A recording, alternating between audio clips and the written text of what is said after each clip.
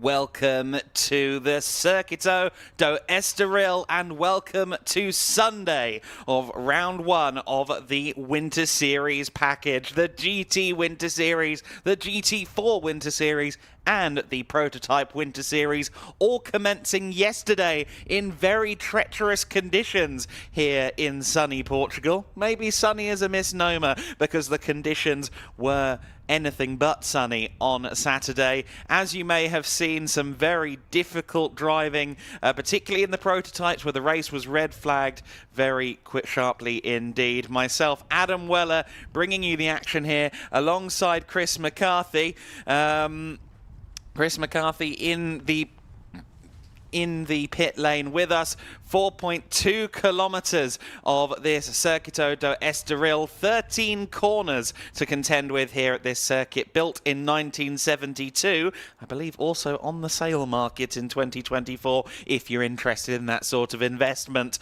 This is an incredible facility, as I say, 4.182 kilometers, that's just about 2.6 miles, a former Portuguese Grand Prix host and a really treacherous circuit, circuit where there are passing opportunities, particularly down there into turn 1 on the far left of your track map.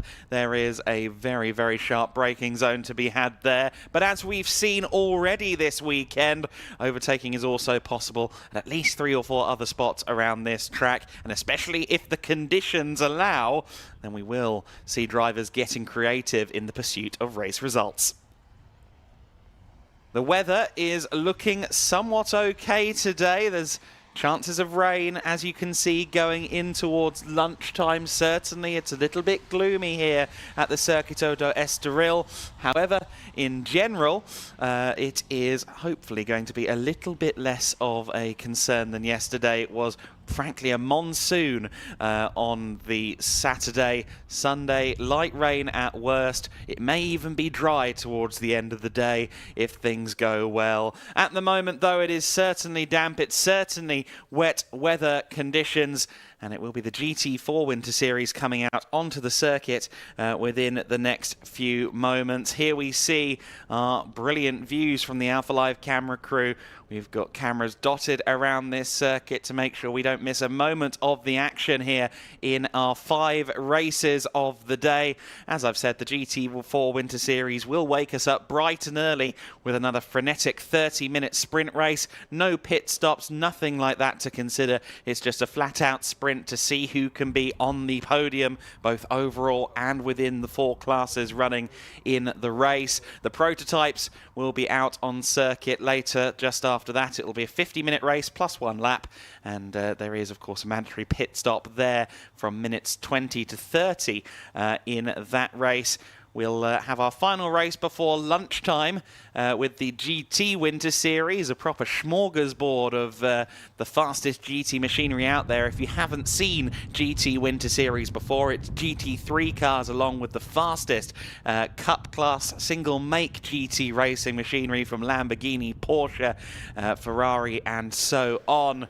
A nice varied grid, a very strong grid as well. Some incredible talents in all of our categories. In a few moments in the GT4s, we're going to see the likes of Tom Leben and Roberto Faria, 2 very big young names in motorsport making their way up through the ladder, and also Leo Pichler, who was on pole yesterday. He'll be looking to avenge his loss. In GT Winter Series, we have none other than Bruno Spengler racing here at Estoril for the first time since he was a Formula 3 driver in 2004, alongside the likes of Vettel and Hamilton and the wonderful Formula 3 drivers of that era. So Bruno here for the first time in 20 years, and he's looking to make an impact on this race weekend in the endurance race, which wraps up our day. Incidentally, there is a lunch break in the middle of the day after the first GT Winter Series race. However, the action will not stop. We will continue bringing you live insight from the paddock. Myself and Chris McCarthy will be doing a grid walk and talking to some of the star drivers here at Estoril. And hopefully, Chris doesn't have to deploy that umbrella as we do so. But it is a little bit gloomy right now. Yesterday, we had an incredible amount of fans here at the circuit. Free access to these events. The Winter Series weekends are free for spectators to access, and I would say one of the bigger crowds I've ever seen here at Estoril. I've worked here 4 or 5 times previously, and I've never seen the main grandstand quite as full as it was yesterday, and we could hear them from the main building cheering on the drivers as they came out of the cockpits underneath the podium. It was a real festival atmosphere at times on the main straight here at Estoril yesterday, and we hope to see more of that as everyone arrives post-breakfast to catch some more racing action. If you're nearby, make the drive down. It's free, and you can see some of the top talents in GT and prototype racing. We're all very excited to see what the first GT4 Winter Series race of the day brings us. As I said, 30 minutes. We've got 15 cars due to take the start in this one. We've got 4 categories: Pro, Pro-Am and Am in this race alongside the Cayman Trophy category. That means we've got 4 classes under contest, and we've got fast drivers in all of those classes, particularly in conditions like this where it is slippery. One would expect there's a potential for some surprises. Drivers maybe like Luis Liberal, who has a lot of classic historic racing car experience. He has car control baked into him. In these kind of conditions, that's exactly what you need. Will it be a Porsche? Will it be a McLaren, a BMW, a Mercedes, or an Aston Martin, as it was yesterday, that takes the win in GT4 Winter Series? We're not far away from having to find out. They're currently going through pre-grid procedure, and they'll be rolling in the fast lane, heading out towards the grid, where they will be greeted by Chris McCarthy. Chris will be there, ready to try and catch some insights before the cars head out onto the circuit for the first time in this weekend.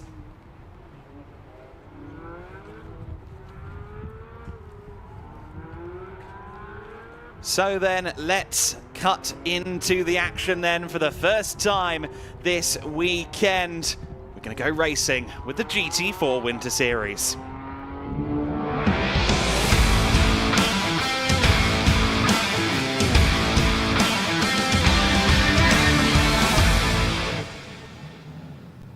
Thank you very much, Adam. Welcome down to the pit lane. My name's Chris McCarthy. Great to have you back once again, the rain with us here at Estoril. Just falling down a little bit, Adam. It's not really deciding what it wants to do, the weather at the moment. The rain was falling, then as we were positioning here in the pit lane, it stopped, but now the rain just starting to come down again. As you can see in the background, the teams are making their way out onto the circuit. That because the cars have just started to leave the pit lane, ready to go out onto the grid. Johnny behind the camera, once again, we are going to make our way out onto the circuit and go and speak to some drivers when they get out onto the grid. We're getting ready to go for race number 2 for the GT4 Winter Series. What a first race it was yesterday. It's going to be very hard for them to go better than that one. Drivers going from 4th to 1st in one overtake, and it went all the way down to the last lap. Jamie Day just about holding on to the race lead. So absolutely fantastic. I'll tell you what, I'm going to ditch this umbrella because I think it's now... Yeah. I'm going to give you that, Johnny. There we go. We rehearsed that. And I'm going to take this grid, and we're going to go. There we go. There we go. Ready, Johnny? There we go. We done it. Right, let's go. Follow me. Let's go to the grid. See, I told you it can't really make its mind up at the moment because now the rain is starting to stop again. All right, let's go out onto the grid and go and speak to some drivers. It's going to be Vimmerwerk Motorsport, who are going to be on pole position. Ivan Ekelschik, who competed in GT4 European Series and also in the ADAC GT4 Series, is going to be on pole position for them. And then alongside for Elite Motorsport, Tom Leben, who raced in the Formula Regional European Championship by Alpine. Got to give a big shout out to all the crew at Alpha Live, who has stood out in the rain yesterday at all the camera points. They got absolutely drenched, including Johnny here in the pit lane, Ryan, who was with us in the pit lane. Thank you to all the camera guys who were stood around the circuit yesterday. Did an absolutely fantastic job bringing us the live coverage, and they're going to do the same today. Okay, let's see if we can go to speak to Ivan Ekelschik. He's going to be on pole position. Let's see if we can, I'm going to see if I can get the door open and speak to him. Tom Leben's going to be coming down and pulling into second place for Elite Motorsport. Ivan at the moment just getting himself ready to go, I believe, but he's going to be on pole position for GT4 Winter Series. We'll come back in just a second and see if we can speak to him. Door is coming open now, so I'll see if we can go and speak to him. just having some words spoken. While that is happening, in the background, of course, we've got 4 classes in the GT4 Winter Series. This the second sprint race, 2 sprint races, then an endurance race coming up later, where if we have 2 drivers, both drivers will be competing. So these are the drivers who took part in qualifying 2. So these guys, it's going to be their first race of the weekend. Ivan Elkuchik will be on pole position, as I said. Tom Leben, who is rolling in now in that McLaren. Here it comes for Elite Motorsport, raced in the Formula Regional European Championship by Alpine last year. Got to know Tom very well during that time. Here comes the door open now. Going to see if I can have a quick chat with Tom after the Gedlich Racing guys have spoken to him.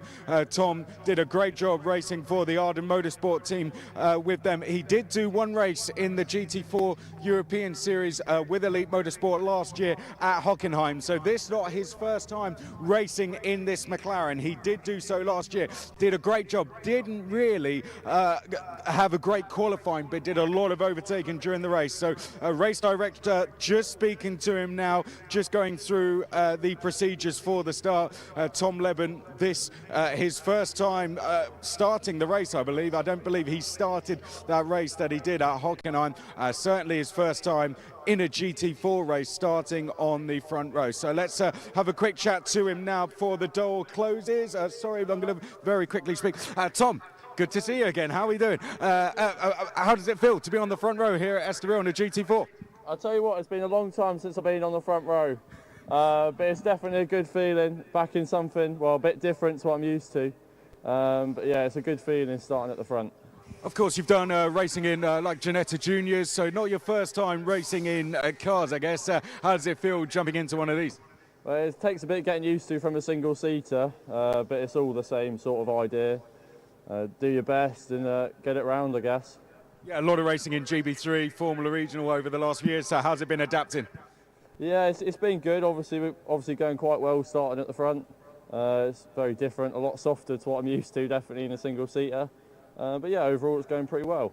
And of course, racing with Zach, how's it been going so far with the pair of you? Yeah, really good. Zach's mega, to be honest. Yeah, we're bouncing off each other really well, learning here and there, and yeah, it's going well.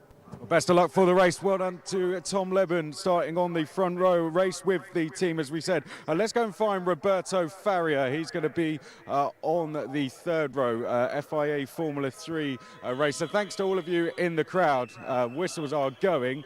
Now that's a sign that we might have to clear the grid. I'm going to see if we can speak very quickly to Roberto Faria before they close up. Roberto Faria raced in FIA Formula 3 last year with PHM Racing. Roberto, one quick question. Of course, FIA Formula 3 last year. Looking forward now to GT Winter Series? Yes, very exciting race. My first race now with the Aston Martin. So let's see what we can do. Best of luck for the race. I know we have to clear up, so that's going to have to do. Great to have Roberto Faria with us. Another one to look out for, Johnny, follow me. We're going to clear this way. I want to give this man a shout out as well. Forsetti Motorsport were our winners yesterday. Jamie Day taking the win. This young man here, Mikey Porter, raced in the Ginetta Junior Series last year, finishing in 4th place. Really young, talented driver. Do watch out for him. His teammate, Jamie Day, taking the win yesterday, pulled off some fantastic moves in that car. Mikey Porter, Adam, I make him the one to watch in this race. He's a very talented young driver. Spin round, Johnny. With that view, I think we're going to hand up to Adam Weller up in commentary.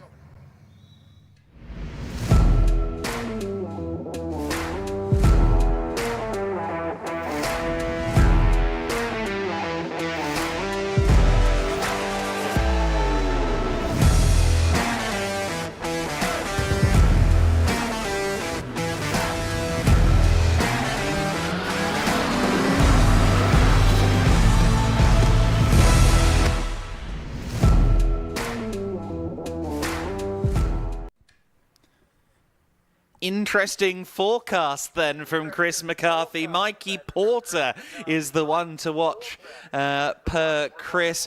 I'm interested to see what our pole sitter does. Ivan Ekelchik for Wimmer Werk Motorsport. He is the first of the Pro-Am cars on this grid. He is also a very, very quick driver indeed. The Wimmer Werk Motorsport team were absolutely lauding him after qualifying yesterday. He was very, very pleased with his performance as well. As I said, Ekelchik is on pole position, but we will talk you through the grid in full. The 24 Wimmer Werk Motorsport car of Ivan Ekelchik, the Porsche Cayman GT4 RSCS for Wimmer Werk Motorsport, is on pole position alongside the first of the Pro Class cars, Tom Leben.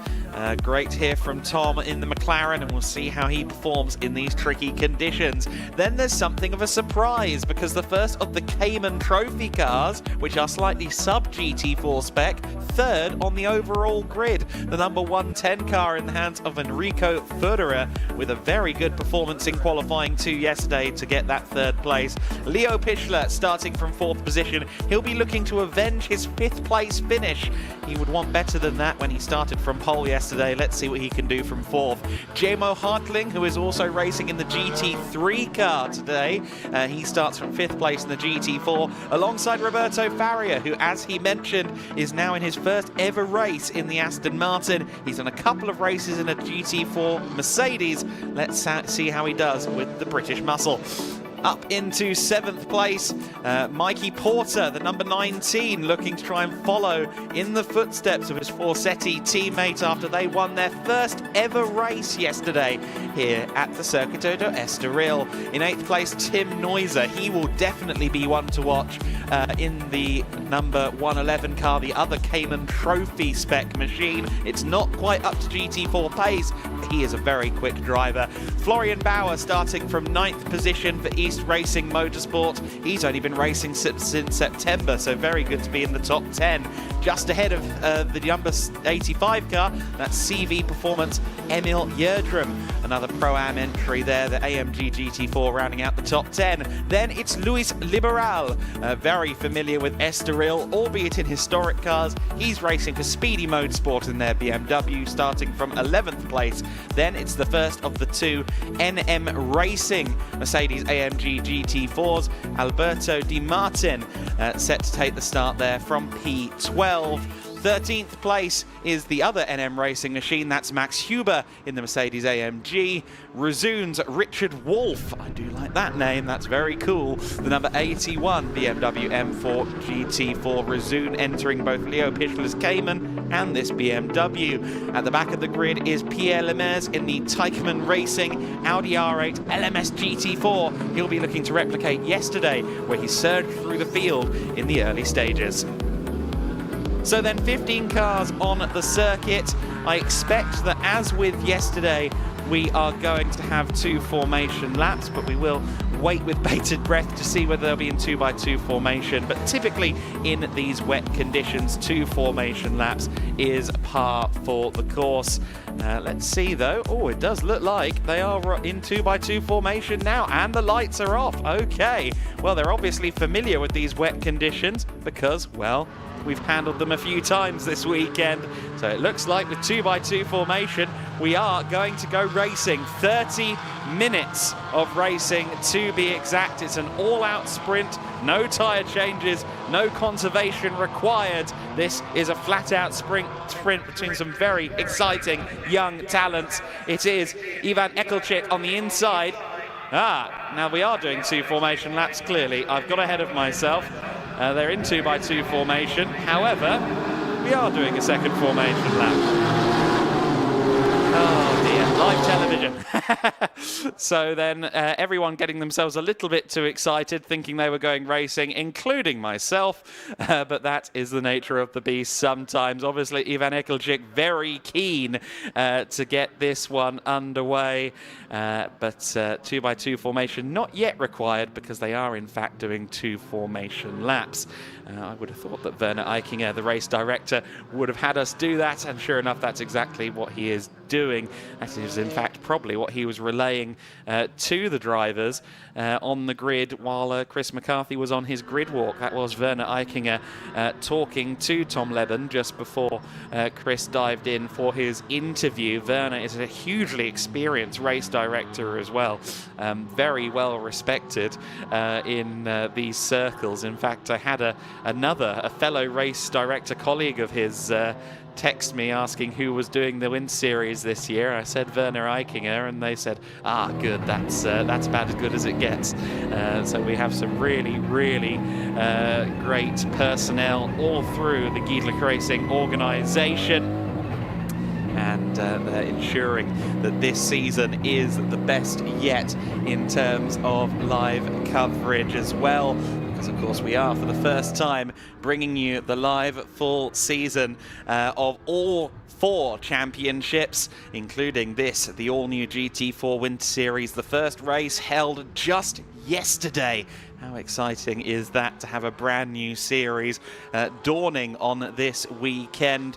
The Gedlich Racing organisation running this series under licence from the SRO, the Stefan Rattel organisation, and that adds another layer of intrigue. An official GT4 championship on the package, and what a way to start your year as a racing driver if you can secure good results, maybe even a championship winning result across this season. That's what a lot of these drivers are aspiring to this weekend. Let's see if any of them can make it happen. This time, they hopefully do go in 2x2 formation, because this is the occasion where they are supposed to go in 2x2 formation.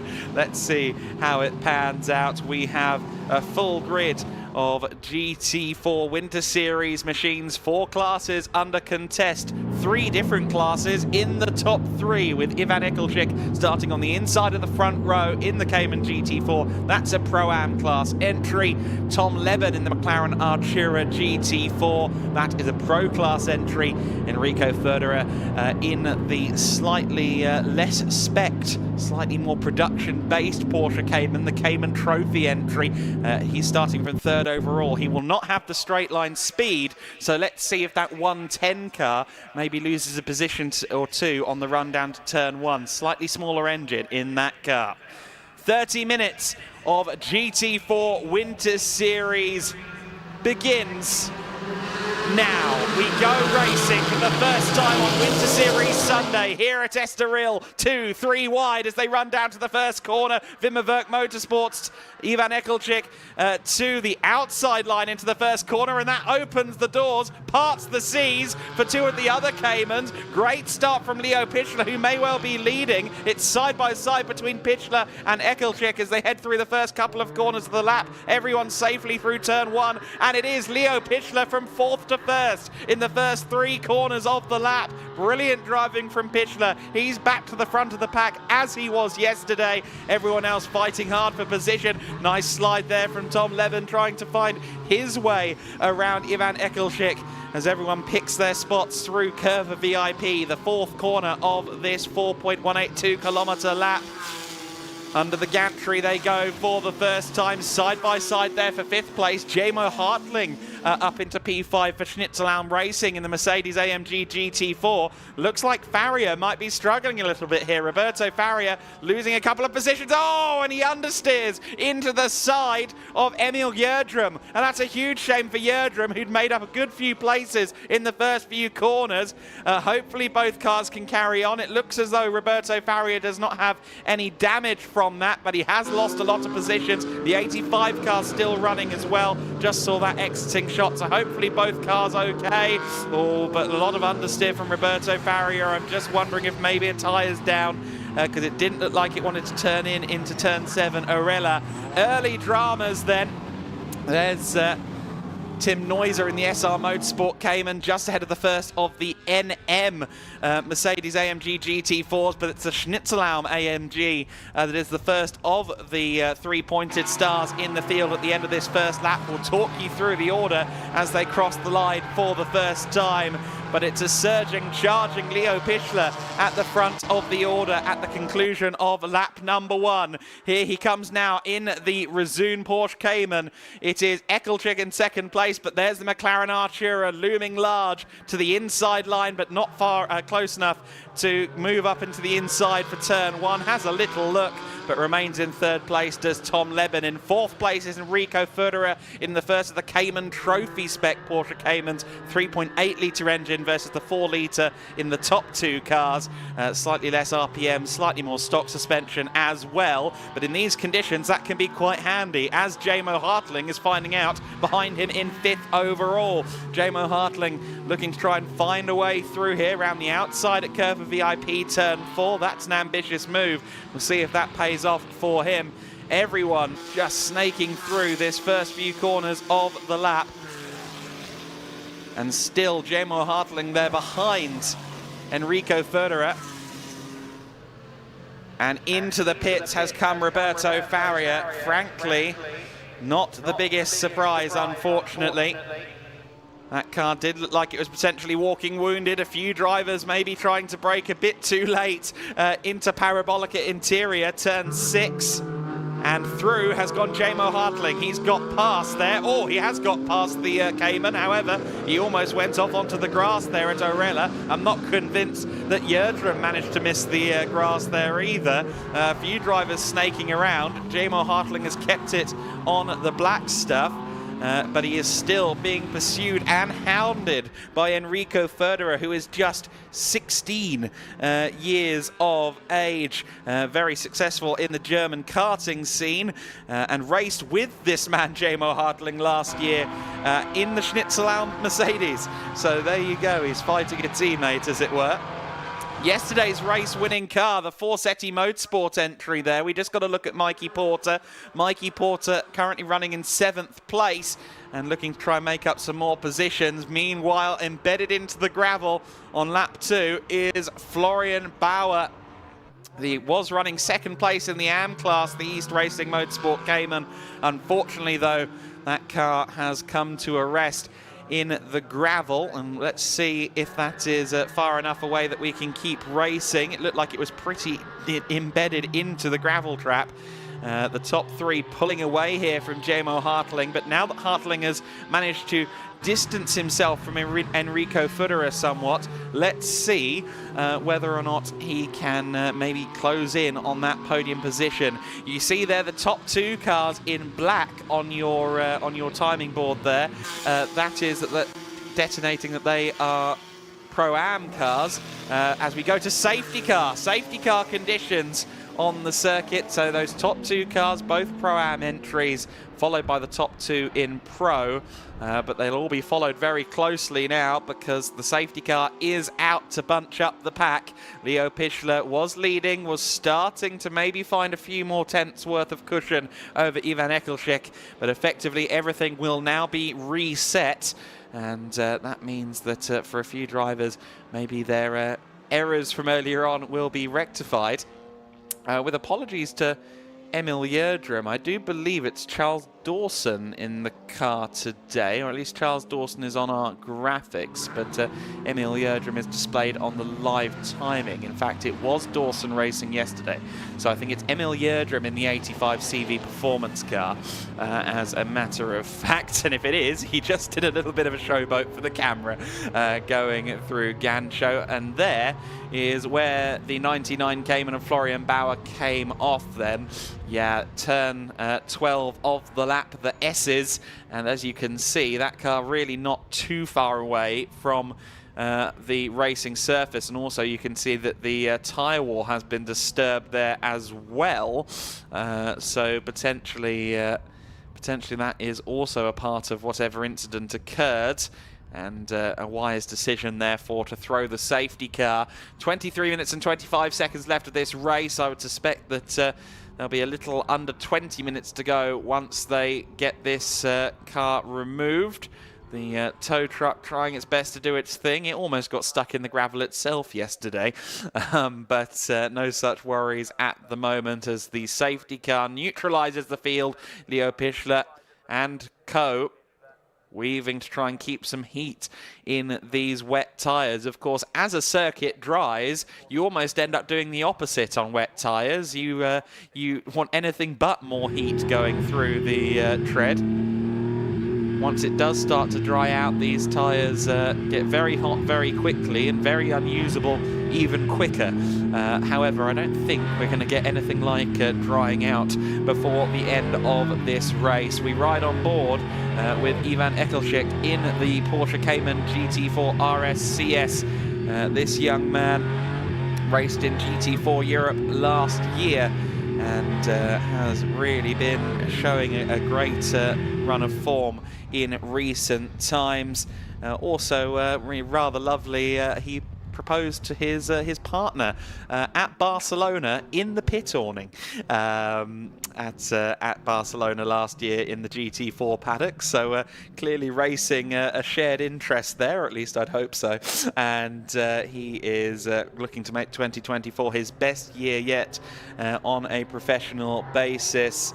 Raced in GT4 Germany with this team last year and also had a dabble in GT4 European Series. That was his first ever year in GT racing, so he moved into the world of GTs in 2023.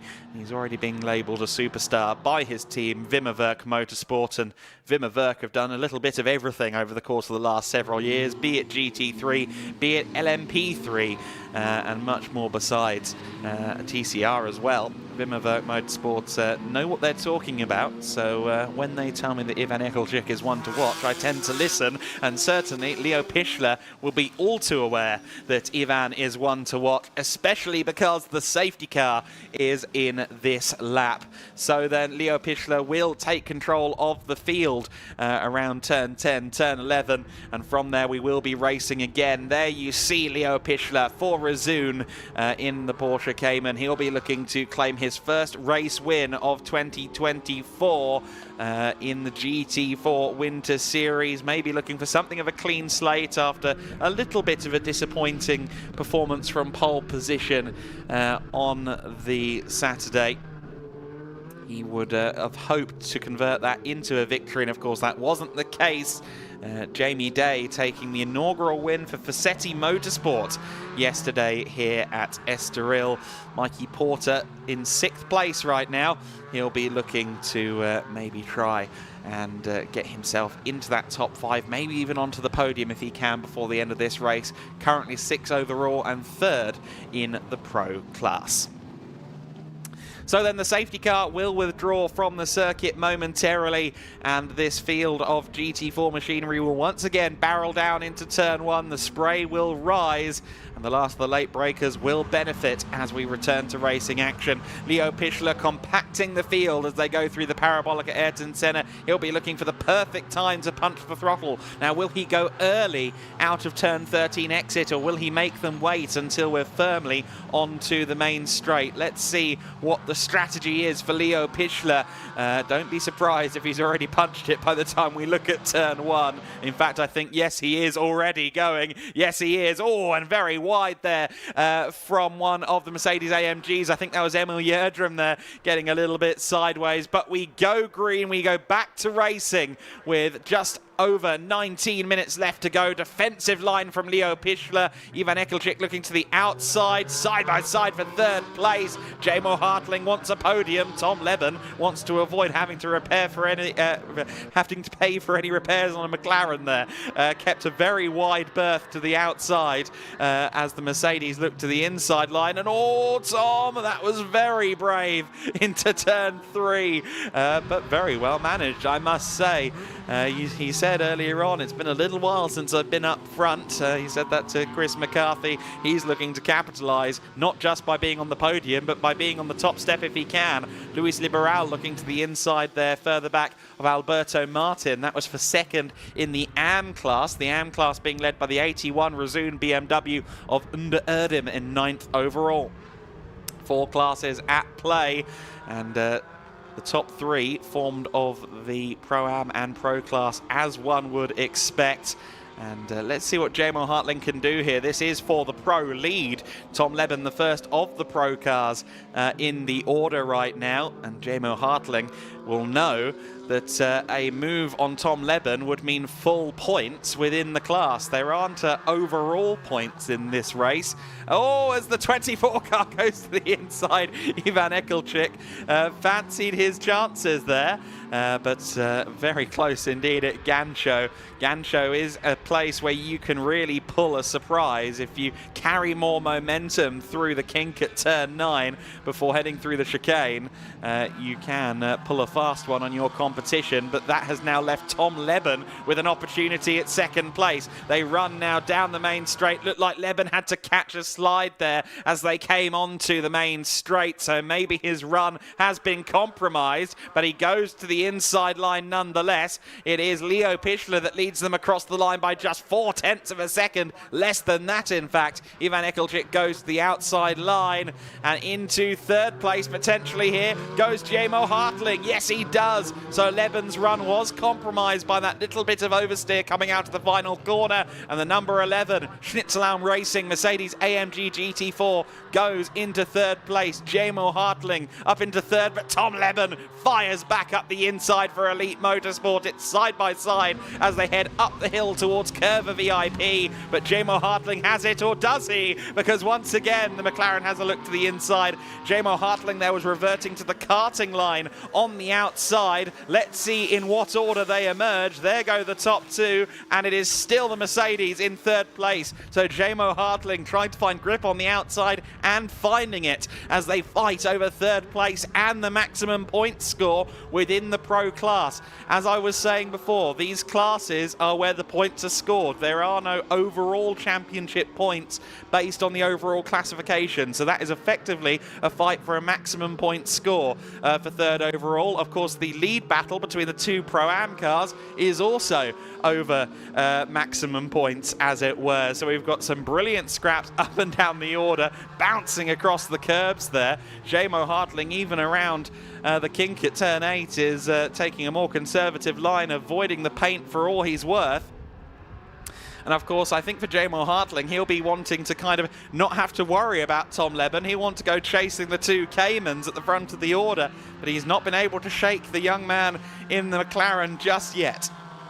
Leo Pichler will come out of the final corner to lead another lap. We're almost at mid-race distance, just over 15 minutes to go as Ivan Ekelchik is in the slipstream. It was under 0.4 last time by. It's almost exactly the same gap between them as they cross the line once again.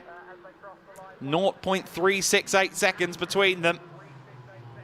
And Ekelchik looking for any way he can to get past Jamo Hartling. Again, looking to the outside as he entered turn 3, but now seems to have a few car lengths over Tom Leben. Jamo Hartling has a lot more experience than Tom in GT machinery. In fact, Jamo Hartling has won 2-3 years of GT3 racing through the GTC race organization in Germany. So we're going to see a lot more of him in GT3 cars. Of course, also in our GT Winter Series race later on. Tom Leben still aggressively going to the inside at all of these corners, but it doesn't seem to be quite working for him at the moment. Incident involving cars 99 and 15 to be investigated. Now the 15 is Alberto De Martin and the 99 is Florian Bauer, who ended up in the gravel. So I think I can make 1 and 1 and make 2 there. Leo Pichler in the race lead then, with Ivan Ekelchik all over the back of him. Let's see what Jamo Hartling's progress is on this lap. He was 1.6 seconds back from the lead on the previous lap. So when they cross the line, we'll see exactly how close he is. Is he gaining on the top two? Well, he's still having to worry about Tom Leben, who's right on the verge of grass tracking there through turn 8. Up the hill through Gancho. It looks steep on television, and I can assure you it's even steeper in person. Walked that a couple of years ago. I'm not sure I'll be repeating it, certainly in this weather this weekend, as we see now side by side for third place. So Jamo Hartling maybe just losing a couple of tenths there, and Tom Leben with another opportunity to try and reclaim that podium. Oh, and off the circuit there. Was that the Wimmer Wirth car? Yes, I think that was Ivan Ekelchik. Ivan Ekelchik is off the circuit. Now, Was that a mistake of his own, or was he side by side with Pichler? I think it may be the former. I don't think they were side by side, but exiting stage left and now rejoining the circuit is Ivan Ekelchik. We just saw him rejoining at the very back of shot. So Ivan Ekelchik has somehow managed to go through the gravel and continue, but he has lost a numerous number of positions there. He's down to 8th place, as now this battle is for 2nd overall. So Jamo Hartling upgraded to 2nd place by virtue of mistake from Ivan Ekelchik. Leo Pichler now with a little bit of breathing room, and Mikey Porter, of course, is now upgraded to 5th place. The car that won yesterday in the hands of Jamie Day is now up into 5th place, and I tell you what, Mikey Porter is chipping away at figuring out this GT racing stuff, figuring out running this car in these conditions, and he's only about 6.5 seconds off of the race lead right now. Not sure he'll get any further positions unless there are errors, but still very good to see. That was the battle for 6th place that we had there briefly. Emil Yerdrum has managed to get up to 6th place because of Ivan Ekelchik having his moment. He's just ahead of Tim Neuser, 2nd among the Cayman class. Of course, the leader of the Cayman class is the 110 car, the SR Motorsport entry of Enrico Federer, the first of the Cayman Trophy class runners. But Leo Pichler, in another of the Caymans, this the full-fat GT4 car, now leading by a good couple of seconds over this very compelling battle for 2nd place. Jamo Hartling car stepping out on him there. Tom Leben still trying to go to the inside line, but Hartling finding more traction each and every time around the outside. Of course, Hartling, as the leading car, kind of has the pick of the line, really. So he's always taking the grippier outside in these wet conditions, leaving Tom really no choice but to try and go to the inside, and I think he's having to battle that McLaren Artura every inch of the way as a result. Really good scrap here. Tom Leben has not given up in the slightest at any stage of this race. He lost out to Jamo Hartling, but has been making life very hard for him ever since. Again, these different approaches to turn 3. Leben goes to the inside, brakes a lot later, whereas Jamo Hartling just smoothly coasts it around the outside. Your race leader is Leo Pichler, coming underneath us as we speak in the Razoon number 77 Porsche Cayman. Battle for 2nd may now be 3 cars strong, because as the rain, I think, increases, Enrico Federer, the young 16-year-old fresh out of go-karts, is really closing in on these two, including, of course, his teammate from last year, Jamo Hartling. So this is really interesting stuff. I think we're going to have a 3-way battle for P2 soon. Once again, that more production-based Cayman Trophy car seems to be coming up trumps in these wet conditions. So Enrico Federer looking to join the party. I don't know if he's got an invite, but he's knocking the door down regardless. And, well, let's see what he can do. 3 incredible young talents. I don't think any of these guys are 20 years old in the battle for 2nd, 3rd and 4th. Teenagers in supercars, and you know what? It's working out better than you'd think. And Tom Leben finally gets the outside line for once, and this time he converts it into 2nd place. Traditionally, Jamo Hartling has gone around the outside at pretty much every corner. He took the inside at the S's, and Tom Leben immediately capitalizes. He moves into 2nd place. Now he will go defensive on the run down into turn 1, and Enrico Federer will be looking to try and capitalize as well, albeit with a little bit less grunt in that Cayman. Tom Leben, the inside line at turn 1. Jamo Hartling now trying to get traction on the outside of the corner, but he gets squeezed out by Tom Leben there. Tom having none of it. He's taken the position back and he wants to keep it. Back to 2nd place then, and critically, the pro class lead for Tom Leben. Again, that means maximum point scoring over Jamo Hartling for Tom Leben and the elite team. So all things looking very positive here for the elite crew. As it stands, with their good result as well yesterday. They'd be right up there in the early championship going. Here we go then through turn 5, through the kink, and you can see again how much of a challenge the kink is in these conditions. 8 minutes and 5 seconds left to go, and has Jamo Hartling outbraked himself? Oh yes, he has a little bit, but Enrico Federer was also kind of trapped into braking late there. I think watched the brake lights on Jamo's car and almost followed him out there as well. Almost contact between them, but Enrico Federer in the little white Cayman is certainly giving the GT4 cars something to think about. He's thinking overall podium. Yes, he's leading his class, but racing drivers don't think in terms like that. There's a car ahead of Enrico Federer, ergo, he must pass that car.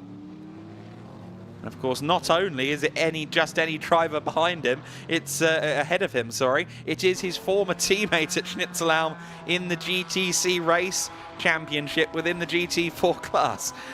So Enrico Federer looking to try and make an impact here. The two NM Racing Mercedes have found each other on circuit there. The 15 and the 10 contesting third in the AM class. We just saw them.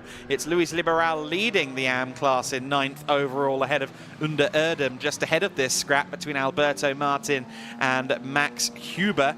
Max Huber, who had a really good start yesterday in the first race, hasn't quite had the same shock and awe performance this time, but the two NM Racing Mercedes having a duke out here. I expect that when we go racing later on for the endurance, we'll see Nil Montserrat in Alberto Martin's car, and he will be quick. Max Huber then trying to get a good run onto the main straight. There is Luis Liberal in the number 9 car, sorry, the number 5 car, the Speedy Motorsport BMW M4 GT4 3-shot as your class leader in AM. Under Erdem in second in class, and then the two NM Racing Team Mercedes third and fourth in the class. And Max Huber wants that class podium. He wants to get a trophy from Marcus Gedlich, and he wants to get presented onto the podium by Chris McCarthy by the looks of it. The number 5 BMW M4 GT4 continues on though in the hands of Luis Liberal. He owns that car and has done for some time, but I don't think he's done much racing in it. So having a good time in the modern machinery and proving that car control is 9/10 the law in this weather conditions. He knows how to power slide historic cars, and he's converting that into success in these wet conditions in the modern machinery. So Liberal continues on in the AM lead. The gap is out in the battle for second overall to 1.2 seconds. So Jamo Hartling, now that Tom Leben has managed to find a way past, seems to be maintaining that gap as Liberal drops down towards turn 7. This is the Orelha bend at T7. Just got a look there at the recovering Ivan Ekelschik, who of course had his moment earlier on. Good to see that the car is still running for Ivan. The Vimver Motorsport Porsche Cayman still there in 7th overall as it stands. Liberal through Gancho and now through the S's to complete what will be lap 11 of the race for him. Again, taking the outside line at the Parabolica Ayrton Senna. Just 4.5 minutes left to go, so it looks all good in the AM class for Liberal, but certainly still under contest is third place within the AM class. Alberto Martin watching through the mirrors as Max Huber challenges him. Ivan Ekelschik is in the pit lane, so the Vimmervert Motorsport car may well end up being withdrawn from this race. Maybe there's an issue for the number 24. We ride on board as the car coasts towards the garage. This is not what we'd want to see for Ivan Ekelschik. Is it straight into the garage? I have a bad feeling that it may well be. No, they just pull it up. But Ivan Ekelschik clearly with some sort of issue. Let's hope they continue on and get the car back out there before the end of the race. Alberto well, obviously not. The driver is out of the car, so that's a retirement then for Ivan Ekelschik. As we go back to this battle for what really is now second, third and fourth in the AM class, Under Erdem under a lot of pressure here from Alberto Martin and Max Huber. The three cars covered by 1.1 seconds right now in this battle for second in the AM class. Under Erdem, the sister Rezoon car, along with the leading 77 of Leo Pichler. So second in AM and the overall race win, along with a full haul of points in Pro-Am. That would be very good for Rezoon. And look at Max Huber. Any opportunity he gets to just have a little sniff to the inside, he's taking, putting Alberto Martin under huge pressure. Max Huber, another driver from the historic scene, has run cars such as the AC Cobra, as well as his modern racing endeavours. Quite a young man, but I think he's a hot shoe for hire in the historic racing paddocks of the world. And he's looking for a way to try and find his way past as Alberto Martin goes defensive.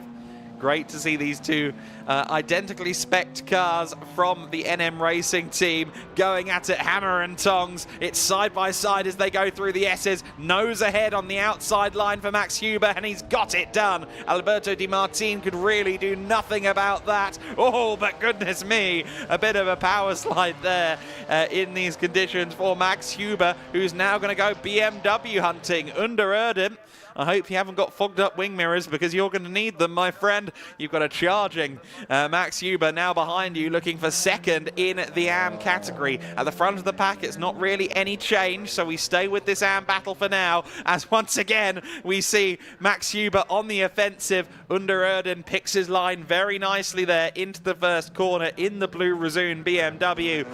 But the number 10 of Huber has been an absolute star turn in the last phase of this race. Again, going to the outside line. Can he maybe get a nose to the inside at turn 3? That's what he's trying. Thinks about it, thinks better of it, as he now waits for his perfect opportunity to try and get through, watching where that BMW is strong under traction, watching where it is not, to maybe try and capitalise in the laps to come, all while being worried about Alberto Di Martin behind him, who has certainly not given up on an AM class podium. You see the wounded 85 Mercedes running in 7th overall there. It's got some bodywork damage. As we now go back to this AM class lead momentarily, there is the damage. Yeah, most of the side skirts on that car has come out, come undone. We ride on board with the 85. Oh, goodness me. Now, I was under the impression it was Emil Yerdru. Oh, goodness me. What an onboard shot this is. Now, I'm not entirely sure whether this is Emil or whether it is Charles Dawson. It says Dawson on our graphics. It says Yerdrum on the timing screen. But whoever it is just picked quite the moment there. Managed to pick it up and keep it going. But as he goes on to the final lap, I think the heart rate will be racing. We are on the final lap of this race then. Leo Pichler, oh goodness me. Really, really pushing that CV Performance Group Mercedes. Driving with flair in these conditions is how I'm going to put it. Leo Pichler then in the lead of this race, and it's become quite the comfortable lead. After that safety car, of course, he lost the cushion that he was building, but now with 5.2 seconds in arrears, he is heading towards an overall victory. Also, of course, a full haul of points in Pro-Am. The 85 CV Performance Mercedes is the next car in Pro-Am.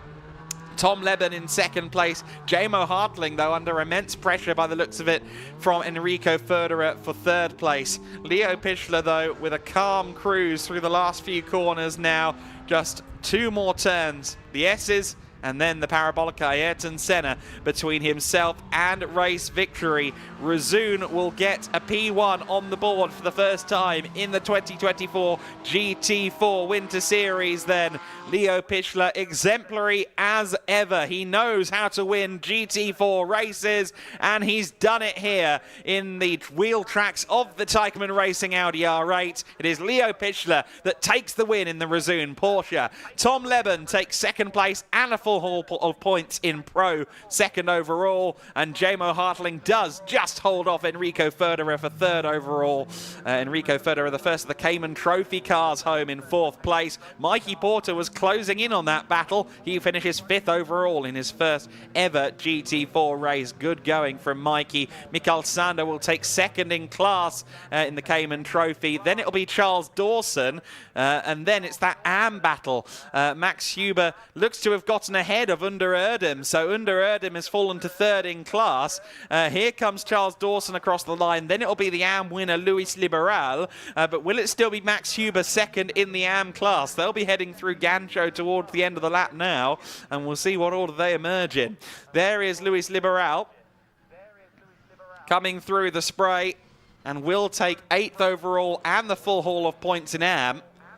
And an AM win is worth a lot because it's a sliding scale of points in this category, and AM is the most populated class. So Luis Liberal will score the most points of anyone in that race. And it looks as though we have had some more shuffling in the AM podium battle because the two NM Racing team cars have gotten ahead of the BMW. So Max Huber will be joined by Alberto Di Martin on the podium, along with Luis Liberal. Under Erdem in the last 2 laps of the race went from second in AM to fourth in AM, and with that also falling out of the overall top 10, finishing 11th behind Max Huber and Alberto Martin.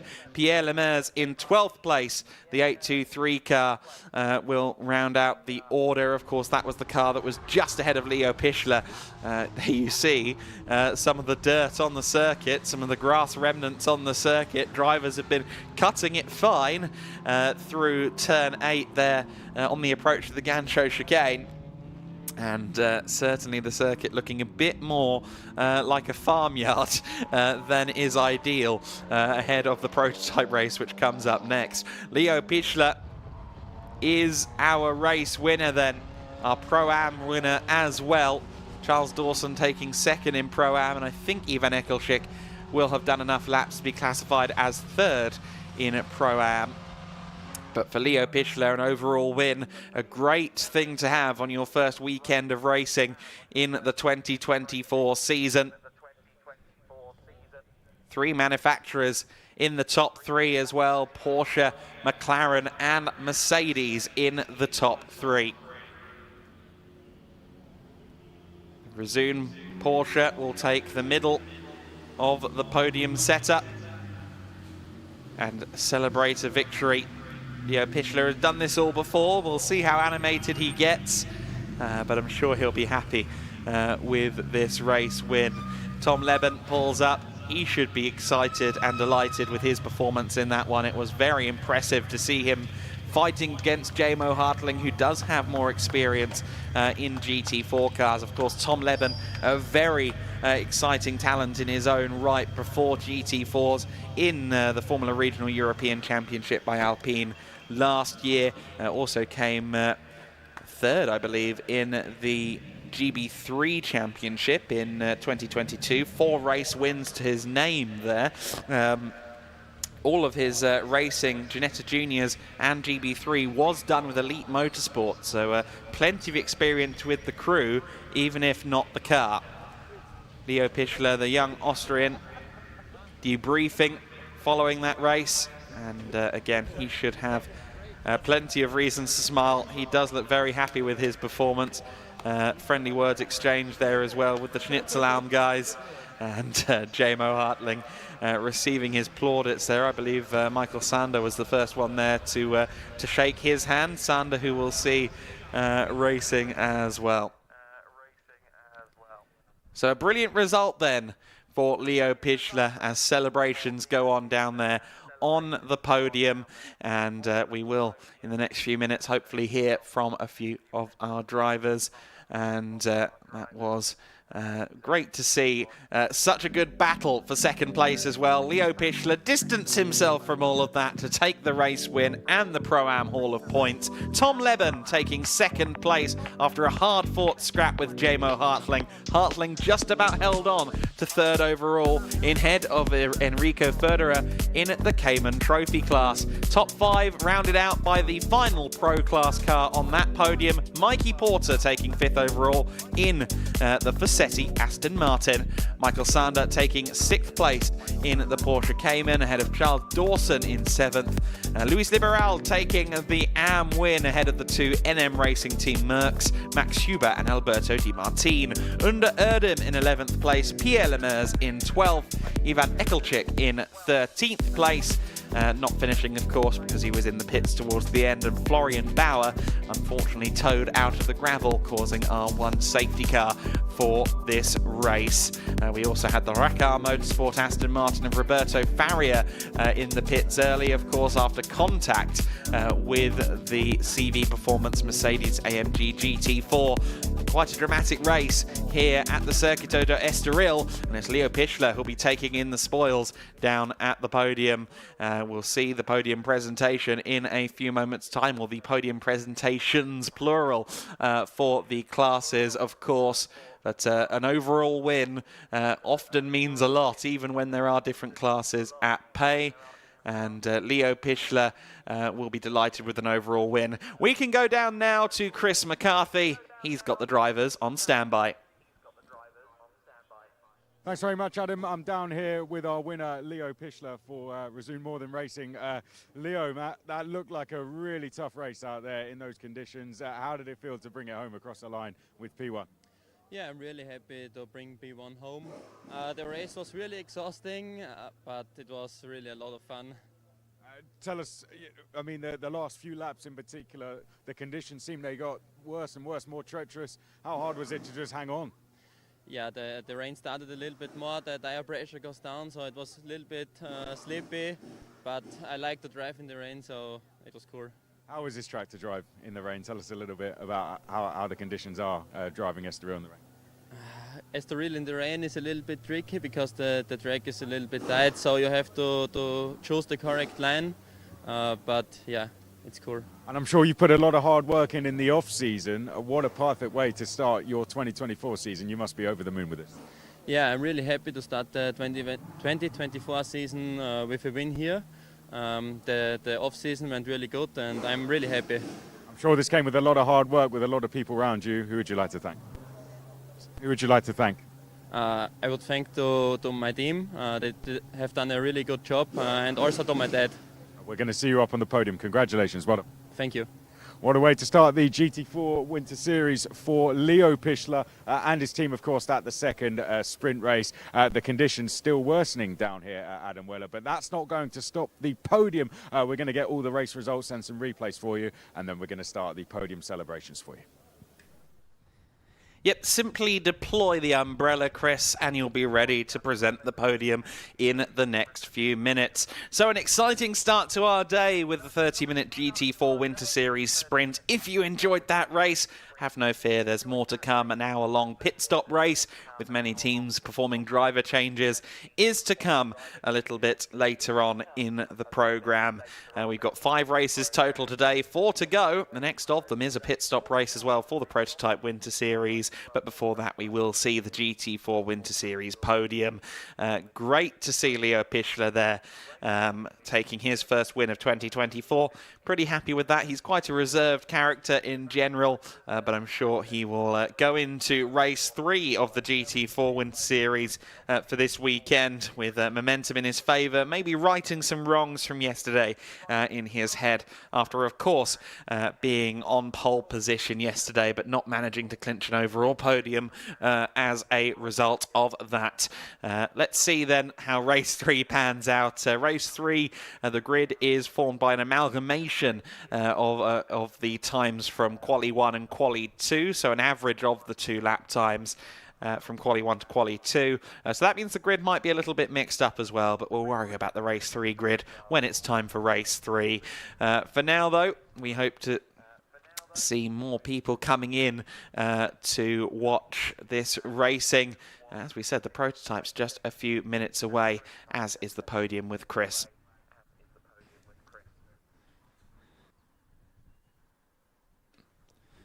So then let's go to some replays of that race, the GT4 Winter Series Race number 2 of the weekend. It was very treacherous early doors as Leo Pichler snuck up from 4th to 1st off the line, 2, 3 wide as everybody tried to find grip on lap number 1. However, Roberto Faria struggled for grip on the inside, slammed into the side of Emil Jerdrum, and I think that made the car very hard to drive for the rest of the race. Faria, meanwhile, retired. The 99 car ended up stuck in the gravel trap. No luck today for Florian Bauer. That caused a safety car, but we were very soon back under racing conditions, and thus begun the exciting travails of Tom Leben, who would be fighting hard with numerous drivers, including this man, Jimo Hartling. This was really the forever war for 3rd place. It would soon, however, become the battle for 2nd place because the Wimmer Werk Motorsport Porsche would disappear off into the gravel, albeit recovering to a race finish. It was really exciting stuff as Enrico Förderer also tried to get involved, almost understeered into the side of the Mercedes. The 85 car certainly a handful today in this race, but it was a win, of course, for Leo Pichler. As you see now, the marshals doing some track maintenance. Nothing beats a broom in times of hardship. And, oh, they've even got a leaf blower as well. Just trying to get the circuit clear. You saw the amount of mud that had been lifted onto the circuit over the course of that 30-minute race. The drivers trying to cut the course as best they can. If there were pace notes, if this was rallying and they had a co-driver, I think turn 8 would be marked right for cut. But we aren't meant to do that here in four-wheeled circuit racing. Certainly not in two-wheeled circuit racing either. But we did see a little bit of grass flying over the course of that half-hour race, and I'm sure we'll see more of it over the course of the 50-minute prototype Winter Series race that will immediately follow this. Drivers currently being herded onto the podium from the GT4 Winter Series, but racing drivers infamously difficult. They've tried to train border collies to herd racing drivers, but I hear that all attempts have been unsuccessful to this point. But Chris McCarthy will soon be joined by the drivers up there on the podium, and I'm sure it's going to be quite the jubilant scene for a few of these teams. I think the NM Racing team will be delighted to have both of their cars on the AM podium. I know that Neil Montserrat takes great pride in seeing his bronze drivers, his gentleman drivers improving, and certainly we've seen improvements out of the likes of Alberto Di Martin, who will be sharing the car with team boss Neil Montserrat in the hour-long race later on today. Neil with a wealth of experience. He only started racing again really last year, so good to see him back in the hot seat. Talking of hot seats, Chris McCarthy might well be in one at the moment, although he's standing. Let's go to the podium with Chris.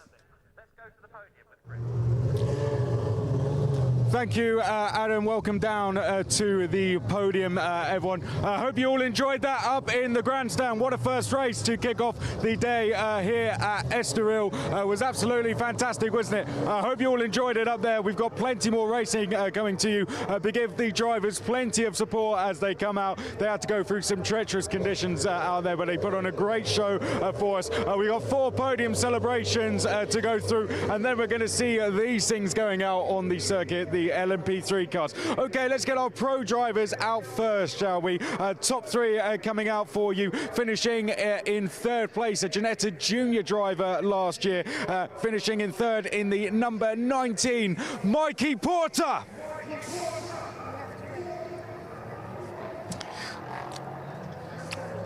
He was very quick on circuit. Off the... Here he comes, just in time. Well done. Timed that to perfection. Well done, well done. You can give him a round of applause. Mikey Porter in 3rd. That's better. Finishing in 2nd place. He's been on the podium a couple of times. I think we're going to see him on there again later with the way he's driving. Please give a round of applause. 2nd in Pro Class in GT4, Jimo Hartling. Well done, driving very, very well.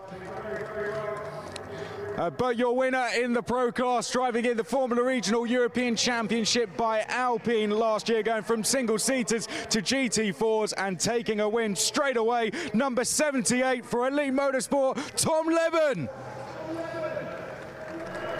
Well done, Tom. Let's get the trophies presented to our drivers then. We'll get the Gedlich racing team to come out and present them. Come on, guys, let's get them out to present them to the drivers. Don't be shy, Danny. You can go in and get your photos.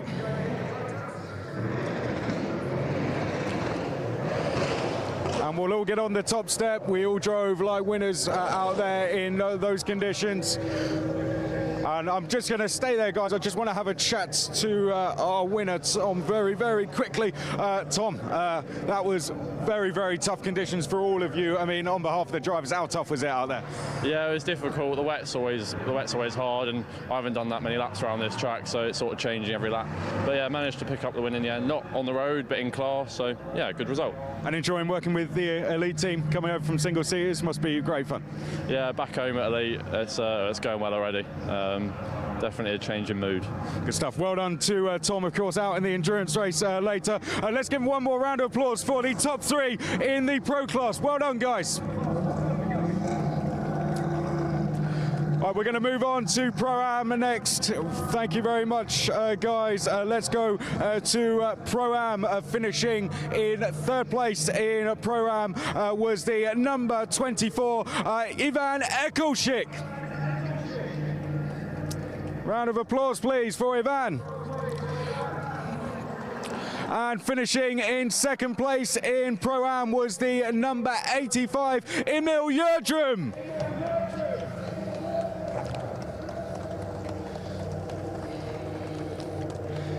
And he was the overall winner. You guys in the grandstand, I'm sure, enjoyed seeing him winning that run. Let's give him a huge round of applause as he comes out. The number 77, Leo Pichler.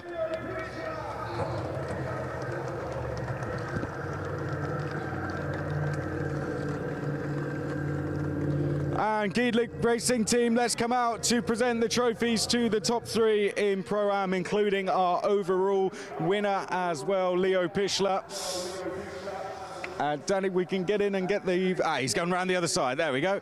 Let's all get up on the top step, please. You guys down there can get your photos as well. And then I'm going to go up and speak to Leo on the top step. Just stay where you are, please, guys. Particularly Leo, anyway. I'm going to come and speak to you. Obviously, those guys didn't hear you before. How great is it racing in front of the crowd there, getting the win? It must have been great fun. Yeah, it was a lot of fun, but a little bit exhausting, and Ivan gave me a little bit pressure from behind, so it was a lot of fun. And told the crowd out there, what can they expect from the endurance race coming up later? I mean, both races have been exceptional. It's going to be great fun, isn't it? Yeah, it's a lot of fun, and I'm looking forward to the endurance race later. Good stuff. Well done, guys. Well done to all of our top three. We're looking forward to seeing you in action. Give them one more round of applause as they run off out of the rain. Well done. Let's go to the AM class next. Finishing in third place was number 15, Alberto De Martin. Well done.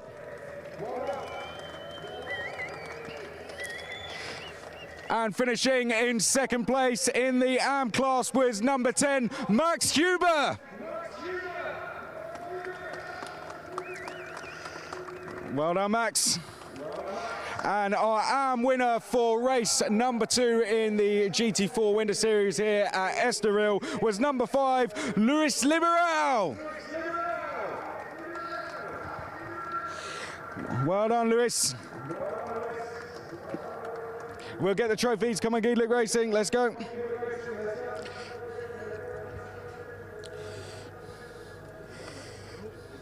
And photos next from Danny.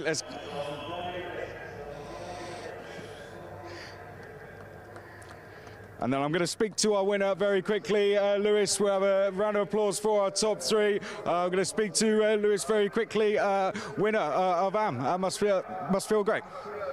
Yeah, it does feel great. Of course, it's my first racing weekend in modern cars, so it's been a very, very positive weekend for me. And think you can add to that in the endurance race later? I hope so. I hope so. It will be difficult depending on the weather conditions. Let's see what we can do. Let's see. I'd like to go a bit closer to the pros in pros AM, but so let's go for it. Good stuff. Well done. Give him a round of applause, Luis Liberal. Well done to our AM drivers. And finally, Cayman Trophy to do finishing in second in Cayman Trophy was number 111, Tim Neuser. Well done, Tim. And our winner of Cayman Trophy was the number 110, Enrico Forderer. Well done, Enrico. And Gedlich Racing now will come out to present the trophies. And we'll get you both up on the top step as well. Once we've got some pictures, Danny will come around and present the trophies. Okay, get your pictures, guys, once we're all happy. Hold those trophies up for us. Yeah, that's better. Give them both a round of applause. I'm going to quickly speak to Enrico. I'm just going to pop round. Enrico, winning the bag. How does that feel? Yeah, it was a fantastic race, and thanks to the team, we did a very good job. And yeah, thank you. Anyone you'd like to thank? What? Anyone you'd like to thank? Yeah, I want to thank my team and my team boss. Thank you. Good stuff. Well done. Well done to our two drivers in Cayman Trophy on the podium. Give them a round of applause, please. Down there. Well done, guys. Absolutely fantastic. We'll see you later on. And with that, you can hear in the crowd that the LMP3 cars are firing up for race number 2 of the Prototype Winter Series. We are almost ready to go for the second race of the day here at Estoril.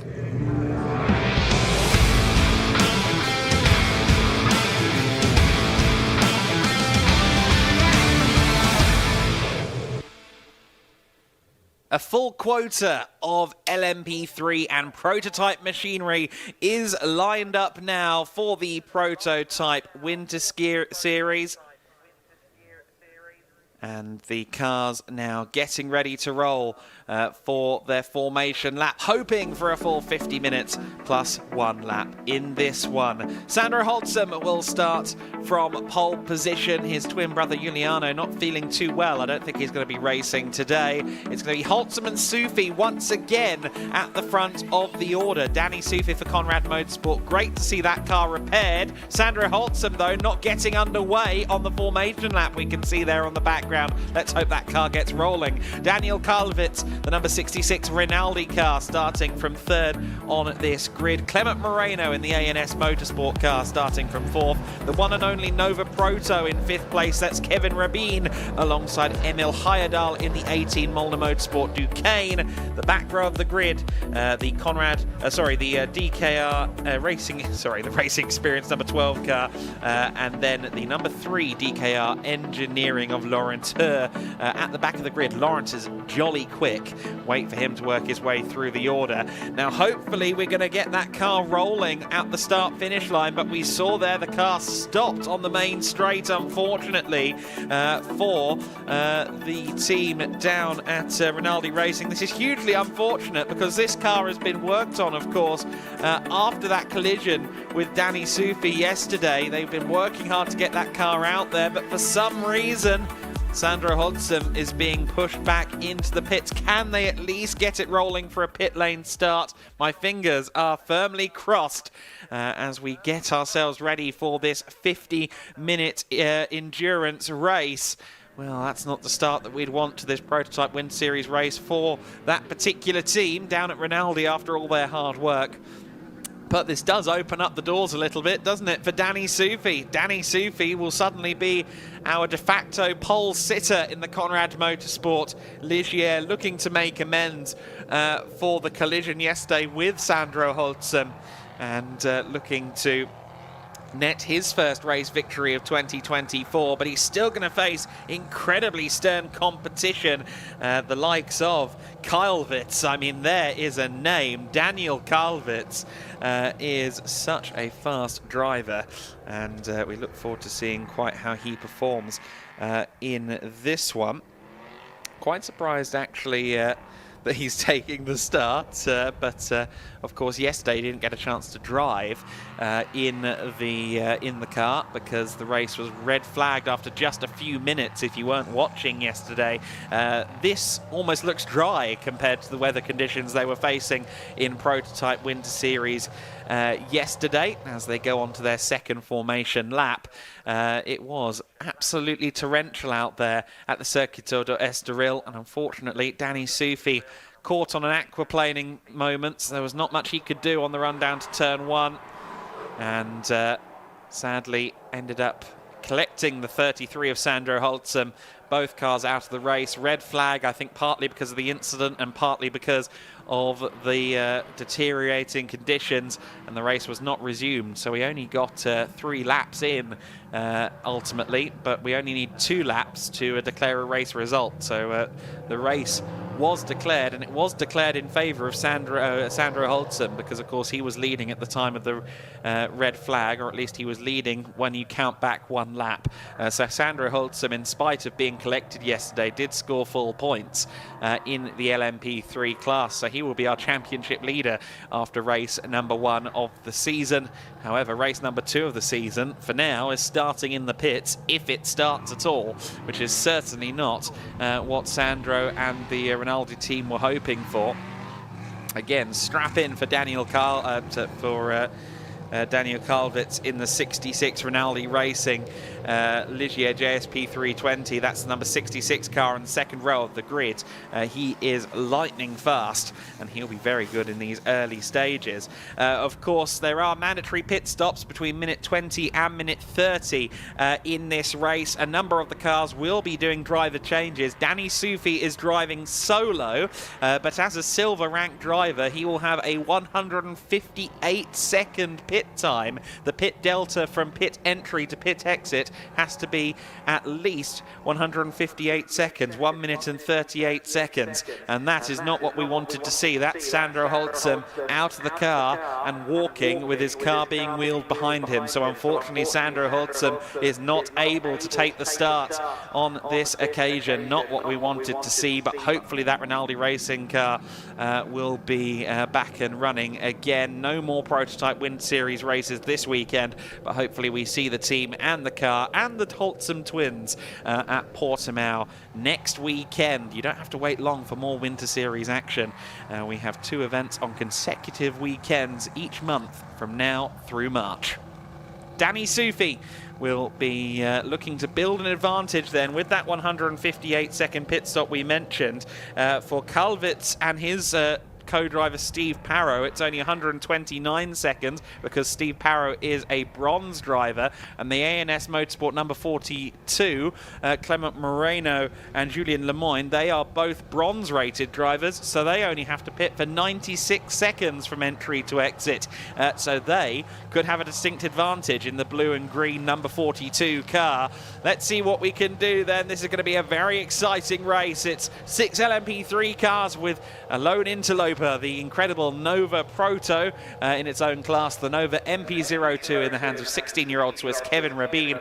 That car is starting from the 3rd row. On the 1st row, all alone, is Danny Soufi for Conrad Motorsport. Let's see what he can do in the Ligier JSP 320. No Sandro Holzem on the front row, but nonetheless, we go racing, and it is 50 minutes plus 1 lap beginning now, as very wisely covering the inside there is Danny Soufi, as Daniel Calvitz looks to go for it early there, looking to the inside line at turn 1, but Danny Soufi covers off the inside. Side by side potentially here for 4th place as Kevin Rabin snakes to the side of Emil Heyerdahl in the Molnar Motorsport number 18 car. Almost side by side there between Calvitz and Soufi. Now this is a big test for Danny Soufi, with a driver the caliber of Daniel Calvitz to go up against an identical machinery side by side as they approach turn 4, and Calvitz has the favoured outside line in these weather conditions. He will find more grip around the outside at Curve VIP in these conditions. So in what order will the cars emerge? It's still Danny Soufi in the lead. So Soufi, in spite of taking the inside inside line, which is usually a bit more treacherous in this kind of weather. He does hold on to the lead, but he drifts out wide at Parabolica Interior. He'll be struggling for traction on that paint, and it's side by side as they head downhill towards Arella for the first time. Calvert's being covered off here by Danny Sufi. Sufi continues to hold the lead for Conrad, drifts wide going through turn 7. They'll emerge towards Gancho, but in what order? It's still Sufi in the lead. Danny doing a great job then here in the early going for Conrad Motorsport. Franz Conrad will be cheering him on, providing words of encouragement in his ears. And Daniel Calvert's laser focused on trying to get through here, and very compelling battle in the early stages. Retaining third place was Clement Moreno in the number 42 ANS Motorsport car. So he retains third place for now, but the top two streaking away. They're fighting each other, but they're not costing each other too much time, evidently. Across the line at the end of the first lap then, and it is Danny Sufi that leads the way, covering the middle as they approach turn 1. You can see once again, as with yesterday, there is that damp patch mid-braking zone towards turn 1, like a little river that pulls up there. And that is what caught out Danny Sufi yesterday, but he'll be all too aware of that eccentricity on the circuit now. Looks like Liam Mauer had issues in the second sector of the first lap. She is limping around the circuit, I think. Liam Mauer in the Racing Experience number 12 car has not crossed the line yet to complete the first lap, and I think that car is slow somewhere on the circuit. So unfortunately, Racing Experience, of course, we heard from Liam Mauer and Charles Delbrassin yesterday during the red flag, and unfortunately it doesn't seem as though there's going to be much racing for that car today. However, it did just come past me, I think, so hopefully that car is at least running. Coming through Parabolica Interior once again is Danny Sufi, and Sufi rather impressively building a gap here over Daniel Calvert. Calvert with an incredible resume in GT racing in particular, but also very handy in a prototype machine. The number 66 Rinaldi racing car that he is campaigning.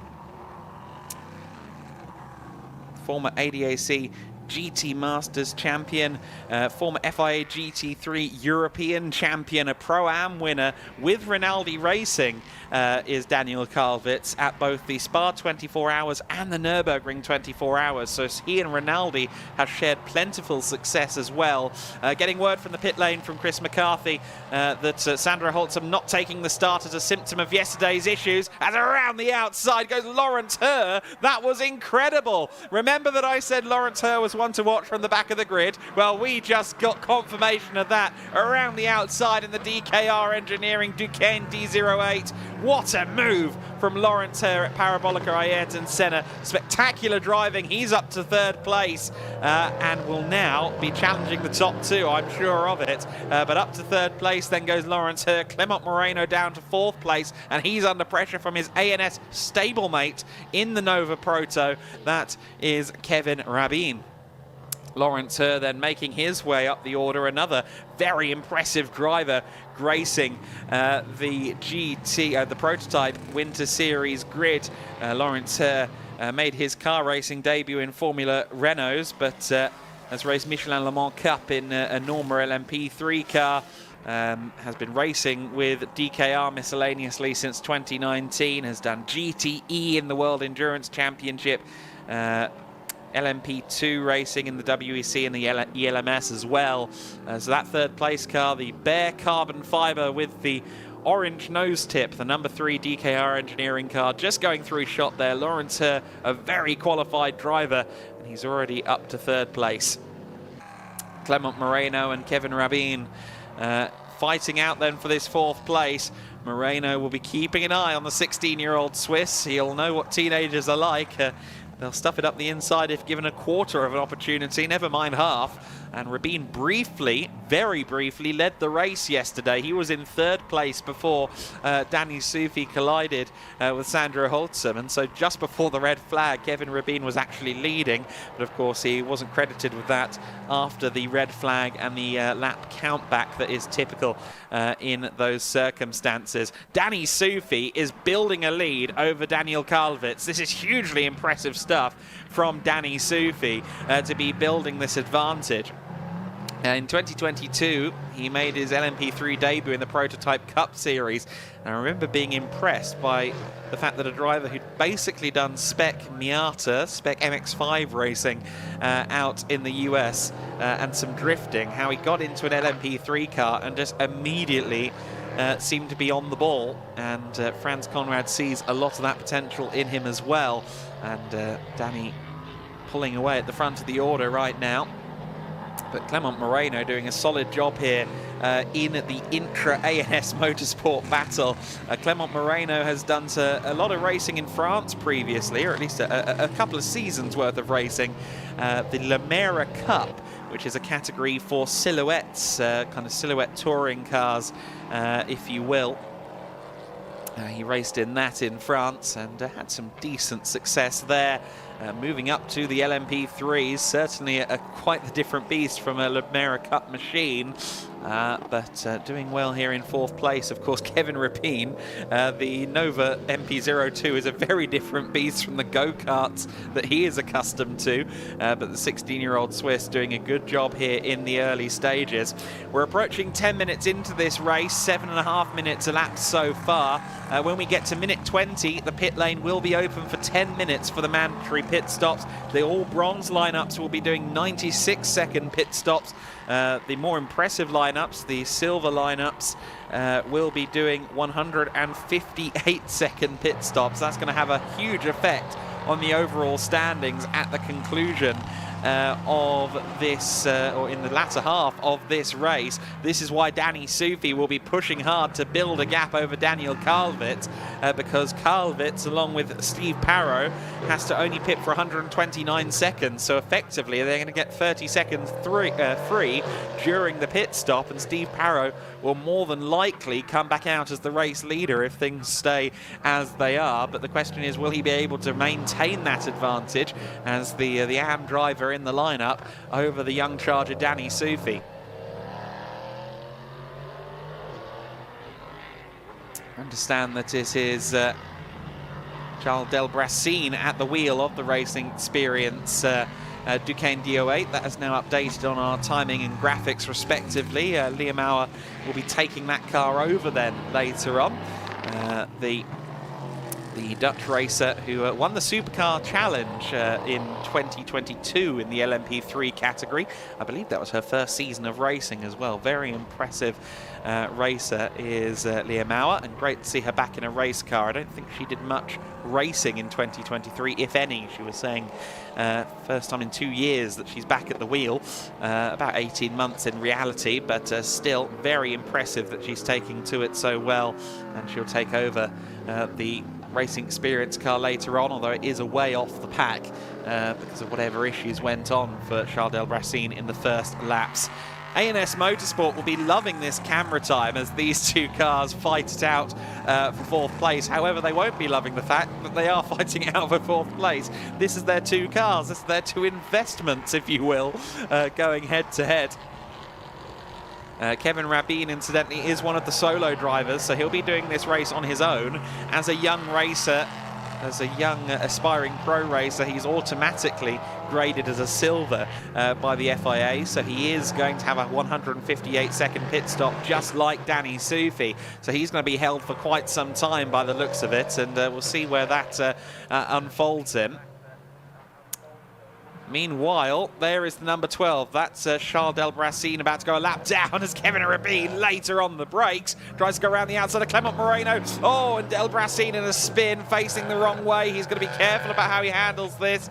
Gets himself off the circuit. That's probably the best way forward, to go backward in that instance, and rejoins the race, but he's now been lapped by the field. So I think Delbrassin's struggling in these conditions. Sure enough, his best lap is a 2:09, a long way off the others. And I think it was very close there between the ANS Motorsport cars. I was just looking at the timing screen in that moment, but it looked like Kevin Rabin might have gotten through there at Curva VIP. We'll see where they unfold. Yes, Kevin Rabin is through into 4th place. So the ANS Motorsport car is through into P4. Rabin on the inside at Curva VIP got that done. And oh, goodness me, Clement Moreno, the car responding to him there with a handful of opposite lock. There is very little give in an LMP3 car. They're far more of a manual car than the GT3. Now, obviously, yes, they have flappy paddles. They are not manual in the gearbox sense, but they don't have the same driver aids. They're a far stiffer, more pure racing car. And in wet conditions like this, that means it is quite the challenge to keep them on the island. And Clement Moreno did well there to catch that slide. Moreno, though, now that Rabin has been released, he's just disappearing up the road. Of course, Kevin will be all too aware of the fact that he is having a long pit stop. So he wants to make up some time and try and build a cushion now over Moreno and Heyerdahl behind him. Danny Sufi, meanwhile, the pendulum starting to swing against him a little bit in terms of pace. Last lap across the line for Daniel Kalvitz in 2nd place was a 1:51.700. Kalvitz has now decreased the gap back under 3 seconds. It's 2.8 seconds between the top two now. So very, very close indeed. Sufi and Kalvitz fighting this one out, and Kalvitz looking to try and potentially hand over the car in the lead to Steve Parrow. As a bit of a 4-wheel drift there on corner entry from Kalvitz. Great to see Daniel Kalvitz here in the first ever weekend of Prototype Winter Series. When you see names with that kind of resume, it really tells you that this is a series to watch. I understand we're going to have maybe a couple more cars at Portimao. Big lock up there. Driver aids certainly not as prevalent or prominent or existent in these prototype cars versus the GT3s. I think there's ABS. No, there's not traction control. These cars are very hard to handle in these conditions. It's quite remarkable that so many kind of gentleman drivers make their first steps in prototype racing in these LMP3 cars, because they are not easy machines in the slightest. But if you can master these cars, then in theory you should be able to handle an LMP2 or maybe even a hypercar as well. With a little bit of time and practice. That's certainly, I think, Danny Sufi's long-term ambition, to climb up that sports car ladder. Last lap he was about equidistant on pace with Daniel Kalvitz. He was a few hundredths of a second quicker than Kalvitz that time. Of course, we saw the luck up, we saw some of the wiggling from Danny Sufi, from Daniel Kalvitz. So we're maybe not surprised that Kalvitz didn't close in the gap on that lap.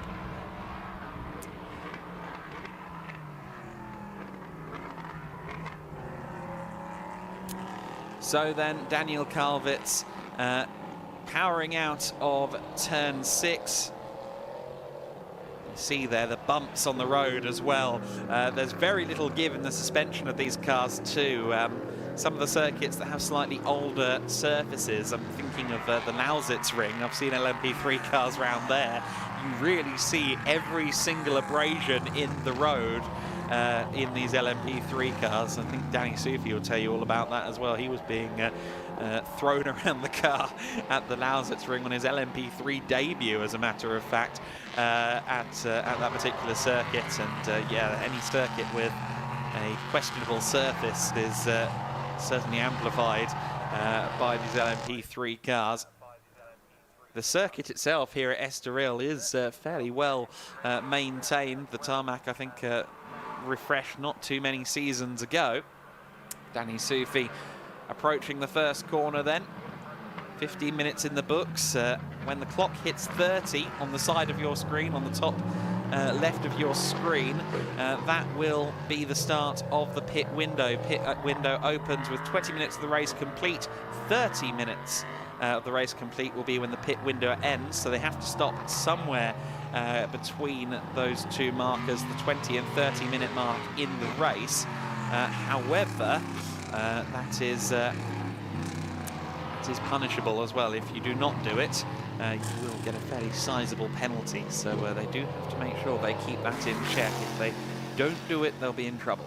Danny Sufi leading the way by 2.4 seconds, so the gap has come down again. This man, Daniel Calvet, on something of a mission right now, by the looks of it, in the Rinaldi Ligier. Of course, Rinaldi rather uniquely running two cars from two different manufacturers here, the other car being the Duqueine D08 of Sandro Holtzen, but unfortunately that car not starting the race. Continuation of issues stemming from yesterday's race. It was a heavy hit on the rear corner of that car yesterday, so I wouldn't be surprised if maybe it was a gearbox or a drivetrain issue for the number 33 Duqueine from Rinaldi Racing, because there's a lot of important stuff at the rear end of this LMP3 car, including, of course, the drivetrain, the engine, and the gearbox. It is more than likely an issue of that ilk that the car didn't get underway off the grid. Danny Sufi crosses the line then. What's the gap this time? It's 2.2 seconds. So again, Calvet continues to just slightly chip away at Danny Sufi, but Sufi doing an impenetrable job here at the front of the order. I'm sure his family are up bright and early. I believe most of them are on the East Coast, so 5 hours behind. I'm sure some of them are up at 5:30 right now, watching Danny in action in this race. Hopefully they have a coffee machine nearby. Laurenteur is closing in as well. Laurenteur last time by a 150.874. 150.874. A Duqueine D08 of Laurenteur on a mission here in P3 for now. Of course, started from the back of the grid and really pushing, as you can see. Again, when you're on that paint, you can't put the power down. That car will loop in an instant.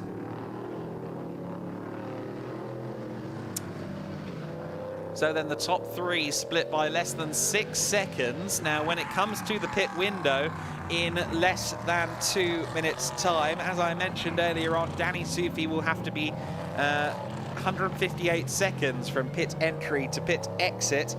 For Calvet, he'll hand over to Steve Parrow. That process needs to take a minimum of 129 seconds from entry to exit. For Laurenteur, he will be handing over to Tom Van Rompuy, and that's 129 seconds for them as well. Now, Tom is a very capable bronze driver, so keep an eye on that number 3 car, the DKR engineering car. I get the feeling that could be the hot favourite ultimately for this race win when everything works out. If the race remains uninterrupted, I think Tom Van Rompuy could find himself in prime position once the pit switches take place. And this time by, they will be able to make pit stops, of course, because once the clock hits 30.00, we will be in the pit window. So this time by, the leading pack will be able to pit if they so choose. I imagine for both Calvet and Laurenteur, they'll stay out there for as long as they can. Traditionally, the gold driver in a bronze-gold lineup will keep themselves out there as long as possible to give their bronze driver a cushion to work with. That was Charles Delbracin slow again in the number 12 car, just struggling to get to grips with the racing experience Duqueine in these immensely tricky conditions. But he will pick up pace and figure it out as we go on. Of course, did all of his testing, his first time in a P3 car, in the dry conditions on Thursday, Friday. And then on Saturday, of course, it was anything but dry for Charles Delbracin. this is really a venture into the unknown. Emil Heyerdahl powering towards Curva VIP. Now I'm interested to see whether Danny Soufi makes his pit stop early doors here.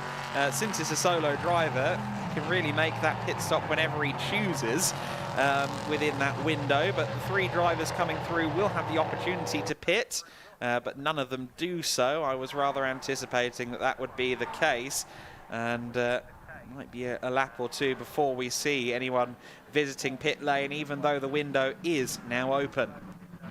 Daniel Karlvitz, for the first time in a long time, is within 2 seconds of the race lead, though. So Danny Soufi is being closed in on by Karlvitz, also by Lawrence Hur as well. Lawrence making his way towards the back of Karlvitz. The pair of Ligiers with the Duquesne closing in. We do have one car in the pits, and it is Charles Delbracine who has decided to get the car over to Liam Auer as quickly as he can. Charles gets out of the car, and Liam Auer, very, very fast racer, but unfortunately she is probably not going to be a factor in any battles, given the car is a couple of laps down. Also in, Clement Moreno we saw there coming in as well, in the number 42 ANS car, so the 5th place car as it is on the timing screen, is into the pit lane. Just checking the Michelin rubber is all up to temp, and it is, so they will strap him in and get him racing. It is Clement Moreno making way for Julien Lemoyne, who we've previously seen in the GT Winter Series in a Ligier JS2R. He's now in the bigger brother, the Ligier JSP 320. And he'll fire up that 5.6 litre Nissan V8 and get that car up and going in just a few moments. Our leading trio then heading through the final corner. Once again, I wouldn't expect Karlvitz and Lawrence Hur in. Danny Soufi, of course, as the solo driver. He may well pit, but I think he might leave it to the direct middle of the window if he possibly can. Soufi, you see there, windscreen wipers on the go, lights ablaze. Gap is out again, actually, just a little bit, 2.1 seconds now for Karlvitz, the gap between himself and the leader Soufi. So Soufi actually a little bit quicker last time by. However, the last lap for the 3rd place car was a 150.283. Lawrence Hur is on the move. He was 1.2 seconds quicker than Danny Soufi last time by, 1.5 seconds quicker than Daniel Karlvitz. Lawrence Hur is absolutely on it, and again he's handing over to a very strong bronze driver in the form of Tom Van Rompuy. This is exceedingly impressive driving from Lawrence, who started at the back of the order. The ANS Motorsport team have had another car in, Kevin Rabin in the ANS Motorsport machine from 4th place. The Nova Proto, the only non-LMP3 car out there on the circuit, is in from 4th place. Meanwhile, both of our pit visitors, the 42 car, now I believe in the hands of Julien Lemoyne and Liam Auer, have both headed out onto the circuit. Daniel Karlvitz up the hill then through Ganshow, and look at how close Lawrence Hur is now. This is becoming something of a 3-car battle. Kevin Rabin, of course, has to be in the pits for 158 seconds because he is a solo silver driver. No classes in this within LMP3, no Pro-Am and Am setup, but the balancing is instead done by pit handicap, and Danny Soufi is in to serve his 158-second, 2-minute and 38-second pit stop. From pit entry to pit exit, it will take him 2 minutes and 38 seconds at a minimum. He was meant to be handing over to Franz Conrad, who is a bronze-rated driver, but he is instead racing solo, at least for this weekend. So Danny Soufi will remain in the cockpit. And now the team, frankly, just wait, check the tyre pressures, do a full service. You've got time, as now the lead with Daniel Karlvitz. Both of these drivers will probably push it till the end of the window, Karlvitz and Lawrence Hur. However, that could indeed not be the case. Sometimes a gentleman driver will want his half of the race, his fair share of the race. Other times they go for glory and say, look, keep the fast guy out there until the very last moment, and then I'll take over and take it to the flag. Different schools of philosophy, but Daniel Calvit's certainly doing a good job here. But Lawrence Herr, for me, the standout driver of this race. He's doing a sensational and scintillating job in the DKR engineering car. Tom Van Rompuy, I think, only showed up on Friday, if I'm not mistaken, for this weekend. He hasn't done too much mileage this weekend. Van Rompuy, who's taking this number 3 car over a very decorated bronze. And we'll see when he takes the car over. 24 minutes plus 1 lap of racing left to go then. Calvit still leads the way, having inherited that lead from Danny Soufi. Of course, Danny Soufi is going to come out of the pit lane over a lap down. Such is the length of this pit stop for him. Look at the progress Lawrence Herr is making. The delta in the green more often than not compared to Daniel Calvit's, as they both dash across the line now to complete another lap. That was lap 14 of the race in the books, just 1.3 seconds between them. The top 3 since Lawrence Herr got up into 3rd place. I don't think the top 3 have been separated by more than 10 seconds at any point, and certainly equidistant in terms of talent, clearly. Although Lawrence Herr has been that little bit more special on certain laps. He seems to just have it dialed in at the moment. The Duquesne chassis, certainly along with the Ligier, the 2 most favoured LMP3 products, if you will. There are, of course, 4 LMP3 cars total, the other 2 chassis being from Ades and Ginetta, respectively. Both Ades and Ginetta will be looking to gain some more customers in the next cycle of development, which is next year. For 2025, there will be a new generation of LMP3 machines, the 3rd generation of LMP3 machines since the category was formed in 2015. And of course, we also know that the 5.6-litre Nissan V8 will be consigned to the history books in favour of a V6. So it'll be a sad day that we don't have these wonderful guttural noises out of these LMP3 cars anymore. It's referred to them as Thor's hammer. They sound so incredible as they come through the main straight, especially at a circuit where there's a big spectator grandstand.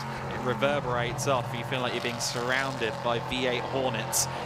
So then, cars coming past the pit lane. Will we see anyone in? Yes, Calvit's is in and Lawrence Herr follows. So I think this would be their last possible opportunity as well. They'd be cutting it very fine to get in with more than 20 minutes left to go if they didn't pit this time. So this was their last shot at making the stop. And sure enough, the DKR engineering car is in. Lawrence Herr will make way now for Tom Van Rompuy. This pit stop for them needs to take 129 seconds, 2 minutes and 9 seconds. Danny Soufi is out there, of course. Also into the pits is Emil Heyerdahl. There is Danny Soufi. So, yeah, Danny is out there now and running.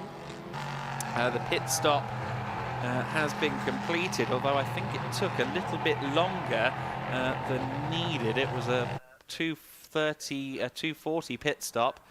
2 minutes 45, actually, yes. So it was 6 seconds longer than it needed to be by the looks of it.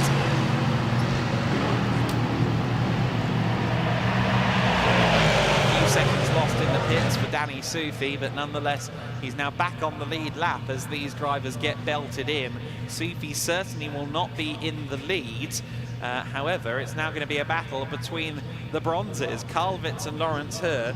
The 2 cars in the pits, the number 3, the number 66, both set for 129-second pit stops. So both drivers will hopefully get out there at the same time unless there's any issue in this pit window. Looks like they might be having some issues though with the steering wheel on that 66 car. Hopefully nothing too wrong there, but Calvit's who's handed over to Steve Parrow fiddling there. the two cars out right next to each other there. That was a great shot in the picture-in-picture there. So Karlvits and Lawrence Herr have made way. Lawrence Herr has made way for Tom van Rompuy, and Steve Parrow is now at the wheel of the leading car. This is the top two trundling out of pit lane, and let's see whether Steve Parrow can hold off Tom van Rompuy. They now roll out onto the circuit. Both of these drivers have good experience in prototypes in LMP3 cars. Parrow has raced with Rinaldi for almost a decade, some Ferrari GT3 racing, but has focused on Michelin Le Mans Cup in recent years. So Steve Parrow with some good experience here that he's bringing into the prototype Winter Series, and Lawrence Herr as well. Sorry, not Lawrence Herr. Tom van Rompuy is very decorated himself as a bronze driver. Has started at the Le Mans 24 Hours, has done Belcar, Creventic, European Le Mans Series, even done some LMP2s, of course. That's where he started at Le Mans in the LMP2 class last year. So keep an eye on Tom van Rompuy. He's quick, but can Steve Parrow match or best him?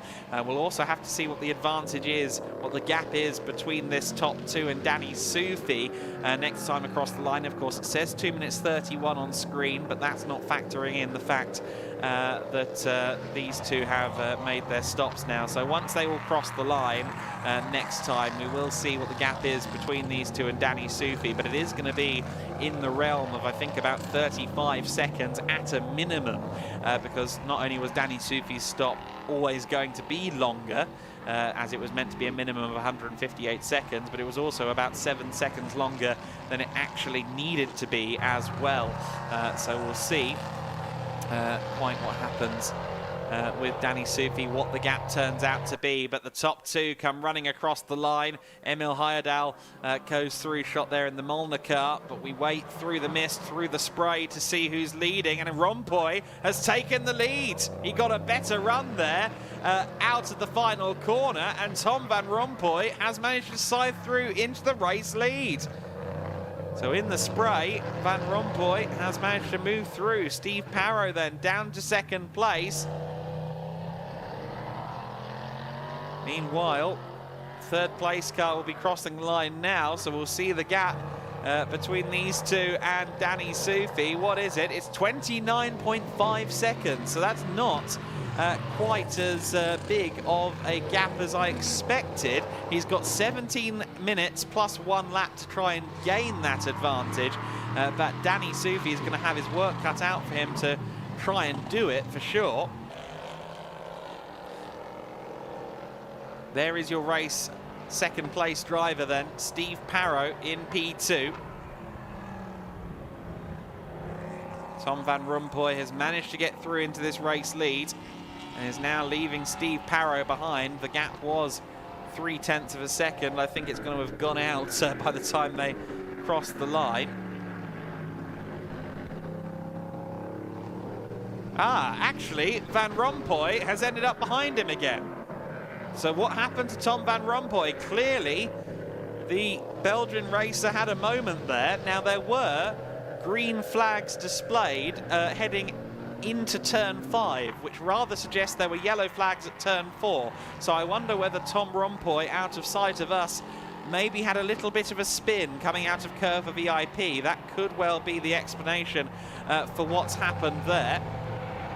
But Tom van Rompuy is down to second place, so Steve Parrow is back to the front of the order, and now Van Rompuy has to go and try and close in on Parrow.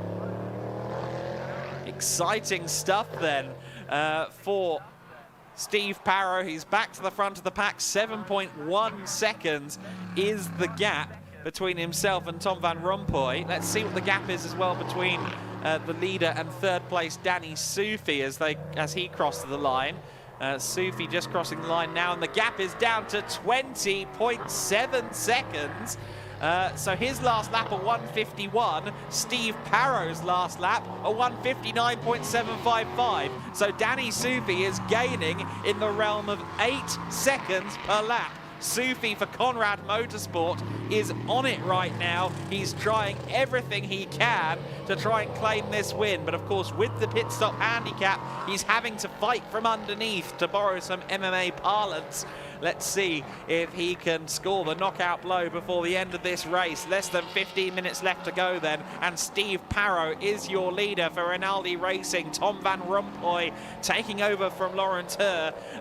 Briefly led the way, but seemingly had an issue at turn 4. There's the gap between them on picture there. It was 7.1 seconds, but Tom Van Rompuy, I think, is closing in. He was 4/10 quicker through sector 1. They go through the second sector split now just before they go through Gancho, but there is Danny Sufi. Danny Sufi is clearly closing in at a rate of knots here in 3rd place. Julian Lemoyne is another 13 seconds or so behind him, but Danny Sufi is absolutely on it right now. Through Gancho goes the young American. You see there the Nordschleife sports car sticker on the side of the car. That's advertising Franz Conrad's sports and supercar dealership that he was telling me all about. He's got more than one passion project ongoing, but I think all of them involve cars. And the same is the case for Danny Sufi as well.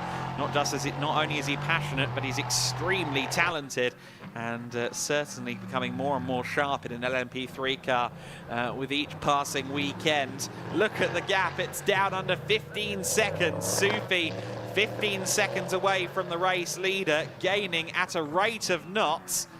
And this is hugely impressive, but the gap also down between Parrow and Rompuy as well, back under 5 seconds. The last lap for Steve Parrow was a 1:56.581. The last lap for Tom Van Rompuy was a 1:54.420, while Danny Sufi's previous lap, a 1:50.837. That's his personal best lap of the race. I think the conditions are slightly improving at this stage of the race, which is no doubt helping him, but this is a huge testament to the abilities of Sufi as he closes in on the field here. Julian Lemoyne sits in 4th place. He's 31 seconds back. 4th overall. The first and only Nova NP02 is 5th overall. That's Kevin Rabin for ANS Motorsport. Emil Heyerdahl is still out there for Molnar Motorsport in 6th place. 7th place is Lea Mauer, of course, recovering the car from Charles Delbracin's stint in 7th, and we didn't get to see the Holtzum twins car, the number 33, out there on circuit in this race. But Danny Sufi is really going for it at the moment. The gap was down under 15 seconds. I reckon it may well be under 10 this time across the line. It certainly won't be much more than 10, and it's going to be a real close run thing to see whether Sufi can end up taking this win. Of course, it's one thing catching these guys, but he then has to find room to get past. He's a good little overtaker, is Danny, but it's going to be a challenge. The gap down to 3 seconds at the front of the order between Parrow and Rompuy. So Rompuy still closing in. He'll be kicking himself for whatever little error he made at turn 4. But there is the gap, 10.2 seconds for Danny Sufi. So Sufi still closing in, still doing brilliantly here at the helm of the Conrad Motorsport Ligier JSP 320. First sector. He's already gone through the first sector split. The first sector ends after turn 2, and even in that sector alone, he's made 7/10 on that lap, which is a great illustration of just how quick Danny is in these conditions. The AM drivers, of course, work so hard to try and find their improvements, get better, and they hire brilliant driver coaches and co-drivers to try and assist them on their path to becoming better racing drivers. However, in conditions like this, it is the pros and the young career-minded drivers that really show their mettle, and Danny Sufi is absolutely doing that right now. Again, all 3 cars now within shot between turn 6 and turn 7, as you saw there. So this is going to go down to the wire. 10 minutes and 38 seconds plus 1 lap left to go. So in reality, that's going to be something like 12 minutes left to go, I think. And certainly, if Danny keeps closing and passes easily, he will be able to try and get that win. But again, getting around the cars is far different than closing in on them. So we'll have to see whether Danny can do it. But Steve Parrow is doing an admirable job here right now of holding on to that race lead. He's being closed in on by Tom Van Rompuy. And he knows he's being closed in on by Tom Van Rompuy, but he's not letting it phase him. He's keeping the car on the straight and narrow, doing what he needs to do. However, if his tension is going to rise, it's surely going to any moment, because Van Rompuy is now within a second. It was just over 1 second at the line. Parrow and Rompuy split by a second in the battle for the lead. Steve Parrow leads the race. Then it's Ligier versus Duquesne. It's Rinaldi versus DKR, and there's a Conrad Ligier running interference in the back of shot as well. The top three back within 5 seconds. Steve Parrow leads the race. Van Rompuy there in second place, and it's about T-1 lap before Danny Soufi is in this battle as well. We're going to have a three-way fight for this win, I'm sure of it. This is going to be absolutely brilliant. Steve Parrow will have to go on the defensive.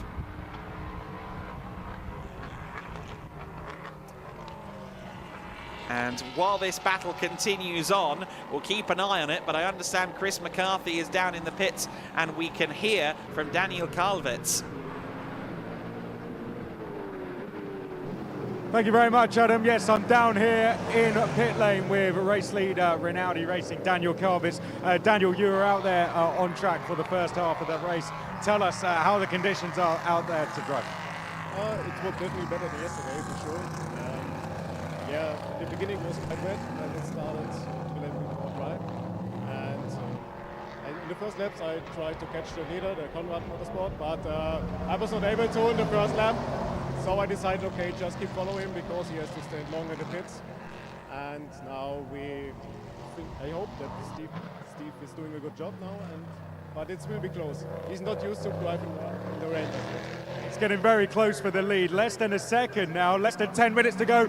Guys in the crowd, we are down at Garage 6. I really hope you're enjoying that one. Are you enjoying racing for these guys in front of the crowd? Give us a wave, guys. Hope you guys are enjoying it up there in the crowd. We're going to hand back up to Adam Weller now. We just saw it, the move for the lead. Danny Soufi is up into the lead. He got the superior traction out of the final corner. Van Rompuy got past Steve Parrow as well. Parrow struggled out of the final corner. Tom Van Rompuy goes from first to third. Steve Parrow goes from first to third in one fell swoop, but Danny Soufi carried the momentum down the main straight. They were 3 wide as they came past the pit lane, and it is now Danny Soufi back into the race lead. Soufi leading with 7 minutes and 20 seconds left to go. Danny Soufi is your race leader. Incredible driving from Danny Soufi. For Conrad Motorsport, who of course started second on the grid, but it was de facto pole position with Sandro Holtzum not taking the start. Therefore, he had that lead, but of course, with the penalty system, the pit stop handicap system, he's had to do it all again, but he's gotten around Van Rompuy, he's gotten around Steve Parrow in one fell swoop.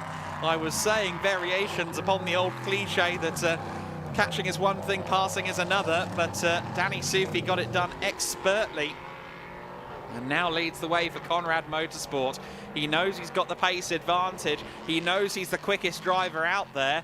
Now he just needs to control the car on the last few laps of this race. 6 minutes and 20 seconds left to go, and Danny Soufi leads the way. The gap will be out somewhere in the region of 3, maybe 4 seconds as they come across the line. 4 seconds exactly, almost 4.002 for Tom Van Rompuy as he crosses the line there in the DKR Engineering Duquesne. Through turn 2 now comes Danny Soufi in the Conrad Ligier Conrad Motorsport team with so much heritage, particularly actually in GT racing. If you go back to the 1990s, the early 1990s, in fact, let's go there. He was the Conrad Motorsport team were developing their own Group C cars at the tail end of the Group C era. the Conrad KM011, which Danny Sufi reminds me is still in the workshop, and in fact he's been responsible for valeting that car, cleaning that car a few times in the Conrad workshop, because, you know, young drivers have to earn their keep. And how exciting that that Group C car is still floating around the Conrad offices some 30 years later. They went on to GT racing, of course, with Porsche 993 GT2s and the like. Moved over to Celine's in the 2000s. As Steve Parrow has a bit of a moment there in the Rinaldi Ligier. Vis-a-vis the Celine, Franz Conrad said to me, yeah, best car I've ever driven. And raced it here a couple of times in the FIA GT Championship as well.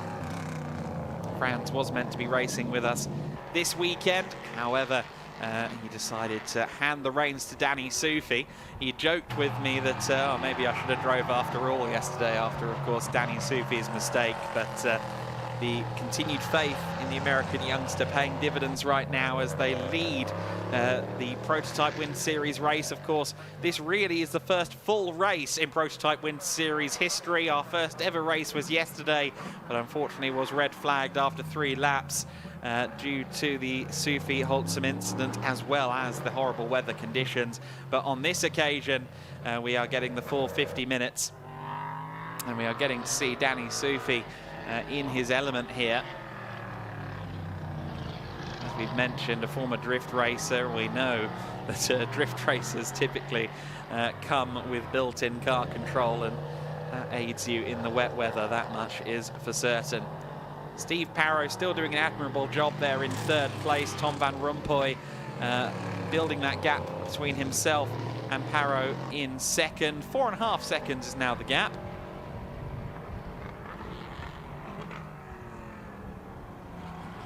Top 3 running within 10 seconds still, but Sufi, of course, building that gap well.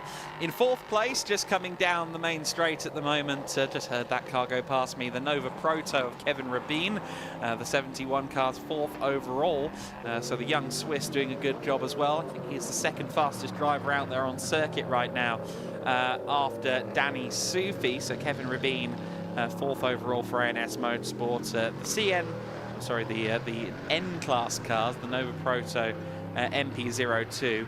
It is a car that is pretty much comparative with LMP3s, even though it isn't one. It's got a 5-litre Ford V8 as opposed to the 5.6 Nissan in the LMP3s. There is Liam Mauer in the Racing Experience car, the number 12 Duquesne. This is not a battle for position, of course, because Racing Experience are a couple of laps down, but Emil Heyerdahl thereabouts with Leah Mauer at the moment. Leah on her return to the cockpit after a prolonged absence, and as she was saying in her interview with Chris yesterday during the red flag, you know, not comparing myself to anybody, just making sure that everything is okay, and getting myself back up to speed. And she allows Emil Heyerdahl through. Emil, who is competing at the moment in Conrad Motorsports shootouts, in Molnar Motorsports shootouts, and the prize for winning the shootouts across the winter is a full season in Prototype Cup Germany. Kevin Rabin then, the 16-year-old Swiss, running through the final corner of the lap, the Parabolica Ayrton Senna. Listen to the profound difference. If we stay with this camera shot, I will be quiet as the car accelerates out of turn 1. You'll hear quite how different this car sounds from the LMP3, far less thunderous than the cars around it. Take a listen.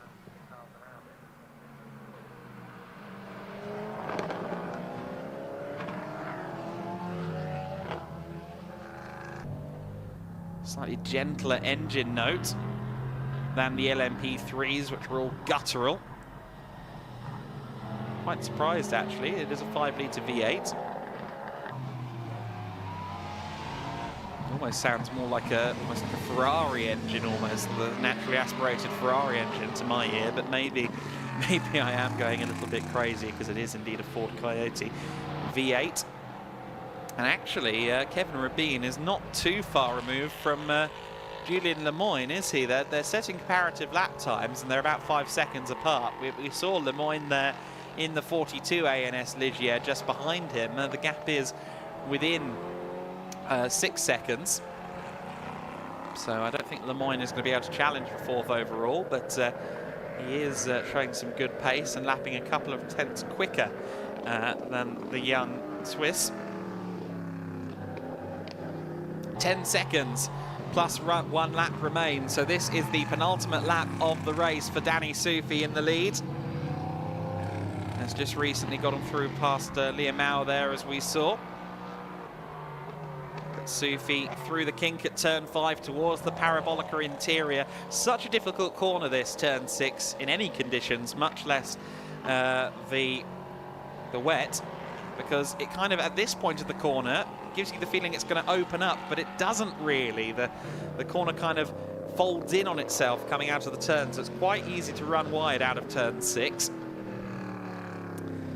But Danny Soufi, with no such issues, has been really enjoying this circuit, and will no doubt leave Estoril glad that he had the experience of running on this circuit, and get the experience at some more of our wonderful destinations on this prototype Winter Series calendar. 4 weekends for this championship. They take a bit of a sabbatical in February while some of the teams head off to the Asian Le Mans Series out in the UAE.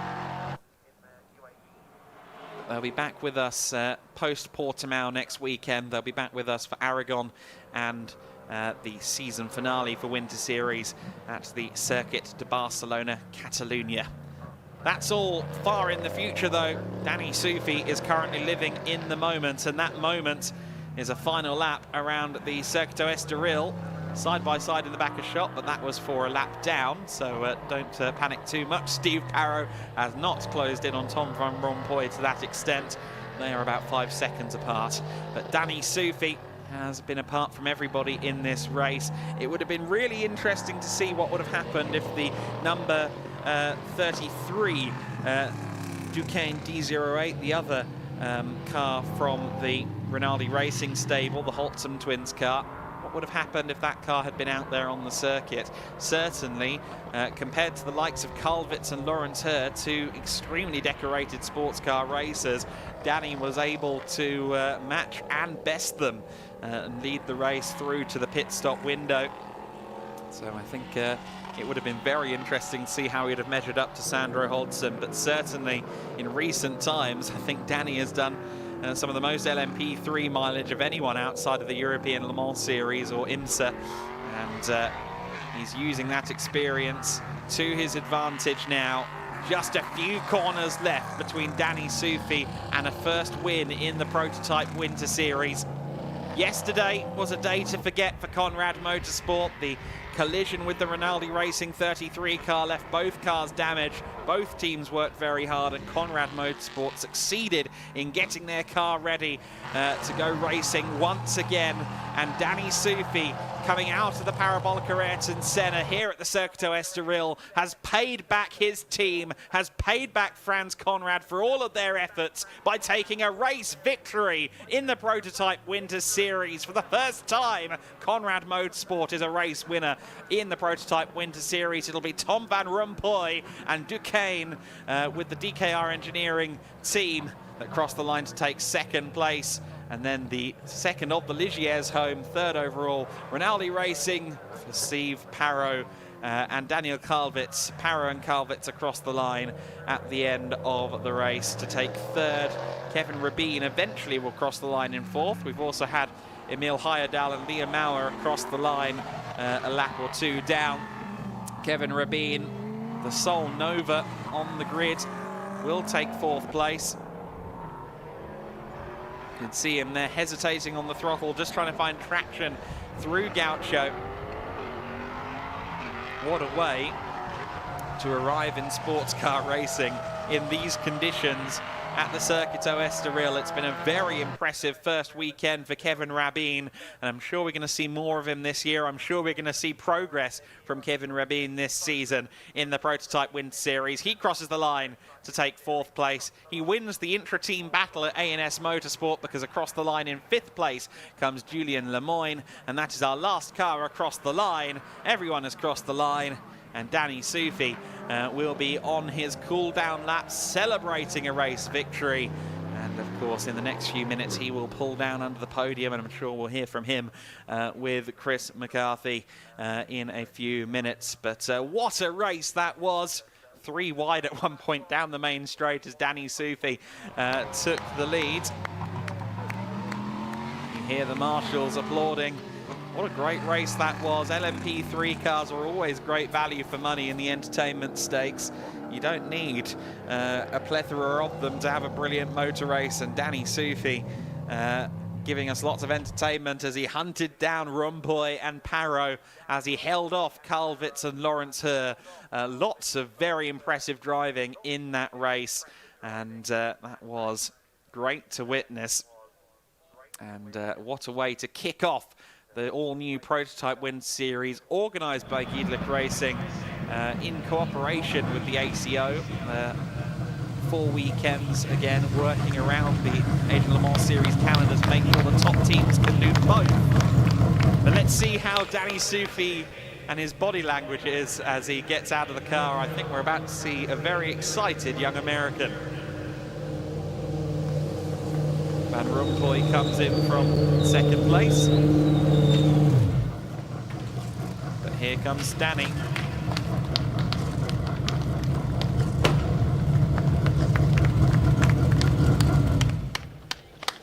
Embraces with the team there. And there's Franz Conrad. Go on, give him a hug, Franz.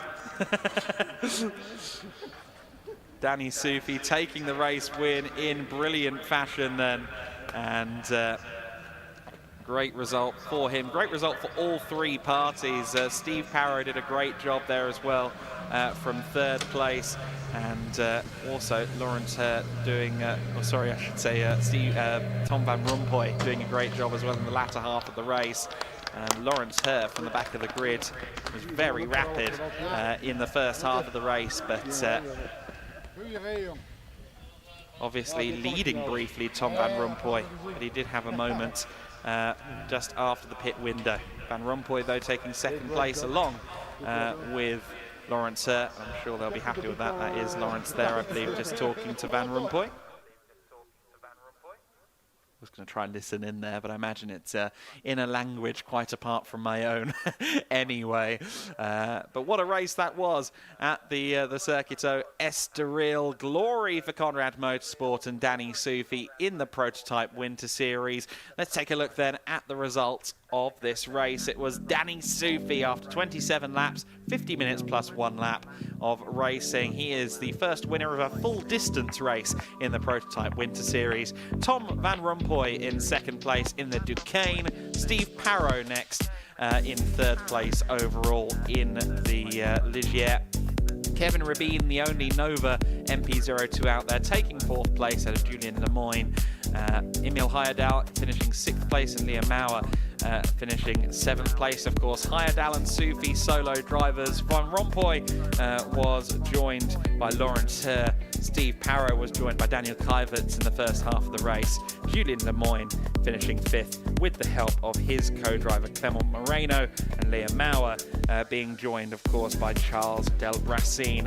Everyone who raced in that race deserves a round of applause, because those conditions were very tricky indeed, but everyone made the checkered flag, and we saw some fabulous racing. Congratulations once again to our podium finishers in particular.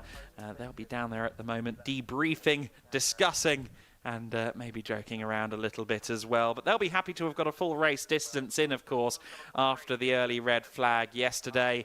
And I'm sure there's an amount of relief for Danny Soufi. Chris McCarthy is down at the podium now. Let's see who we can talk to. I'm down here with our winner of the first ever Prototype Winter Series race, Danny Soufi. Danny, congratulations. Of course, conditions getting in the way of the race yesterday. How does it feel to come home and win in what was still tough conditions today? For sure, no, it feels good. You know, yesterday was not the best day, but it's you know, it's good to come back in P1 the next day and, you know, bring it home for the team. Really sorry for, you know, what happened yesterday and all the work that the guys did, but, you know, they got it back together, gave me a great car, and, you know, still managed to go get it done. And getting through from third to first as well, talk us through that. Towards the end. Yeah. Yeah, no, I just saw, you know, I had the pace coming out of the final corner and just, you know, stayed in it. It was a bit sketchy going into turn 1. I thought we were going to go 3 wide. It ended up being 2 wide. But yeah, no, we got it done. I had the right line on the inside, so I had the advantage. And no one could stay anywhere near you after that. It seems the team here, Franz and the team here at Conrad, have put a really good car together for you. Absolutely. Conrad knows what they're doing. You know, huge thank you to all the boys for getting it back together. Franz, you know, he's got 50 years of racing experience, so when it comes to setting up a car, he knows how to do it. How does it feel to be working with Franz, of course, a man who stood on the podium at the 24-hour Le Mans? It must be great working with him. It's special, I got to say. It's quite a unique opportunity, and you know, he's given me a great opportunity to come out here to Europe and drive race cars, so I'm grateful. It's great to have you over here. Do you think you can now push on? Do you think this is the start of now a championship assault? Absolutely. You know, we're going to keep pushing throughout the Winter Series and keep chasing wins, podiums, and hopefully have a good season. I'm sure the guys up there in the crowd enjoyed that one. Please give a round of applause to our winner there. He's down here, Danny Soufi. Congratulations, Danny. We're going to go and do some proper celebrating up on the podium. Congratulations to you, though. You're the winner of the first ever prototype Winter Series race. I'm sure that won't be the last one as well. But Adam, I'm going to hand up to you to do some recap, and that was absolutely fantastic coverage by yourself as well. We're going to go and set up for some celebrations on the podium. Enjoy the celebrations, Chris. Of course, the first ever race to reach its completion in Prototype Winter Series. They did score half points for the couple of laps we managed yesterday in the true inaugural Prototype Winter Series race. But certainly, this one feels like the first proper race, doesn't it? And it was a race won by Danny Soufi. And while he was alone on the front row at the start, he certainly had to do some work to get that win.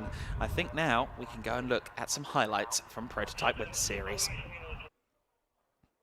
Danny Soufi led then in the early stages of the race, being pursued by Daniel Kalvitz, who was really pressing on the Rinaldi Racing number 66 car, locking up into Gancho and generally pushing hard. And that was in part because he knew Lawrence Hur was closing in on him rapidly. Lawrence, who started on the back of the grid in the number 3 DKR engineering car, was closing in. But Danny Soufi was doing a great job holding 2 decorated sports cars behind him, or 2 decorated sports car drivers behind him, and actually building a gap over this man, Daniel Kalvitz, who was indeed under pressure from Lawrence Hur and DKR Engineering towards the end of the first stint of the race. Of course, the mandatory pit stops loomed large in everyone's minds, and Danny Soufi, one of few drivers who didn't have to do a change of driver. He pressed on. He managed to get through from third to first post-pit window, and he was our first winner of the Prototype Win Series season, at least the first to take the checkered flag, of course, because we didn't get a checkered flag yesterday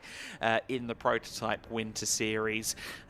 Just a red flag and then a race cancellation. So good to have a full race distance. That's just a taste of what to expect from Prototype Winter Series as the season goes on. Still 3 more rounds, 6 more races to come from them on our live coverage here on the Winter Series Now for Live YouTube channels. There's a lot more racing to come today as well. A lot more broadcasting to come from myself and Chris as well. This is going to be a great day, and we're only just getting started, so make sure you do stay with us. Speaking of just getting started, I know the podiums will not be too far away, and in fact the podiums are ready, so they'll get started now. Let's go down to Chris.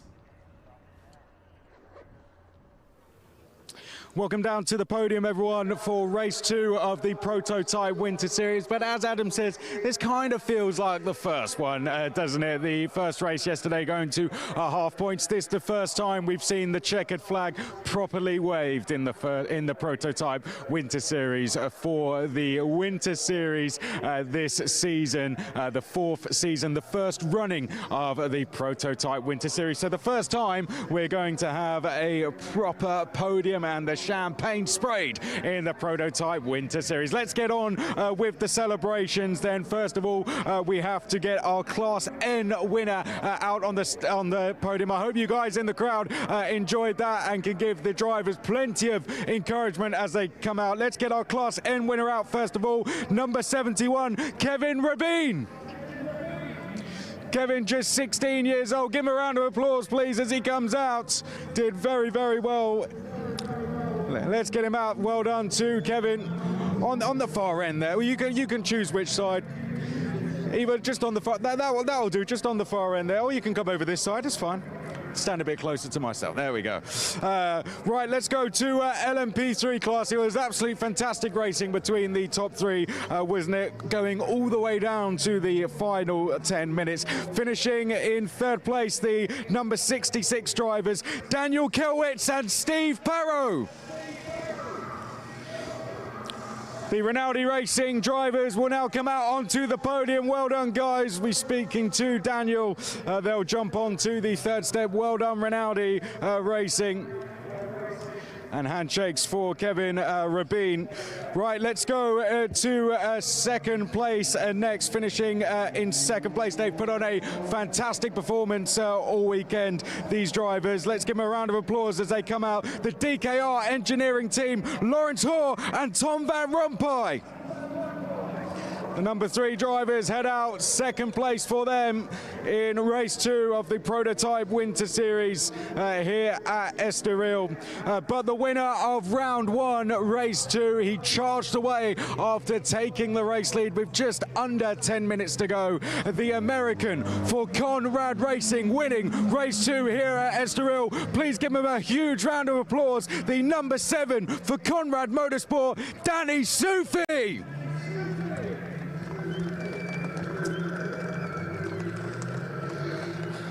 Well done, Danny. Jump onto the top step now. The Gedlich Racing team will come out and present the trophies to all you guys. Then we're going to have a bit of a chat before you start the champagne celebrations. We'll get some pictures taken as well. He always does that. So let's get some pictures taken. Danny will lead the way for that.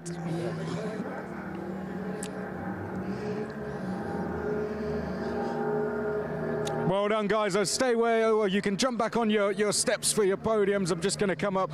Danny, we'll have another very quick chat to yourself. I know we had a chat to you down there, but who would you like to thank for this win? Man, I've got to thank France and the entire team, specifically, all my mechanics and engineers. Yesterday, we got the car a little bit torn up, and today they fixed it and got it better than ever. So huge thank you to the entire team, and thank you to BioCircle, Michelin, and Ravenol. You've done a great job to reset after what happened yesterday. It shows fantastic, courage to do that. Thank you. And looking forward to the rest of the season now? Absolutely. Portimao is next weekend, and I've been wanting to drive that track for ages, so I'm stoked. I hope some of you fans can come and join us in that as well. Let's quickly speak to some of the drivers now in 2nd place. Guys, we did a fantastic job. Lawrence, we spoke to you down in pit lane as well. Happy with 2nd place? Yeah, of course. I mean, after having a quite difficult start to the weekend, quickly replacing John with Tom here, he did a good job today. So I'm really happy to be on the podium. Think we can get on the top step next time? Yeah, hopefully. That's the plan. Good stuff. Well done, guys. Let's come over to 3rd place. Daniel, we spoke to yourself. So, Steve, I want to speak to... Steve, I want to have a quick chat with you. We've already spoken to him. Steve, you enjoyed it this weekend? Yes, it's my job to keep the car on track and avoid any carnage, and he does the job normally. Yeah? Good stuff. And looking forward to the rest of the season now? Yeah, happy. I hope the weather will be good in Portimao. Yeah. Yeah, I hope it gets a bit better. I hope it gets a bit better. Well done. And I just want to speak to Kevin very, very quickly.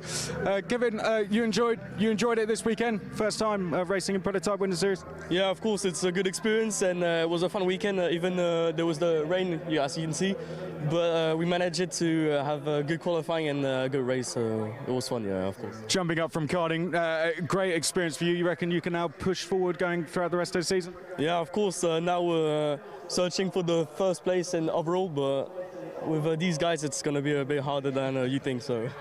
I've got one eye on Steve. He was trying to get a head start on the champagne celebrations. Guys, over to you. Give a round of applause for our top three, please, in the Prototype Winter Series. Thank you very much, guys in the crowd. Hope you enjoyed that one. Now it's going to get very messy on the podium as we get underway with champagne celebrations in the Prototype Winter Series.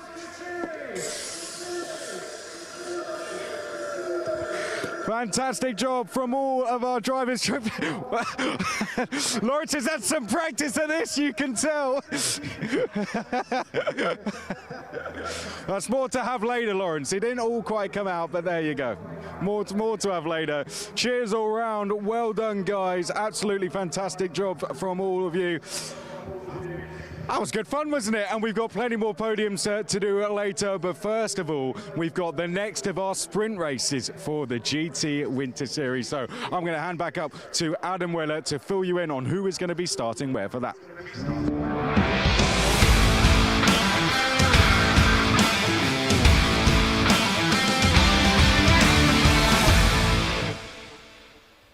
Thank you very much, Chris, for the podiums. We are now into the GT Winter Series then.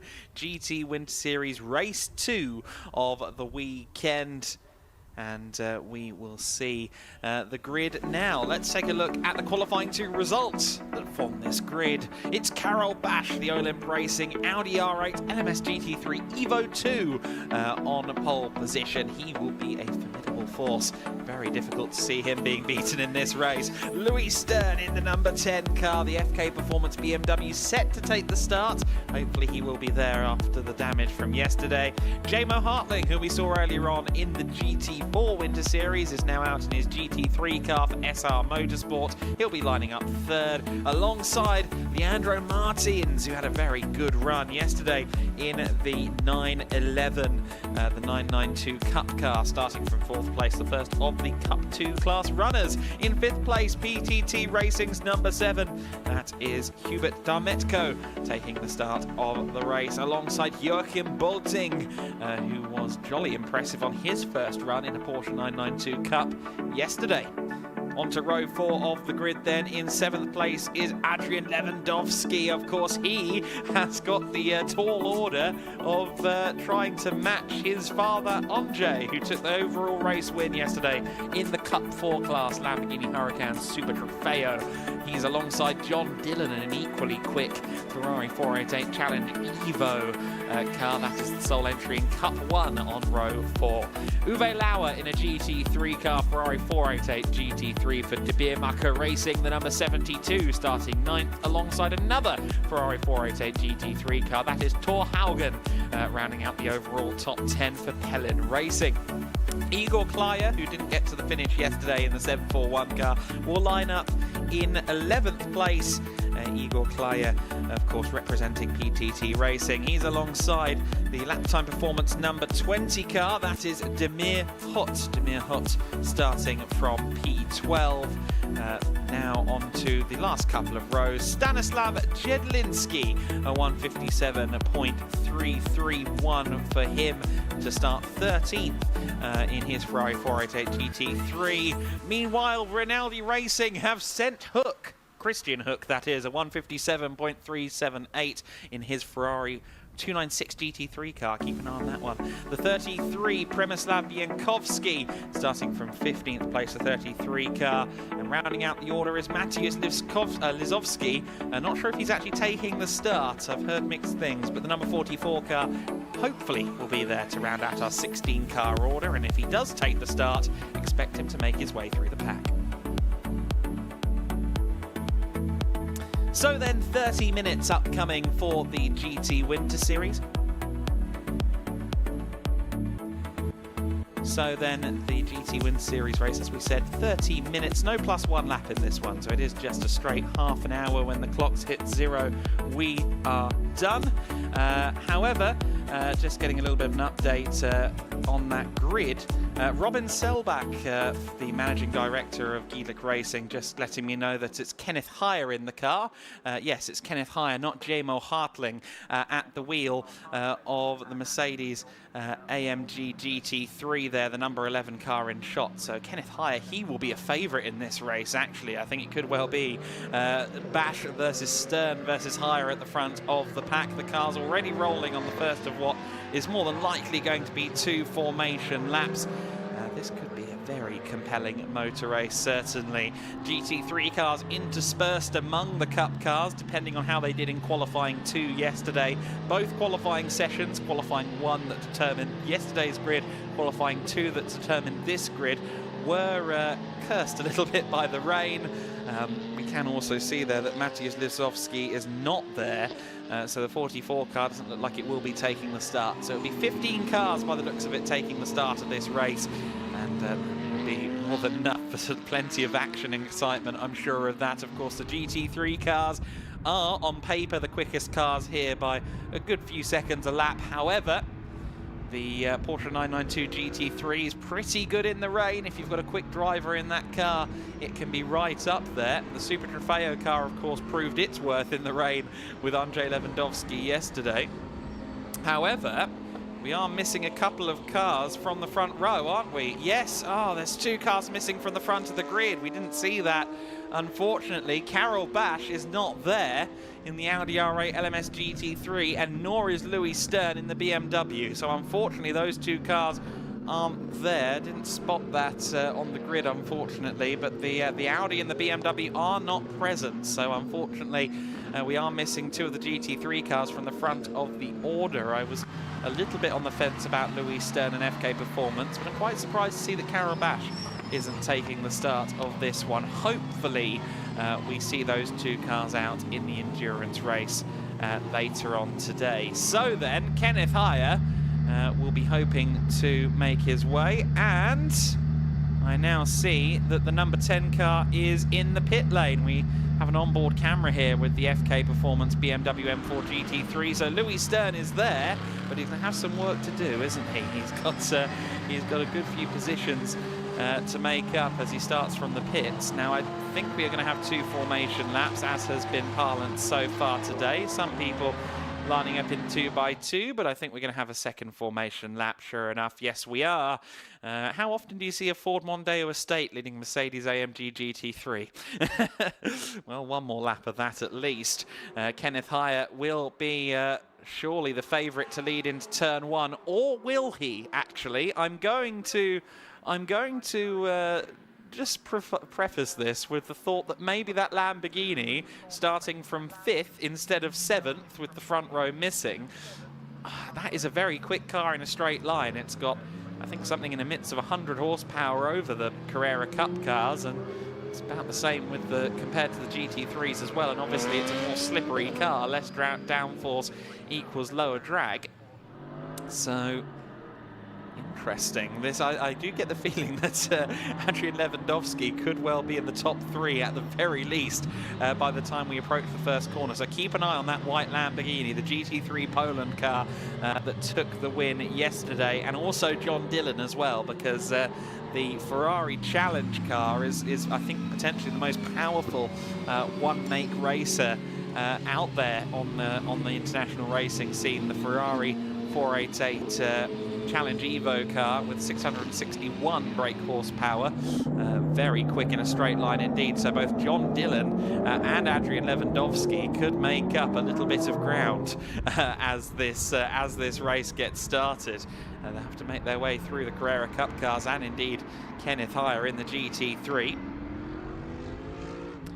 Which drivers do we think will make their way through the order somewhat in the over the course of this race? Well, Christian Hook may well be able to make some forward progress in the 296 GT3. He is a bronze driver, he is a gentleman driver, however, he does have some good experience, and obviously that 296 GT3, the very latest Ferrari GT3 car, and what a treat to see that out and racing. There were a few 296s on the scene last year, and of course they did immensely well, most notably at the 24 hours of the Nürburgring, Rinaldi Racing securing that victory.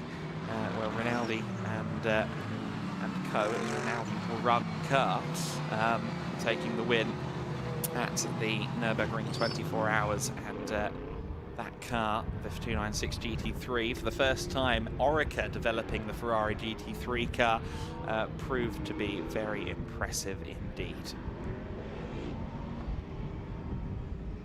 Season 2, with more delivery slots available, more and more teams are getting that 296, but we've still got examples of the 488 on the grid. Keep an eye on Thor Haugen, he was pretty quick yesterday as well in his red and white 488 GT3. So then, the race will be underway in just a few moments' time. Sadly, we're missing the front row of the grid. However, one of the drivers that was due to start on that front row, Louis Stern for FK Performance in the M4 GT3, looks as if he's going to be starting from the pit lane.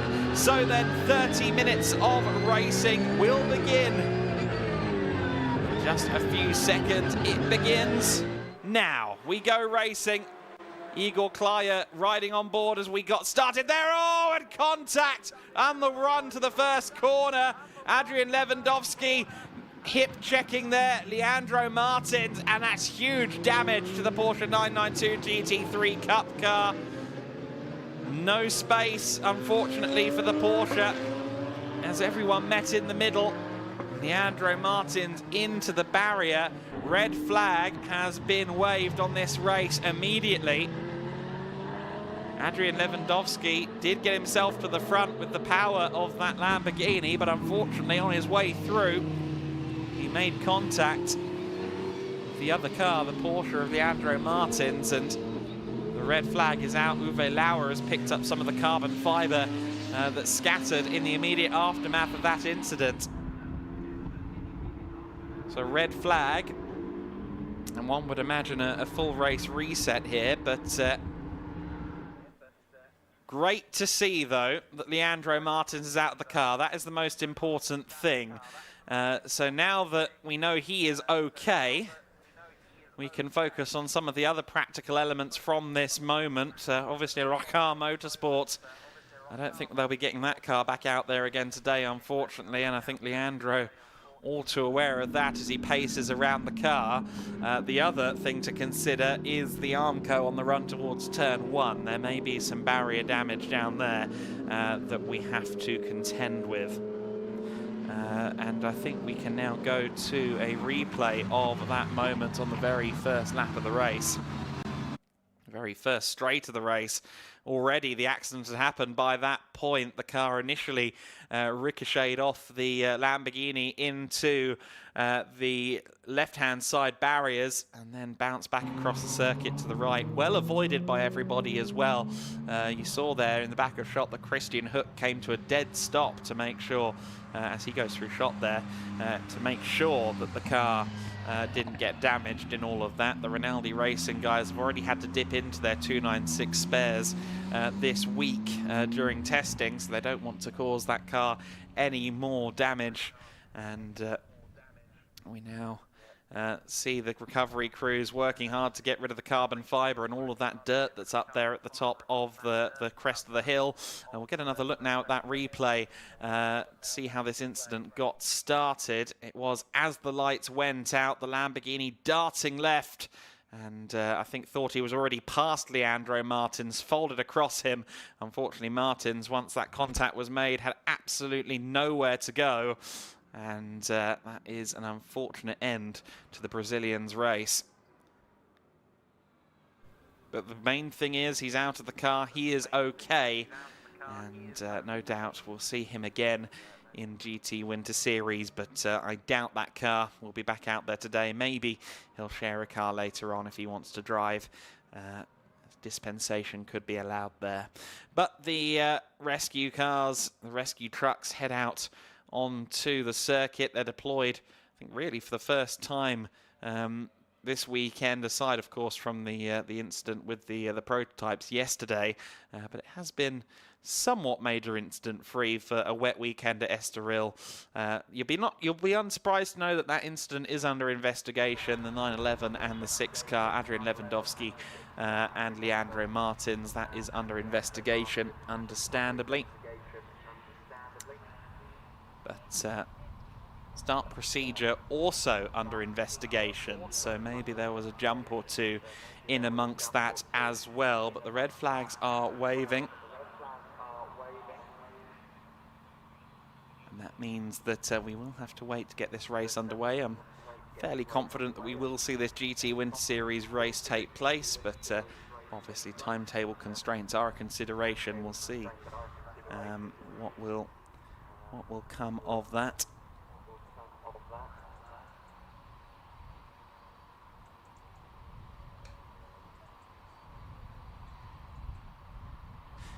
So then we have obviously got a little bit of time to wait here before we go racing again. But in just such an event, I spent my Friday going around the paddock talking to some star drivers, and they don't get much bigger, at least this weekend, than the former DTM champion, BMW factory driver and all-round ace, Bruno Spengler, who will be sharing the FK Performance BMW with Louis Stern in the endurance race later on.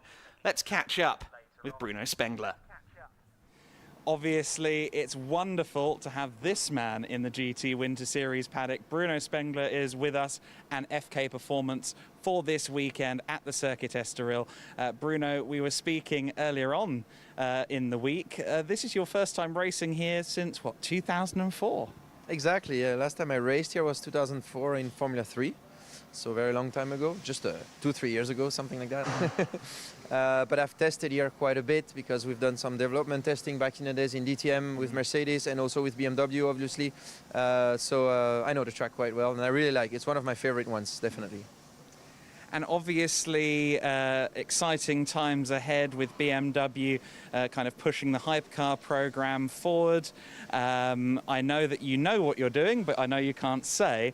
But in general, being a part of the BMW family for as long as you have been, it must be exciting to see kind of all of the sports car avenues they're going down at the moment. Yeah, definitely. I mean, BMW has got a very open racing program at the moment. There's a lot of stuff going on in the world. As you said, the GTP program is great with WEC, with IMSA, of course, and then GT3. I mean, in the world, there's a lot of GT3 series with the M4 is there and competitive. So, yeah, there is a lot of races for me to do this year again. I can't tell you more, but there will be some very exciting program again. Last year in 2023, we won the Italian Championship together with Jens Klingmann and Team Ceccato Racing, that I say hello to, of course. Was a great championship for us, so let's see what's coming up this year. I was also racing in Japan last year. 2023 was a great season. I loved racing there. Super GT is one of the best series I've ever raced in, so BMW Team Study, obviously amazing people. So yeah, let's see what's coming up this year. It's going to be a busy program. I'm really looking forward to it. This is my second race also with FK Performance. We raced together last year in 2023 in the Red Bull Ring. We actually won the race 1, which was great, with Maxime Osten. Young, great kid, quick kid, very fast guy and a great guy. So here we are with Louis Stern. He's learning. His learning curve is impressive. He's learning day by day, gaining seconds. So it's great to drive with him. I'm trying to pass on my experience as much as I can. We understand each other super well. We did some driver change practice right now, and everything works well. So super happy to share the car with him. He's doing some great steps, great improvements, and I'm excited for the weekend. And of course, you're in the M4 GT3. I imagine you probably, through doing lap after lap after lap, had a bit of a role in making it the car it is today. Yeah, I mean, especially I'm involved quite a lot into the development of the Evo kit, M4 GT3 Evo, which is coming out in 2025. So done a lot of development testing with BMW Motorsport. Very exciting. Also in the year 2023, we did a lot of laps to develop the car, basically, which is great. You know, in DTM with BMW, we did also a lot of development, and that's something I love racing. I could not live without racing, but doing development is also something very exciting with the team. You know, bringing new stuff at each test, trying the new stuff, trying the new all the new options is something that's very exciting as a racing driver. So I really like it, and I'm looking forward to the next development test, obviously. And obviously, this is your first time in this paddock with us here at Gedlich Racing. How are you finding it, and how often will we see you? I don't know. I mean, we will be there next week as well in Portimao, that's for sure. But yeah, it's my first time here. I mean, I'm happy to race again with FK Performance. We've done a few things together. It's a great team. They only did 1 year of GT3, so they have very little experience, and for that, they are doing a really, really amazing job. It's not easy to step in GT3 with all these high-level teams and everything, and they are doing great. So that's awesome. And what's awesome in this championship here is that it's the first race of the season, I think, worldwide. So. That's great. I'm very happy to have my first race so early in January. You know, normally you have to wait at least until end of January if you do Daytona, but this time I get to race in mid-January. So I'm very happy about it, and I think it's a great platform to get the season started for drivers to learn the GT3 cars, to learn all the process and everything. So I think it's a great platform to race in, and we are in Portugal. I mean, even though it doesn't look like we're in Portugal because it's still cold, but it's still better than home. So I'm very happy to be here and to be racing already mid-January. I promise you, as an Englishman, it is a lot better than home. It's great to have Bruno here with us. Thank you so much for chatting to us, and good luck. Thank you, mate. Thank you.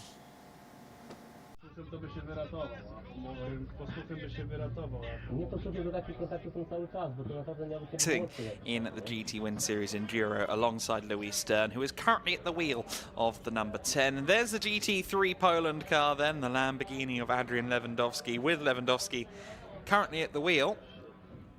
They'll be debriefing what happened in that incident. They'll be checking the car, making sure that everything is A-OK. Now, given the race basically ended before it started, they will be resetting the grid back to what it should have been prior to the moment, although I do not think the likes of Louis Stern will get the opportunity to start from pole. I believe it will still be Kenneth Heyer on pole position, but we'll wait for that to be confirmed as they shuffle the cars around. What we do know, though, is it won't be long before the cars are rolling, because the start will be behind the safety car at 11:50.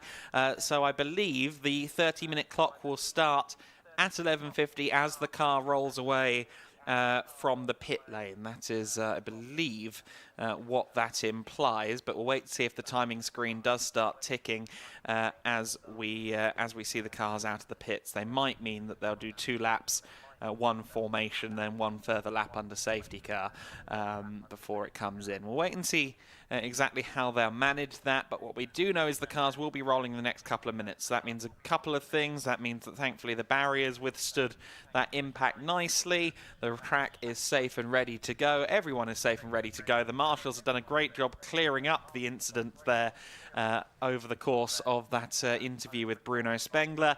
And so then, it won't be long at all before we go back to racing here in the GT Winter Series.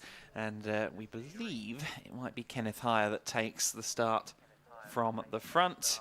And I think we can go down to Chris in the pit lane. So let's pop down there before the cars get fired up.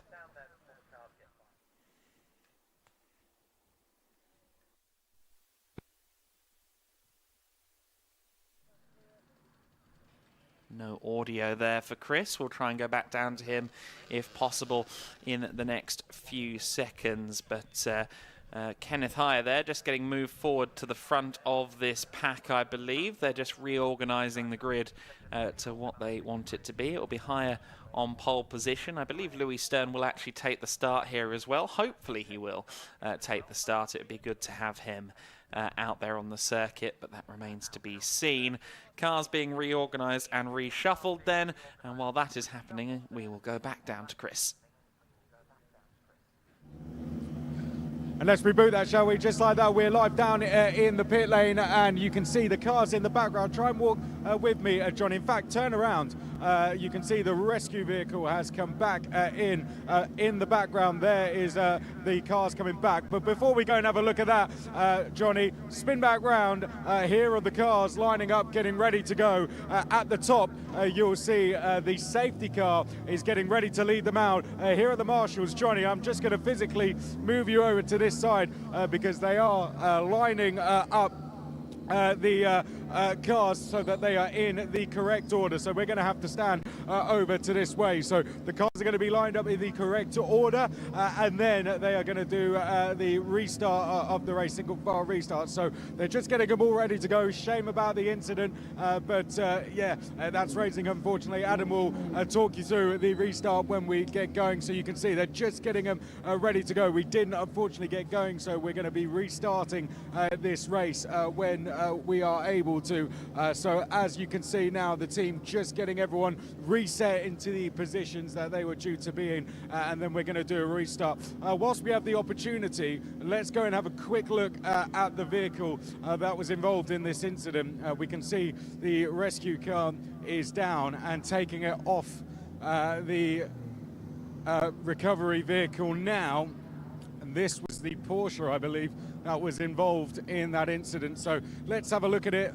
And there you can see the damage caused to that car as it went headfirst into the barriers, the number 911 car, as it came across the line to start this race, unfortunately making immediate impact with the barriers. I did see the driver walking back into the garage. I'm not going to make an attempt to speak to them because I imagine they're going to be very, very disappointed and upset that they didn't manage to get this race started. Johnny, let's have a walk back round. I think we've seen enough of that vehicle now.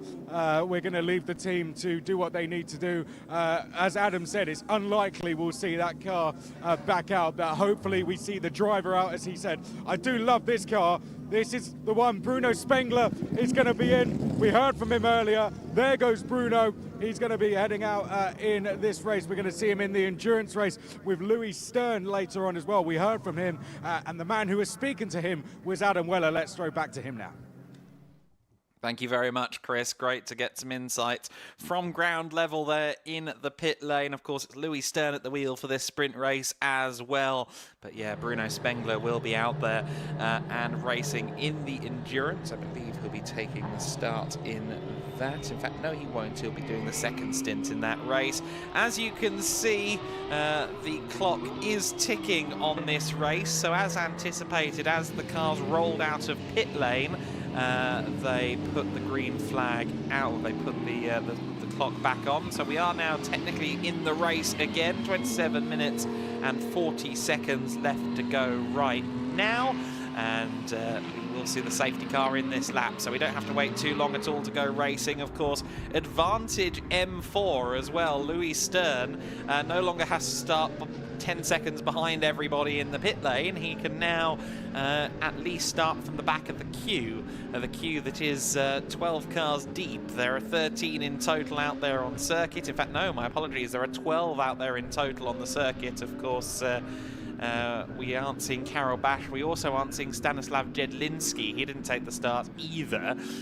Maciej Lizowski didn't take the start. And of course, we've lost Leandro Martin. So it will be a 12-car race here. Now, where is the BMW? Louis Stern is quite slow at the back of the queue. I'm hoping that he's just trying to, yeah, I think he's just getting heat cycles in the tyres, because you see him there accelerate, stop, trying to get some temperature in those rear tyres in order to get some good traction in the early stages of this race.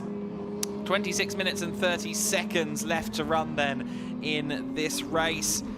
No +1 lap on this one, but we will see them getting underway in just a few moments. And it will be Kenneth Heyer for the second time that leads them away as we ride on board with Louis Stern.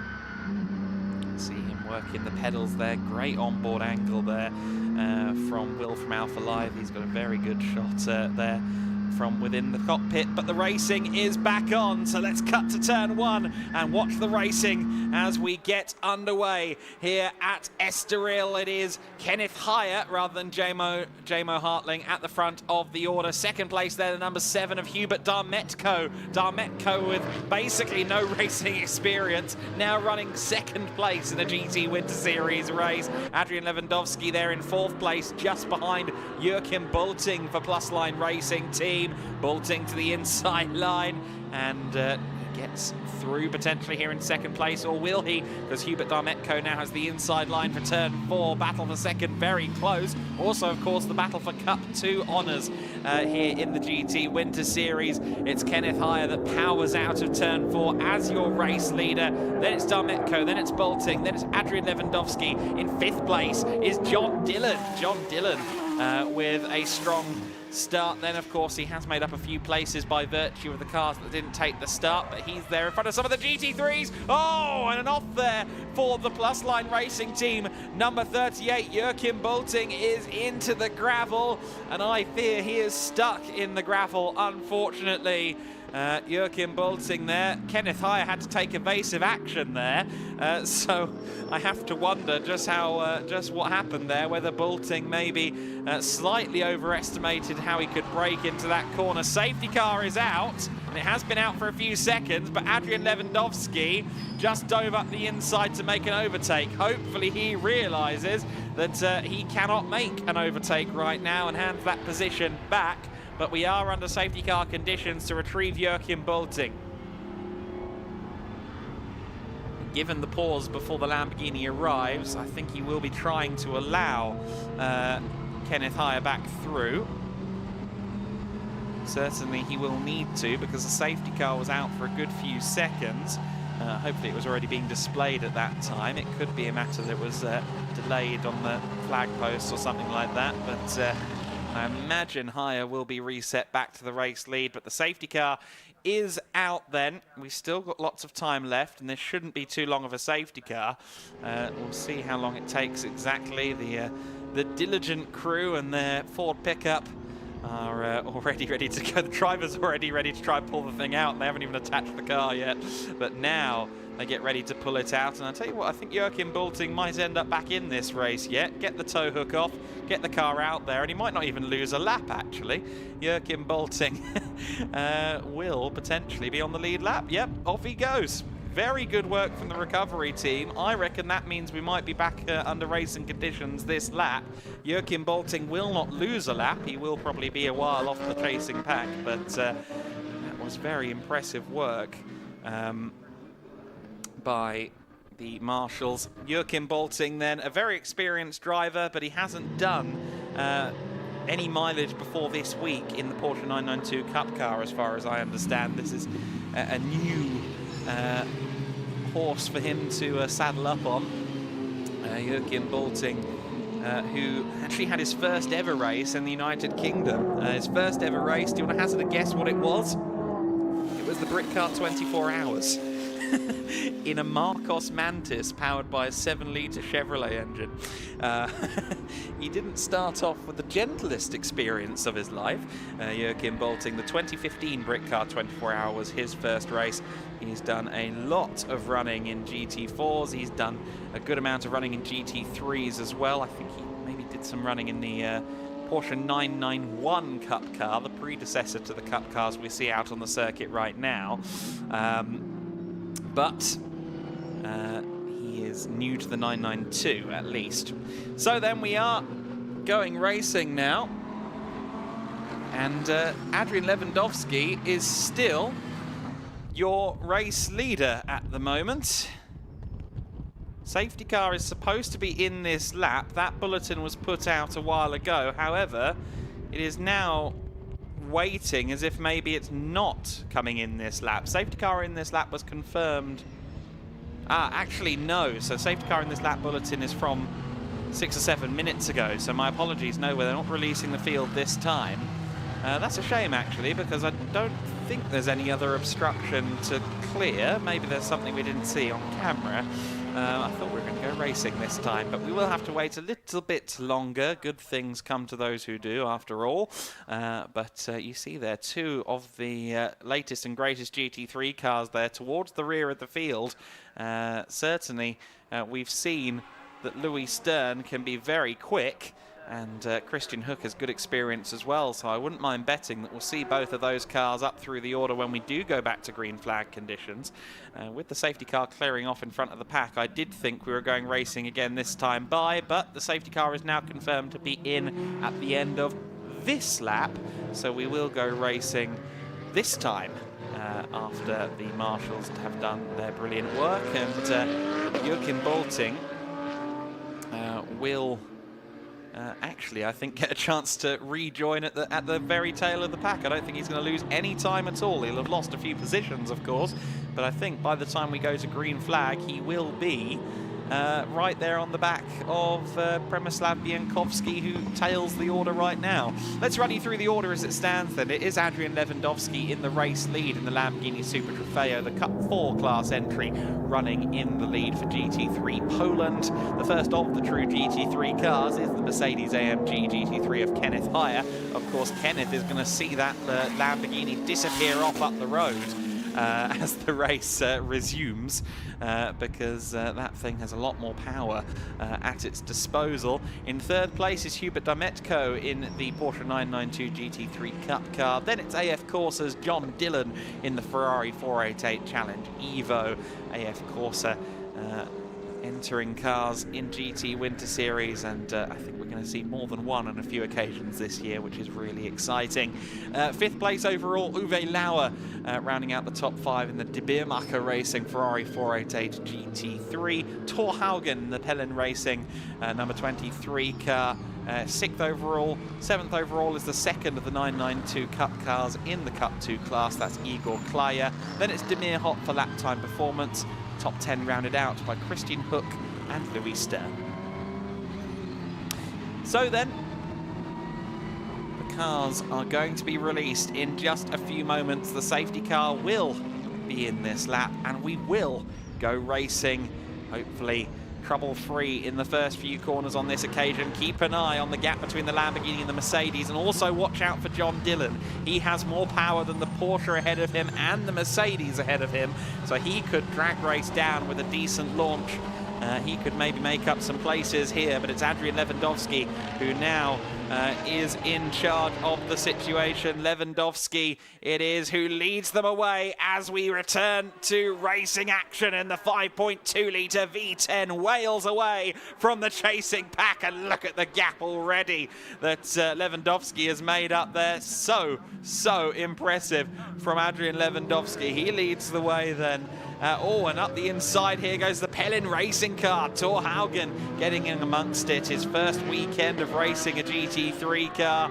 He's managed to get past, or rather has he been overtaken there? Yes, sorry, Demir Hott, no, Igor Klaya, sorry, has gotten past Thor Haugen there. So I think Thor Haugen didn't quite get the launch off the line as we restarted the race there, and Igor Klaya has taken advantage. So Thor Haugen down a position actually. Christian Hook looks like he's making up some places in the Ferrari 296 GT3, but Adrian Lewandowski is disappearing up the road in the Lamborghini Super Trofeo car. Again, these wet conditions maybe provide an equalising factor here for the GT3 cars versus the Cup machinery. Oh, John Dillon there running it wide from 4th place. Now, does he retain 4th place, or will we see? No, he is still there in 4th, but he's got Uwe Lauer right there behind him, so John Dillon with a lot of pressure. Then it's Igor Klaya, then it's Thor Haugen, then behind him it's Demir Hott, and Christian Hook trying to find a way through in the Ferrari. Oh, and we've got a car looking a little bit worse for wear there. That was that potentially Przemysław? Yes, it was. It was Przemysław Bienkowski having a moment there, and Thor Haugen had a spin at Gaucho as well. Thought I saw a car stop there just before we cut away, so moment there for Thor Haugen. He's having to try and select reverse gear, and also, yes, Przemysław Bienkowski off at Parabolica Interior as well. So another dramatic lap, but at least we've got away without a safety car this time. Adrian Lewandowski has gotten away from everybody. Kenneth Heyer is a pro racing driver, and a jolly quick one at that, but Lewandowski is just disappearing up the road. Hubert Dametko equally pressuring Kenneth Heyer. John Dillon having to try and stave off the advances here of De Beermacher himself. Uwe Lauer, he puts the power down and tries to get to the inside here for turn 2, but the superior power of the Ferrari Challenge car maybe just allowing John Dillon to cover that off. Yes, it did. And Hubert Dametko, who, again, remember he said on the podium Yeah, no, not done much racing before. This is kind of new to me, my very first race. And look at him, he's right up there and fighting. Very exciting stuff.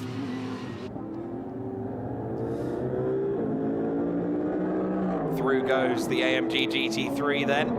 John Dillon does lose out there to Uwe Lauer. So Uwe Lauer in the De Beermacher car gets up into 4th overall. And now we've got the two Porsches converging. Igor Klaya being pursued here by Demir Hott, who we're riding on board with here. This is Igor Klaya. So John Dillon just ahead of him as they power out of turn 6 downhill towards Arela. Brilliant onboard pictures here. You can see John Dillon trying to make that Ferrari 488 Challenge Evo as wide as possible. He takes a wide line through Arela on the power now, down towards the Gaucho chicane. We cut back to the external view. See a big queue of cars, and Joachim Bolting isn't content with being at the back of the queue in the slightest. He's really pressuring Christian Hook, as is Darmetko on Kenneth Heyer.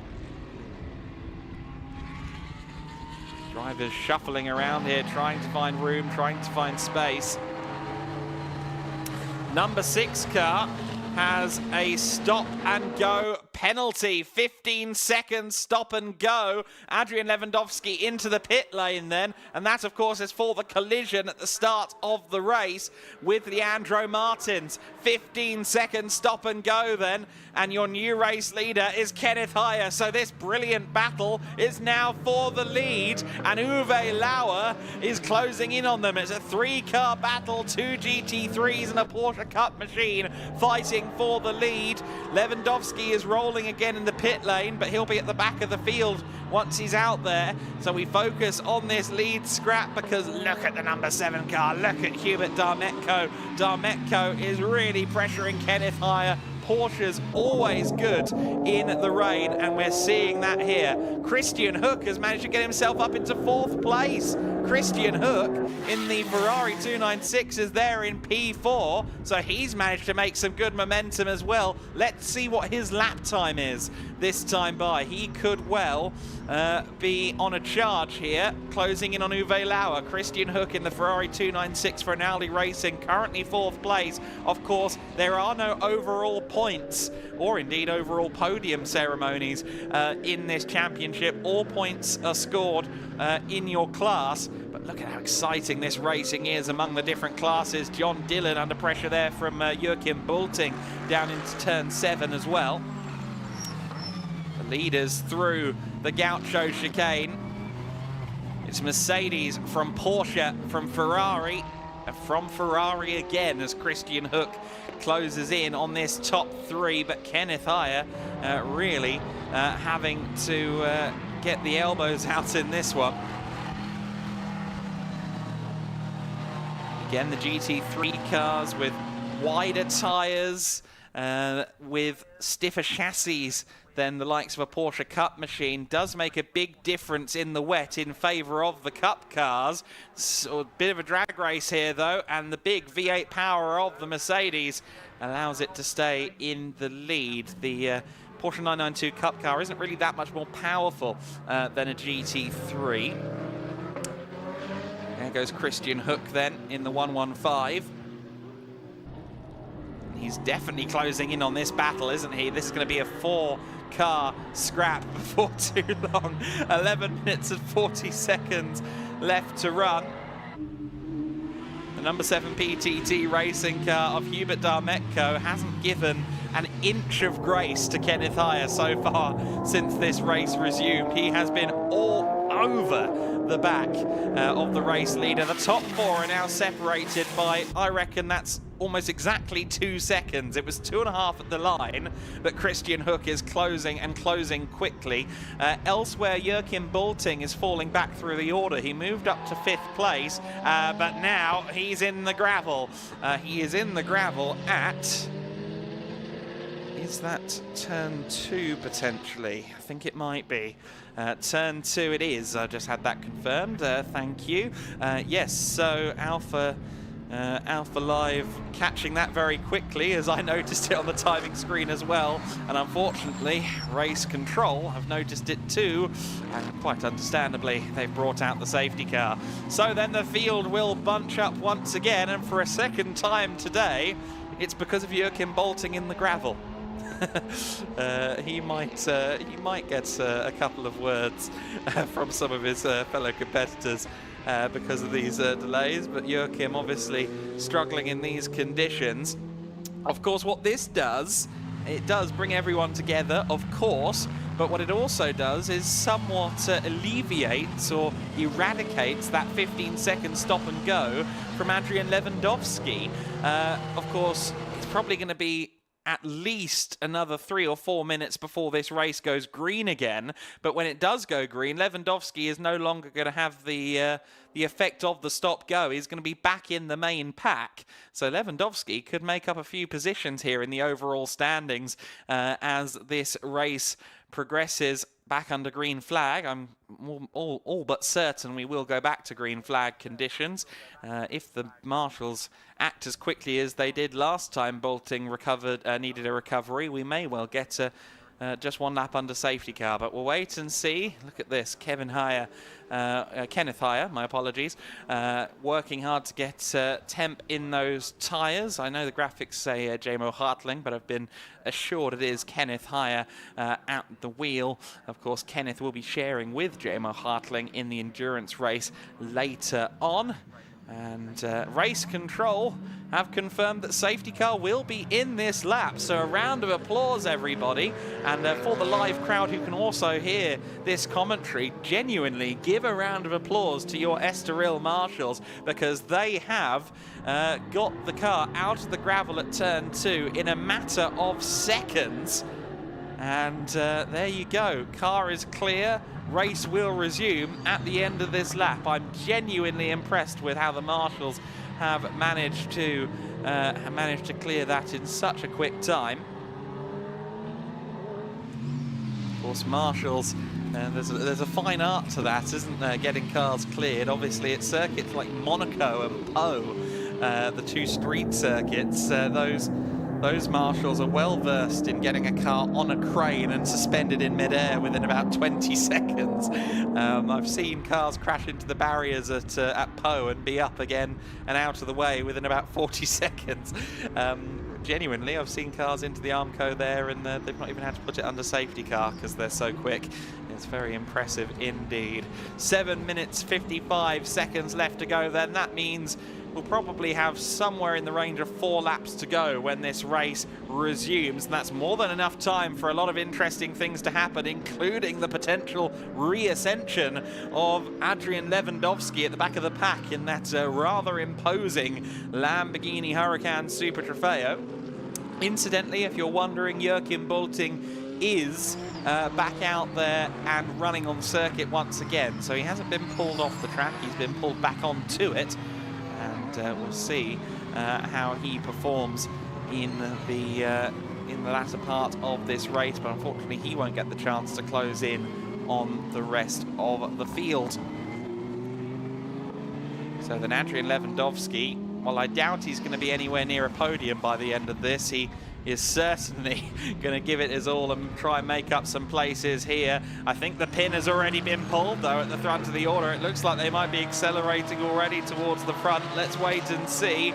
Kenneth Hire out into the race lead then as we resume the action. It's Hire that leads. It is Darmetko second, Uwe Lauer and Christian Hook in third and fourth. Now, Christian Hook was already passed before the start line there, according to the timing screen. I wonder if there'll be anything to say about that from Race Control, passing before the start line. We'll have to wait and see. But Christian Hook gets it done, moves up into third place there in the Ferrari 296 GT3, the very latest specification of Ferrari GT3 machinery, and Adrian Lewandowski in a spin at the back of shot. Lewandowski colliding there with one of the Porsches. No, actually it was Thor Haugen, my apologies, in the Ferrari 488 GT3 car. So Haugen does a very good job at getting the car out of the sand, actually. That is very well done by Thor Haugen, and Adrian Lewandowski gets it rolling again. Joachim Bolting suddenly has company as he appears at turn 2. Back to the front of the order, and it's Kenneth Heyer then in the lead. Here comes Hubert Darmetko, still sizing up his opportunities. He's got 5 minutes and 40 seconds to try and get himself around Kenneth Heyer in the Mercedes AMG GT3 prepared by SR Motorsport.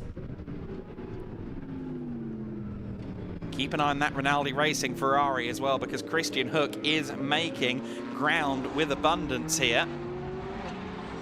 Hook, who again, I reiterate, is definitely a bronze driver and started racing, I believe, in about 2016, but he's a pretty adept one.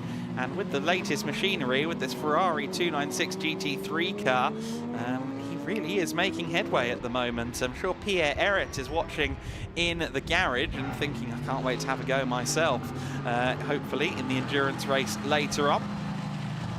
Top 3 cars through the final corner then, and let's see if Kenneth Heyer can retain that lead down the main straight. I don't think anyone's got a run good enough to challenge for the lead, but Christian Hook looks like he might have got past Hubert Darmetko. Yes, he has. Hook now in the slipstream of the Mercedes AMG GT3 should be clear into second place by the time they get to the first corner. Yes, he is. The Porsche 992 Cup car then demoted down to third place. Hubert Darmetko down to P3. He now has to worry about Uwe Lauer behind him in De Beermacher Ferrari 488 GT3 for good measure. 4 cars within a good couple of seconds here for the race lead.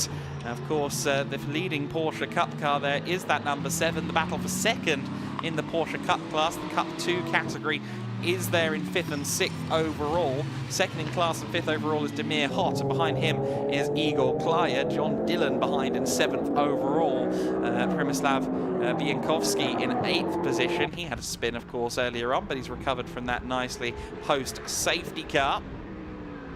Uwe Lauer then sizing up his opportunities and where they may lie as they go through the Parabolica interior.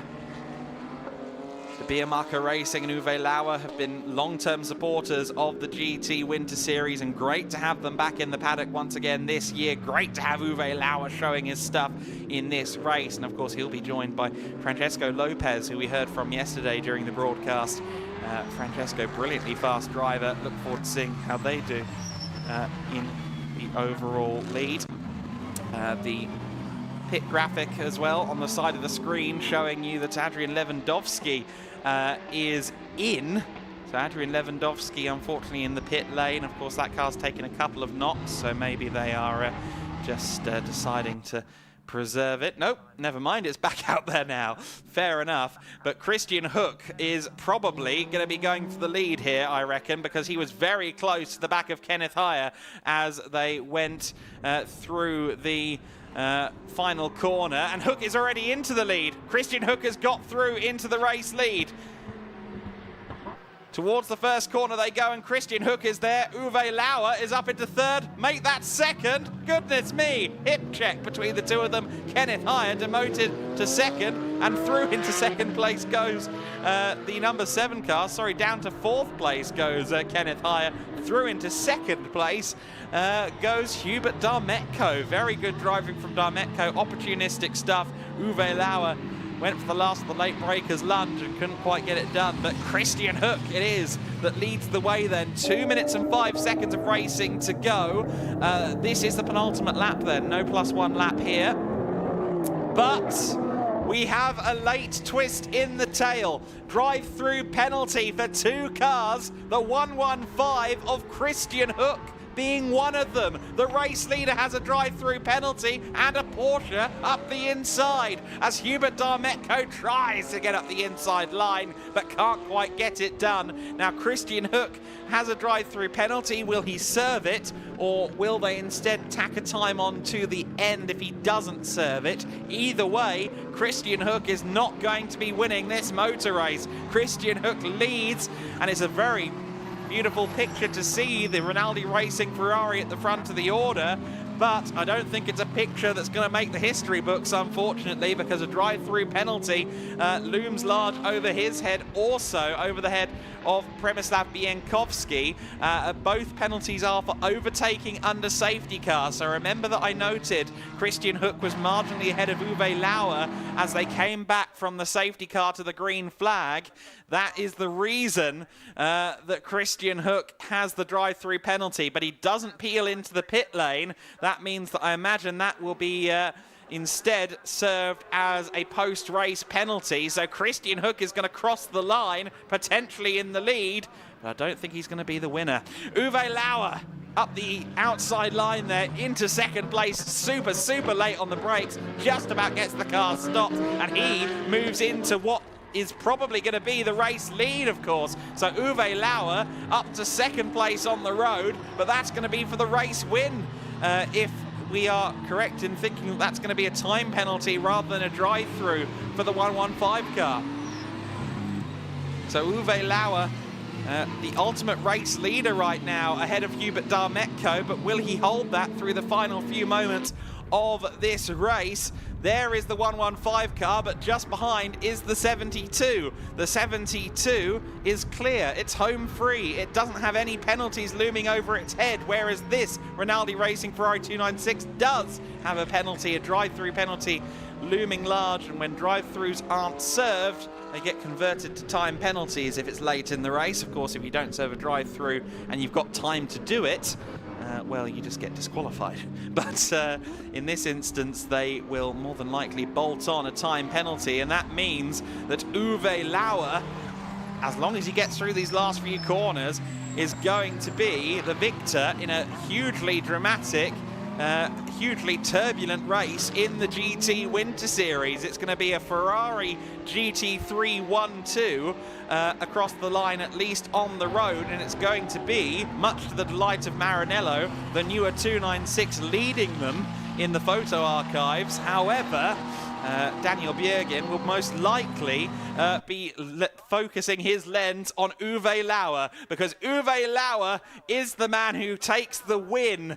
With the penalty applied to Christian Hook, it will be Uwe Lauer that wins the race. Lauer crosses the line to take the win. He must know, because he's punching the air. Hubert Darmetko takes second place then, with the penalty that we assume is coming. Kenneth Heyer will inherit podium then with the Mercedes-AMG GT3. Of course, they haven't confirmed yet that there will be a time penalty for Christian Hook, but that is very much my suspicion. Christian Hook takes the flag first. It seems doubtful that that will be the result.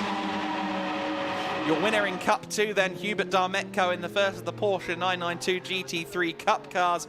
Of course, Cup 1 won by the Ferrari 488 Challenge Evo of John Dillon. He'll be joined by Matt Griffin in the endurance race. There's Louis Stern just crossing the line. He finishes in 11th place in this race. Of course, he'll be joined by Bruno Spengler in the endurance later on. And Adrian Lewandowski has also crossed the line to win Cup 4, but he was, of course, a lap down after that pit lane visit.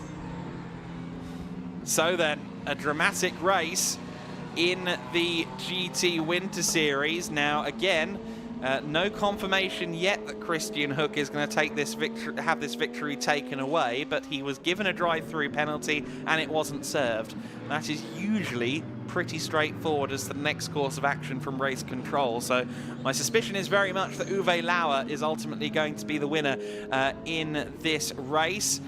Christian Hook waving, though. He was happy. He was flashing the headlights. I don't know if he was told about this penalty or whether he will get told about this penalty, whether he does pull up to the top of the podium or not. We'll have to wait and see. But I would suspect Uwe Lauer is going to be the winner of this motor race once all is said and done.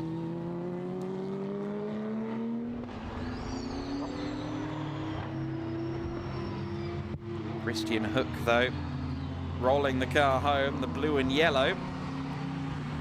Classic Ferrari colours on a very, very modern Ferrari. Of course, the first ever V6 Ferrari GT3 car. The 488, of course, being a 3.9 litre V8 turbo. So a new era for the Ferrari GT3 project with the V6, and of course these GT3 cars now for the first time eligible for the Le Mans 24 hours as well, which is a big selling point, and the GT3 category will be reaching new heights, as of course is the Winter Series package this year, and we've had some brilliant racing already today as well. The 115 car pulls up and does pull up in P1, but again, something tells me this isn't definitive, because again, he had a drive-through penalty, he didn't serve it. It's fairly academic, but for now, Christian Hook is your provisional race winner. Uwe Lauer not quite getting the memo that he needs to park alongside the number 7 car, or rather, sorry, the number 115 car. Christian Hook is exiting. Of course, the approach here from Rinaldi could be an appeal to the penalty. Maybe they're hoping to try and win that back if he does get penalised. Well, he did get penalised, he got a drive-through. But maybe Rinaldi are looking to appeal. Francesco Lopez, meanwhile, embracing Uwe Lauer, who more than likely is going to be the inherited race winner here, one would suspect, but that's not confirmed yet.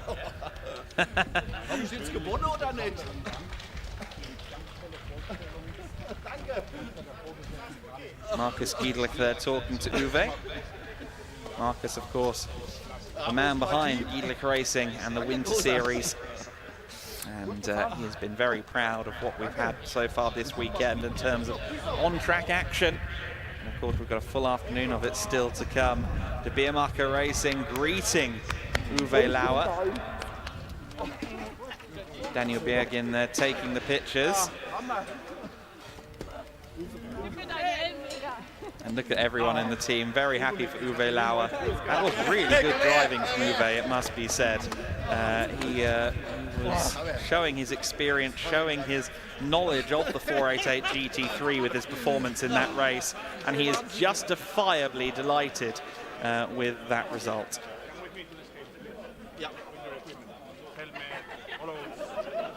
And he needs to go to the weigh scales first, though, before he celebrates the win. You see the marshals having to sweep up some gravel. It must be said, a disproportionate amount of that gravel from Joachim Bolting's Porsche 992 Cup car. Bolting, though, did finish 9th place and will hopefully get to grips further with the 992 Cup car in the endurance race, and I think a lot of people hoping for slightly drier conditions in the endurance race as well. The forecast suggests they might be in luck. So then the race result, at least on a provisional basis, is Christian Hook across the line first, but again, he has a drive-through penalty that he did not serve.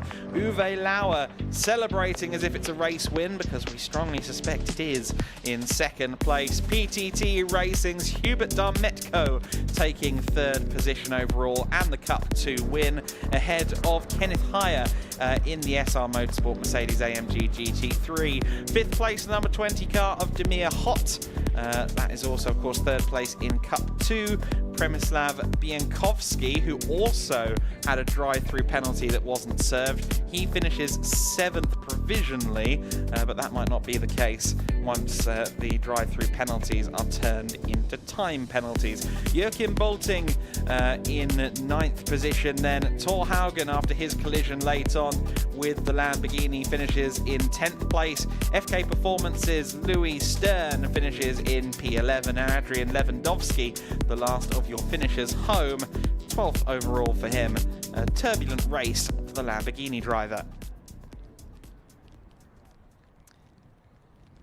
So then sweeping ongoing from our marshals as the final race before lunch break is now completed. Over the course of lunch break, we'll of course be bringing you the podium ceremony from the GT Winter Series race. We'll also be catching some news and views from down in pit lane over the course of lunch break.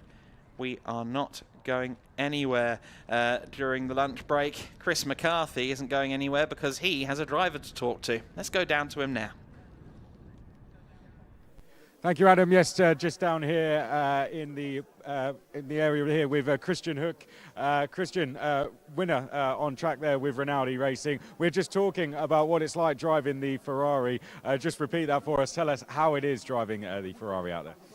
So in my opinion, so Ferrari driving is, I drive since 15 years Ferrari. And so I drove also the GTE of Le Mans and the 488 and the 458. But this is a huge step, in my opinion, with this 296. It's an amazing car. And we were talking as well about your time racing in Le Mans as well. I mean, it's been a while since you said you may have jumped in, but how is it being back out there? In the 296? Yeah. Yeah. Yeah, it's another word. So you have the ABS, you know, in the GTE, in the Le Mans cars, you don't have ABS. And so the aero is more stronger, but no, in my opinion, so I had fun. I had a lot of fun. You've raced at the very top, as you said. You 24-hour Le Mans in 2021 and 2022. What's been your view of the GT Winter Series so far? So the Winter Series, I was surprised. So it's the first time, and I like this here. It's many spectators, so it drove also the ELMS, and we joked a little bit and said, hey, we have more spectators than in the ELMS. No, it's nice, really. It's nice. Good training. A winner on track. Of course, we don't know what's going on with that penalty for the safety car, but nevertheless, winner on track. You must be delighted with that. Yeah, I'm delighted. I'm very happy. Good stuff. We'll see you on the podium. Congratulations. Thank you. Thank you. Good stuff. We're going to have a chat with Uwe Lauer as well, who was second on the road. Of course, we don't know what's happening with that investigation for overtaking the safety car. So, Uwe, second on the road. I mean, starting P9. That's I think I won the race. yeah. Well, that's what I'm saying. Second on the road, but that might change now. So you must be absolutely delighted. Yeah. For me, it's not important the first place or second place. It was a very, very nice race. A hard race, a lot of yellow phases, yeah? But at the end, I'm absolutely lucky, and I have to congratulate my team. My team had a very nice job. They did a very nice job. See, it became very clear when you got out of the car that you knew you pretty much got the win there. So how did it feel? How did it feel when that news came through to you that there was a penalty ahead of you and that you probably got the win? Yeah, I think I won the race. My team told me it's on the monitor. It's a penalty from 35 seconds. Ich bin Erster. Woo! That's what we love. We love the live reaction for it. I mean, absolutely fantastic celebrating with your team. Tell us a little bit how it was out there in those conditions. How was it driving out there in those conditions? Because it looked pretty tricky out there at times. Yes, absolutely. It was the same like an ice field, huh? So you don't have to push too hard, because by these conditions you are in the green or in the gravel. So the race is finished. You have to move slowly. Ready to go and celebrate on the podium? Huh? Ready for the podium now? Podium? Yeah, yes. Let's go. They call me, huh? Yeah, let's go. Let's go. Right, Adam, I think we have a bit of setting up to do down here, but I'm going to head back down to you. We're down here in pit lane getting ready to go. I'm going to head up to the podium with the drivers now. Now we know the correct order that they're going to go in. I'm going to hand back to you to maybe just do a little bit of resetting on that whilst we go and get ready for some celebrations. Absolutely, Chris. I can confirm that in the last minute or so, the timing screen has shifted, and Uwe Lauer, as anticipated, is now shown at the top of the timing screen. So Uwe Lauer is indeed our race winner in the GT Winter Series Race 2, ahead of Hubert Darmetko and Kenneth Heyer, our overall top three. Now, Christian Hook, with his penalty applied, now finishes 9th in the race. And of course, Przemysław Bienkowski, who also had a drive-through penalty that wasn't served, he is now registered in 11th place. So what that will do in the championship as well is give full points to Uwe Lauer within the GT3 class. So that is going to be big news for him. And also, Christian Hook will finish 4th in GT3 with that penalty applied. So he's going to lose out quite a few points in that one.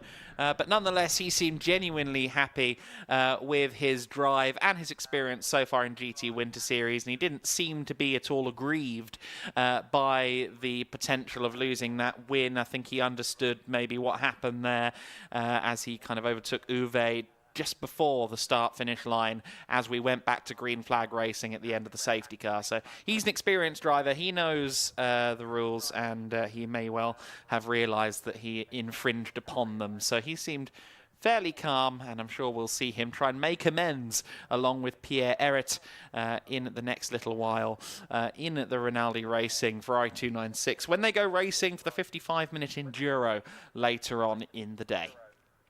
So then, confirmed then that Uwe Lauer has won the race. I'm very glad that that was confirmed because, of course, I presumed the entire time, but that is always the protocol with drive-through penalties that aren't served. I was just hoping against hope that I was right, and Uwe Lauer is indeed the winner. De Beermacher Racing will be looking to build upon that, and of course Uwe looking strong in these wet conditions, and with Francesco Lopez in the back pocket as his pro driver for the endurance race, that could be quite the combination. It might not be the last time we see the black and green Ferrari 488 GT3 car on the top step today. We'll have to wait and see, though. The endurance race, quite another kettle of fish, of course. Pit stops to be considered. Pro drivers jumping in towards the end of the race. We know, for example, that Louis Stern has Bruno Spengler waiting in the wings. That's just one example. Damien Capitiano as well with Thor Haugen in the Pellin Racing Ferrari. There's all sorts of very fast drivers. Matt Griffin, of course, as well in the 488 Challenge Evo, to name but a few of the smorgasbord of talent that we've got in the paddock here for the GT Wind Series race. And hopefully we get a full quota of cars. We haven't seen much of Olymp so far this weekend. The car number 5, the 488 GT3 from Olymp Racing, was of course out there with Christian Korzynowski yesterday, but Stanislav Jedlinski elected not to take the start in this one. Karol Basch was also missing in the Audi R8, but hopefully we do get a full quota of cars in the endurance race. But nonetheless, on the evidence of the sprint races, we're in for a treat when the GT Wind Series is back out there with the long distance race in a little while. The Circuito do Estoril has been providing us with thrills and spills aplenty so far this weekend, and it's provided us with a great crowd in attendance as well. As alluded to there by Christian Hook, we've got a great crowd in attendance, free admission to Estoril Circuit on this Wind Series weekend, and that element, free admission, goes for the entirety of the Winter Series calendar in 2024. So make sure you make your way down to the racetrack if you live nearby any of our destinations, because you will surely be in for a treat if you come and watch some Winter Series action. Of course, next weekend we are at Portimao, and as you heard from a few drivers already, they're all kind of itching, chomping at the bit to head to Portimao, but everybody loving Estoril as well. I dare say a few drivers loving Estoril more on Tuesday, Wednesday, Thursday, Friday, when Gedlich testing was ongoing and the conditions were dry. Quite the challenge in the wet weather. But drivers handling it well for the most part, and again, very impressed with Uwe Lauer. He was really on it in these treacherous conditions, and ends up taking the checkered flag. No doubt Francesco Lopez very proud of his bronze driver. And we'll see how Lopez and Lauer do later on when they go racing. Chris McCarthy and the Gedlich team currently working on herding their drivers towards the podium, and we'll no doubt see them up there in just a couple of minutes. The celebrations will be ongoing, and after that I believe myself and Chris will be doing something of a pit walk, chatting to some personalities in the paddock, and that will be great fun as well. But now the celebrations can begin. The podium with Chris McCarthy.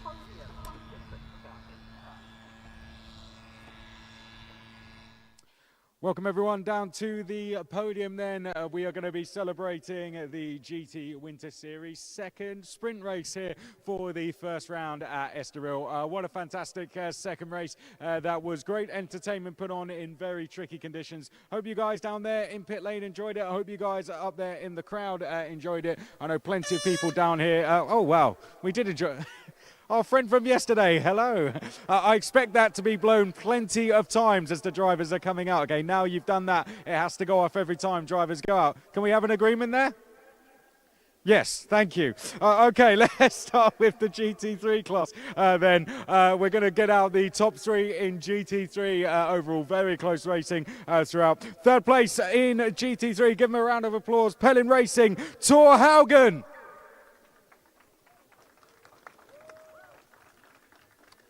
Come on. Yes, there we go. Finishing in second place for SR Motorsport, number 11, Kenneth Heyer.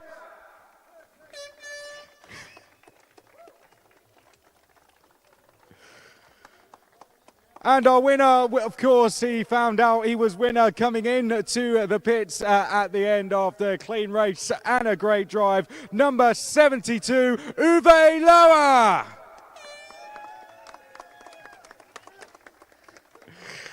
Well done, Uwe. Let's get the Gedlich Racing guys to come out and present the trophies now, and then we're going to have a chat to our top three. We're going to get some photos taken. Danny's going to swing round and get the photos. Let's get you all on the top step. Get nice and close, guys. We'll get all our pictures taken, and then I'm going to come up and have a chat to our top three as well.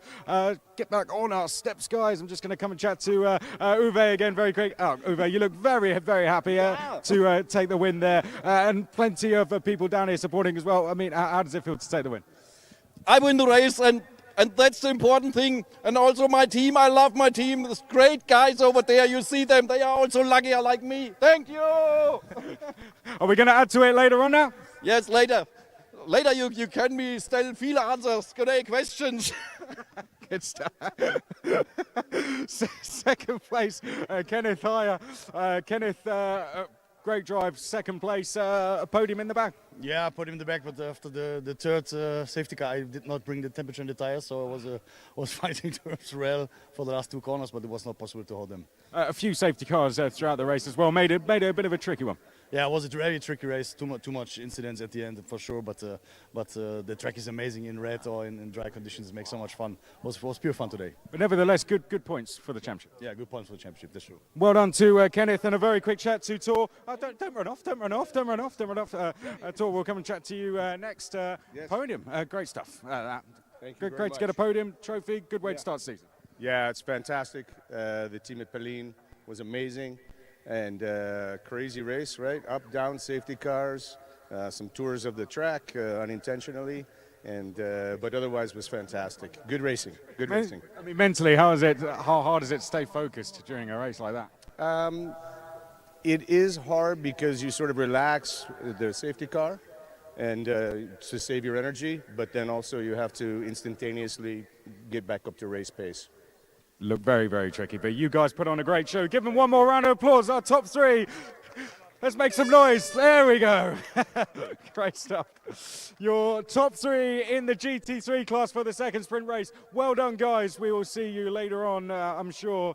Right, let's go to Cup 2 next, finishing in third place in the Cup 2 class, the number 7 war, number 741, Igor Klaya. Igor for the PTT team. These, of course, the Porsches that we had out there, the brilliant Porsche GT3 class. Love the sound of these ones. Second place, the number 20 for lap time performance, Damir Hot. Come on, Damir. Give him a round of applause as he comes out. Well done, Damir. And then our winner for PTT, 2 cars on the podium. What a fantastic job from them in this second race, taking the win in Cup 2 for race number 2, Hubert Demetko. He's been putting in a fantastic performance so far this weekend. Where he's driving, I'm sure we will see him on the podium again later. Gedlich Racing coming out to present the trophies. And Danny's going to come out to take some pictures as well. Well done, guys. Let's get some pictures. Let's get you all up on the top step of the podium. Get your caps on for us as well, guys. They are there to be worn. I know they're going to ruin your hairstyle, Hubert, but come on. Let's get them on.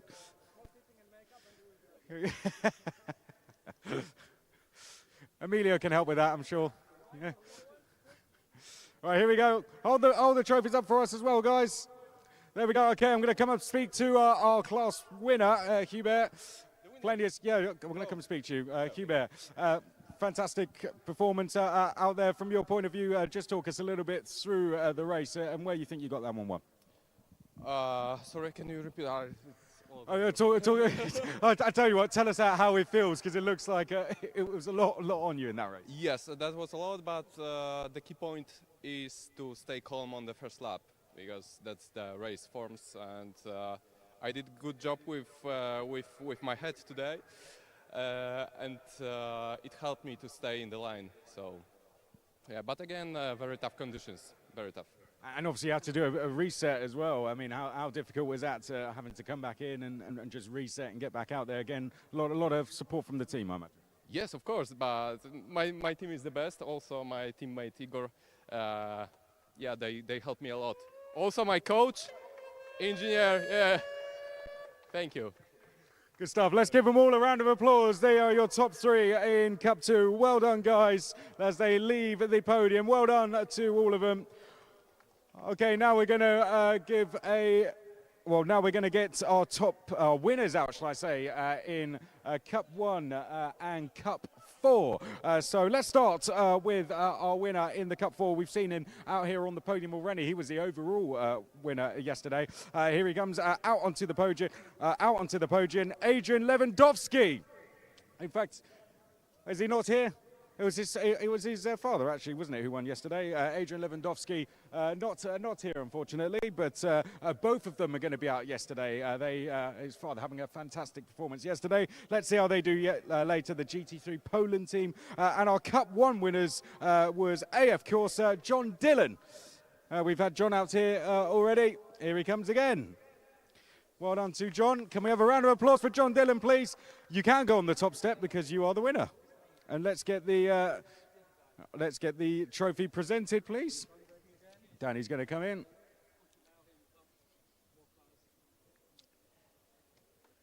Well done.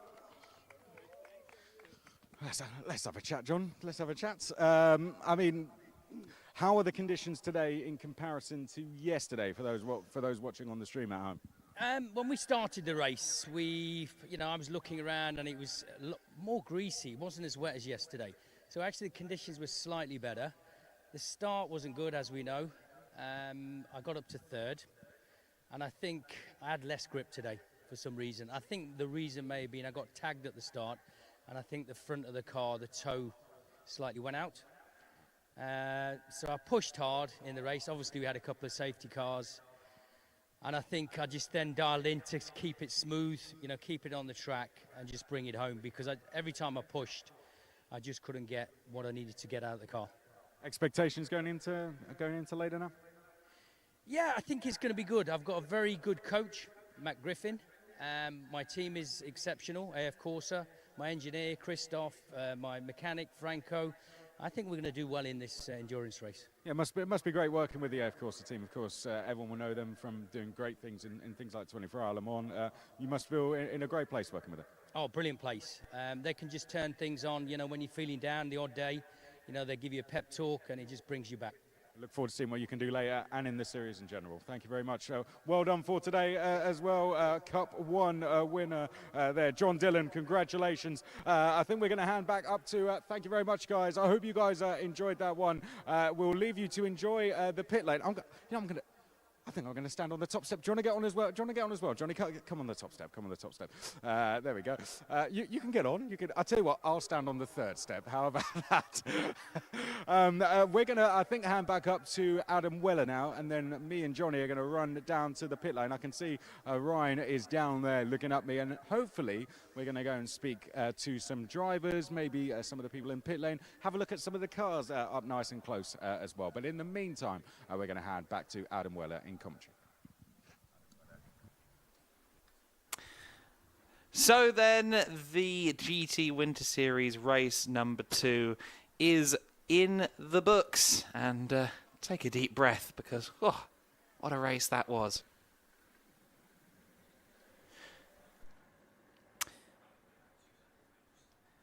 And so then we still have a packed afternoon. We're not quite able to do as much pit walking as we were hoping to do during the lunch break, because of course there's less of it with some of the delays that we've had. Our next race scheduled for a little over half an hour, the GT4 Winter Series. But we will get some reaction down in pit and paddock and hear from some of the personalities in this GT Winter Series paddock over the next few moments before we go back to racing in a little while. In the meantime, let's catch up with one of the team bosses, who is also one of the drivers for NM Racing Team. I am, of course, talking about Nil Montserrat.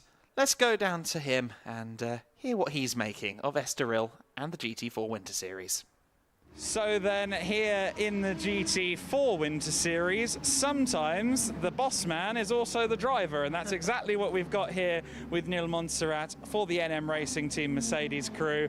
Obviously, this is a familiar driver pairing now, but almost unfamiliar for you to be in a car again, because until last year, you'd kind of retired, hadn't you? Yeah, it was 8 years without driving, so last year I did the comeback. Only for a few races on GT4 supercars. Was very good, very nice to come back. After 8 years without driving was not easy, but good. Also the AMG GT4 is a great car, so enjoying it a lot. And obviously, I think you've done a few laps of this circuit before here at Estoril. Where does this track rank for you in terms of places you like to drive? Oh, Estoril, I really like it a lot, and much more with the third sector like we have now with the chicane. I love it. It's much more interesting, and it's one of my favorite circuits because I also raced here in Formula 3 a lot of years ago, 2002. So yeah, but yeah, I love Estoril. It's very nice. The weather is always nice. It looks rain tomorrow, but at the moment it's looking very good. I'm here to help as much as possible to Alberto de Martin. He's our amateur driver, which is improving a lot. We are working hard on his performance. My performance is not important. I'm doing little laps only to validate the setup and help Alberto to have references laps. But the most important is to have Alberto driving a lot and helping him. For this reason, I come back racing to race with my friend Alberto. And obviously, as you said, you have that single-seater experience. I know that driving a single-seater race car, or indeed a prototype, is a lot different than a production-based car like a GT. If you had to pick one, if we had your Formula 3 car here alongside the GT4, which one do you think you'd want to take for a spin? For sure, the Formula 3. I mean, the open wheel, the Formula driving is always amazing. I really love and enjoy the downforce. It's one of my best years on the racing, when I raced Formula 3, when I raced LMP2 in European Le Mans Series. That was amazing. Now I have the downgrade to bronze. For the reason I am also coming back to racing and yeah, enjoying and helping my friend Alberto. And last question, obviously we've got a great calendar here with the GT4 Winter Series. Of the circuits on the calendar, which is your favourite? I should say Barcelona, our home track, yeah. But it's Portimao. There you go. Yeah, Portimao is roller coaster, up and down, blind brakings, it's amazing. So Portimao is my favorite for sure. Yeah. We are really enjoying to being in the Winter Series. Good of quality track time, and it's the best pre-season possible. When I've seen the calendar, get in contact and sign up straight away with our amateur drivers, Max Huber and Alberto. Is the best pre-season possible to be here doing Winter Series. Well, there you go. I think with that judgment for Portimao, I'm going to say it's 1-0 Portugal, but there we go. Thank you, Nil, and good luck this weekend. Thank you very much. Cheers. Thank you for that, Adam Weller. Some great content being delivered from him, which we recorded a little earlier this week. Now, I'm down in the pit lane with a man we spoke to earlier after a fantastic win, Danny Sufi, down here at Conrad Motorsport. Danny, thank you very much for catching up with us. Just tell us a little bit about, we were speaking about it just then, a bit about your background and what's led you to racing here in the Prototype Winter Series. Yeah, I have a kind of a different, unique path to prototype racing, but back in the States, I raced Spec Miata or Spec MX-5 for a few years. Won a few championships there, but you know, motorsport is an expensive sport, so kind of reached my limit there. And I switched to drifting for a couple years, and I did that, but you know, I had so much fun doing it, but ultimately I realized I belong in a race car. So summer of 2022, I shipped myself over to Europe in search of a drive, and actually met Franz, the first race I went to, which was Prototype Cup at Nürburgring. And yeah, he was like, hey, we're testing next week. Why don't you come out? Let's see how you do. And performed pretty well. So kind of turned into me doing a couple races, and then now driving for him full time. How has this journey been so far, racing with Franz? Man, if you told me 2 years ago that I'd be doing this, I wouldn't believe you. So it's quite special. I'm extremely grateful for the opportunity that's been given to me. So yeah, it's been fun. It's been crazy, learning along the way, and yeah.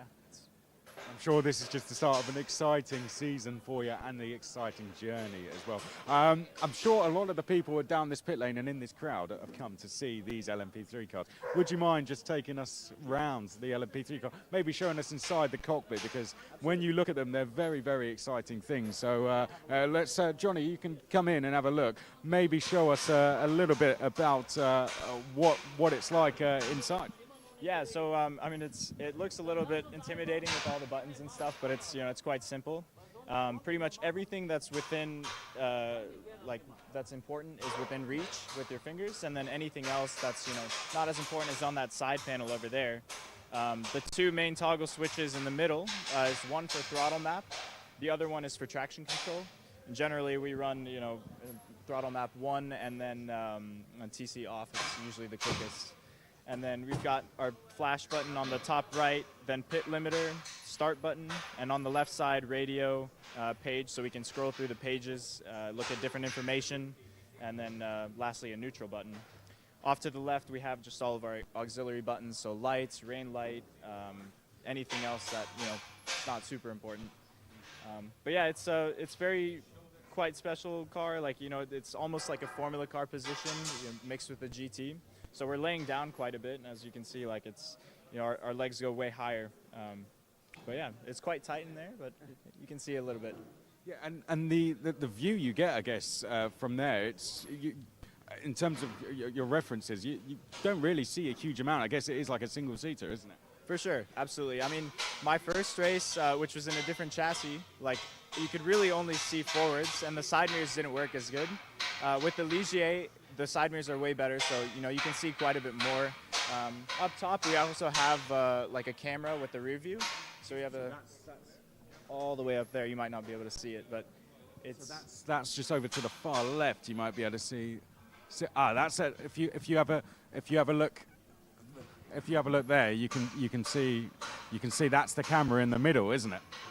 Yeah, so that's our that screen up there kind of gives us a full view behind us. So it's quite nice, especially in dry conditions. If you're going into a braking zone, you can see when someone's diving a certain way. So yeah, that's quite a bit of a nice aid.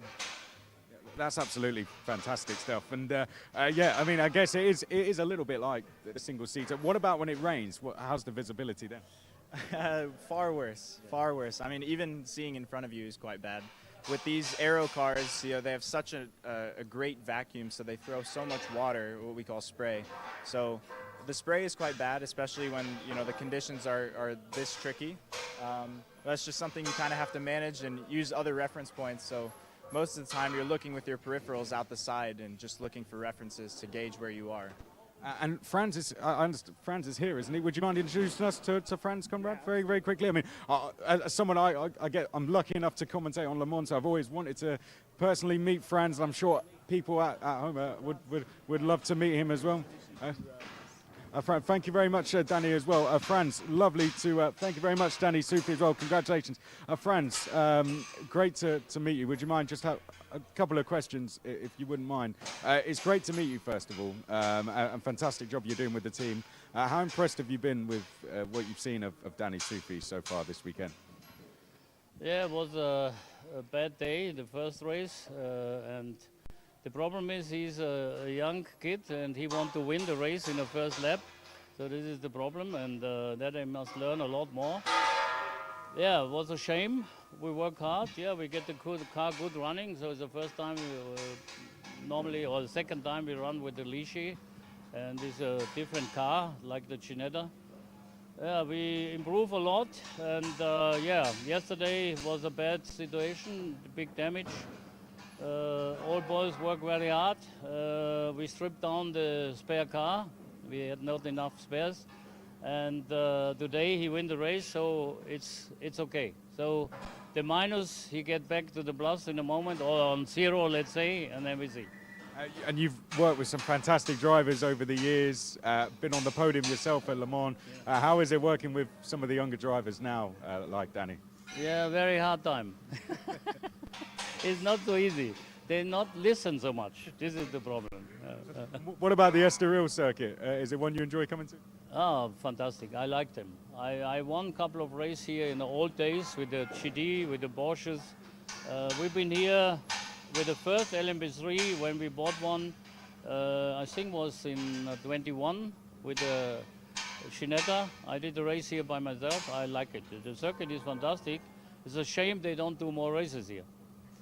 Was that the 962 Porsche that you? Which Porsche was that you were here with? Was that the 962 at all, or was that a different Porsche? In the 80s, I think. Yeah, long time. I think I remember you did actually have that one as well. Are you going to be racing the series at all yourself this year? I know you were down at one point to race this weekend. Are you going to get in yourself at all with Danny? Yeah, I normally would race here, and I have a problem with my leg. I broke my leg a couple of months ago, and now get a small problem again 3 days ago, and yeah, we fix it, and the doctor say don't work so hard, then it's a problem, and then I jump out, and let's see, maybe I will never say no. I will go back. I like the cars. But you can't leave once you're involved, can you? Exactly. It's fantastic. Thank you very much for taking the time to speak to us, Franz. We'll let you crack on. Absolute legend of the sport. Stood on the podium at the 24-hour of Le Mans. Thank you very much to Danny Sufi as well. Really appreciate it. That was a fantastic insight. Best of luck for the season as well. That was really, really great. Thank you to both of them. Now, that was a really great insight. I don't know if Adam Weller's going to be down to join us. I'll hear it in my ear.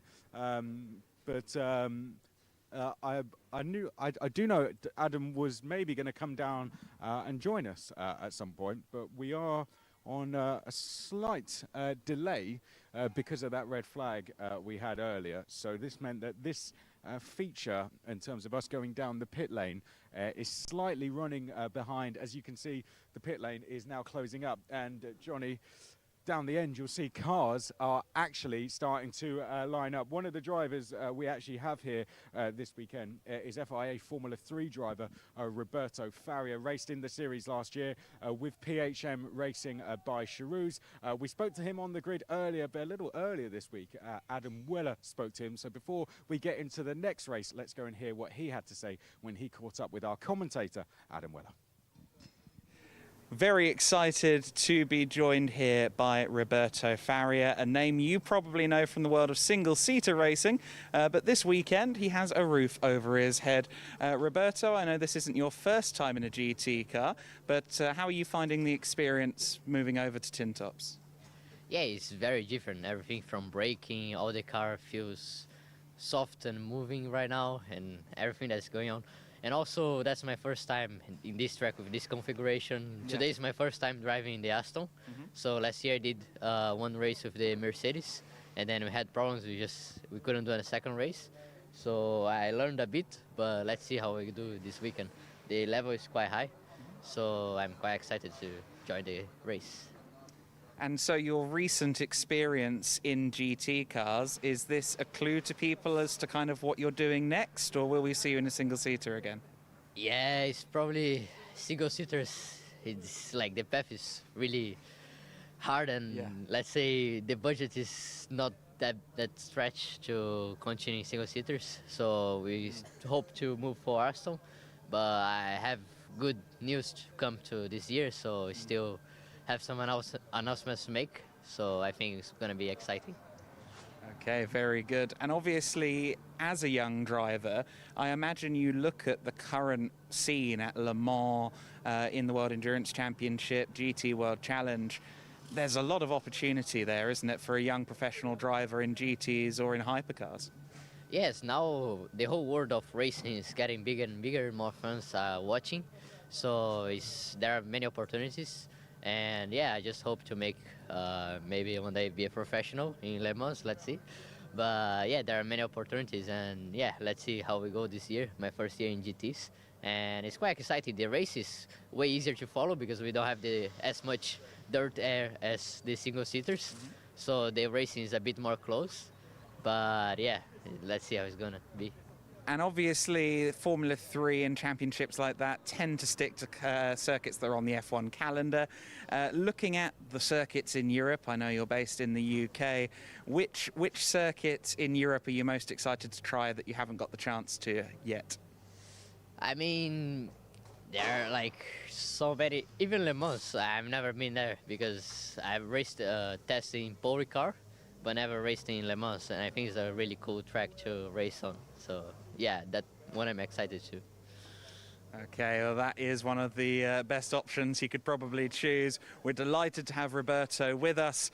Keep an eye on the Racar Motorsport Aston Martins in the GT4s. So we're just building up to the last of the GT4 Winter Series races, the endurance race. One of the drivers you're going to see out in that is the man to my left, Tom Leben. Teammate Zach Meekin, I assume, will be starting the race then.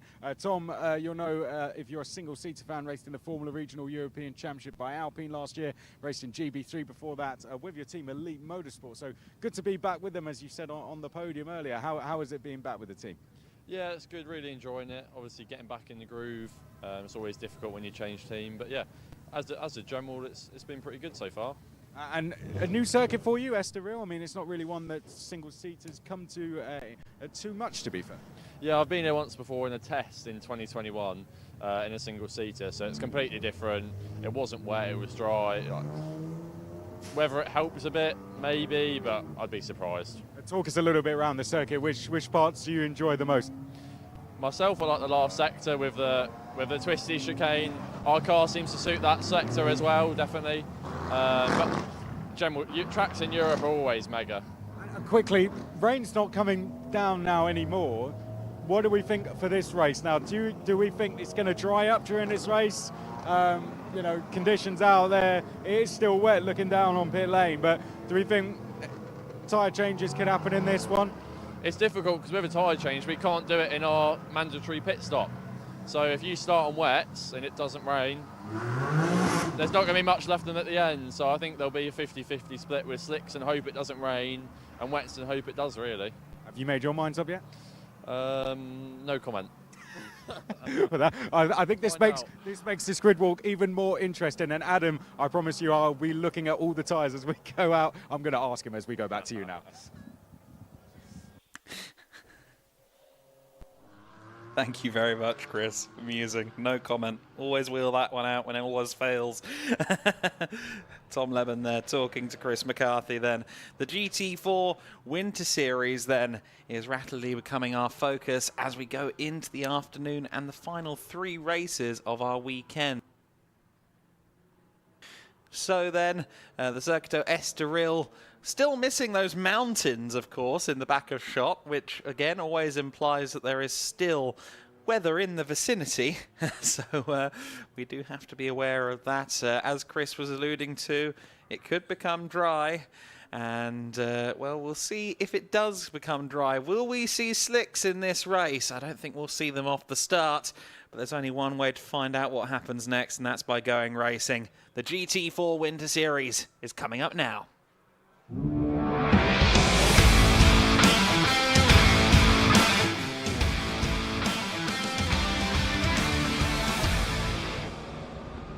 So then an hour-long endurance race for the GT4 Winter Series.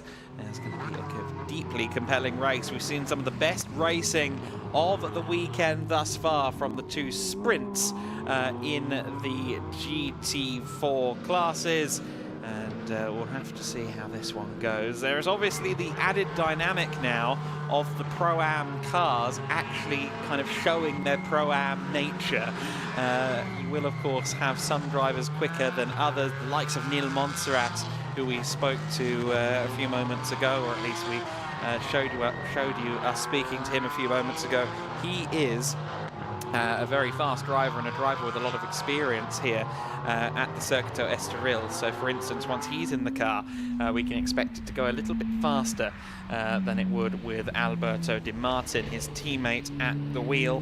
A strong entry list for the first ever GT4 Winter Series weekend. Of course, 15 cars taking the start, and we've had lots of excitement thus far. And it is once again going to be the Resoon 77 Porsche that starts this one from pole position. So Leo Pichler's qualifying efforts coming up trumps once again, but of course that is a Pro-Am entry. He is scheduled to pass the car over to Andreas Höfler in this race. Again, looking at the lay of the land here into turn one, I would be incredibly surprised if anybody looks at that and says, yes, slicks.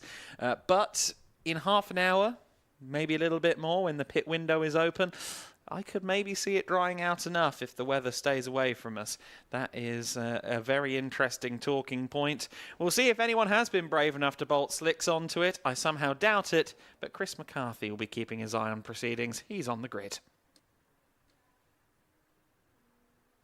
Welcome down to the grid. We're getting ready to go for the first GT4 Winter Series endurance race, the first one ever.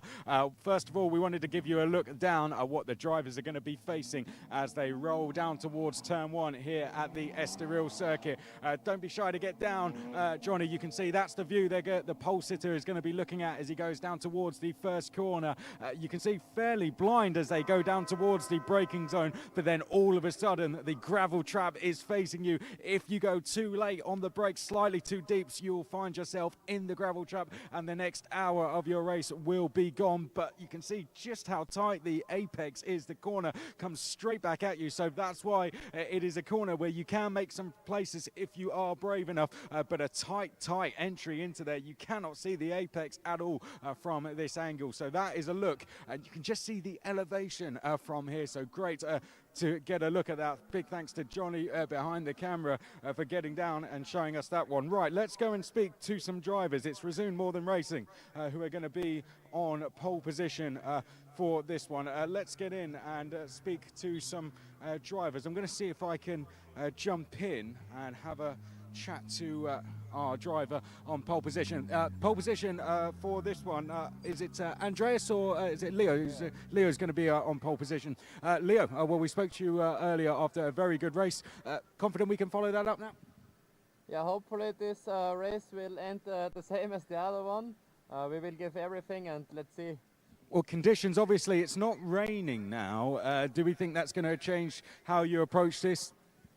Yeah, I think there will no rain coming, but we will go on rain tires because the track is still wet. Still wet around there. Now you've had a look on the outlap? Yeah, on the outlap there was a little bit spray as well, so we will stay on the rain tires.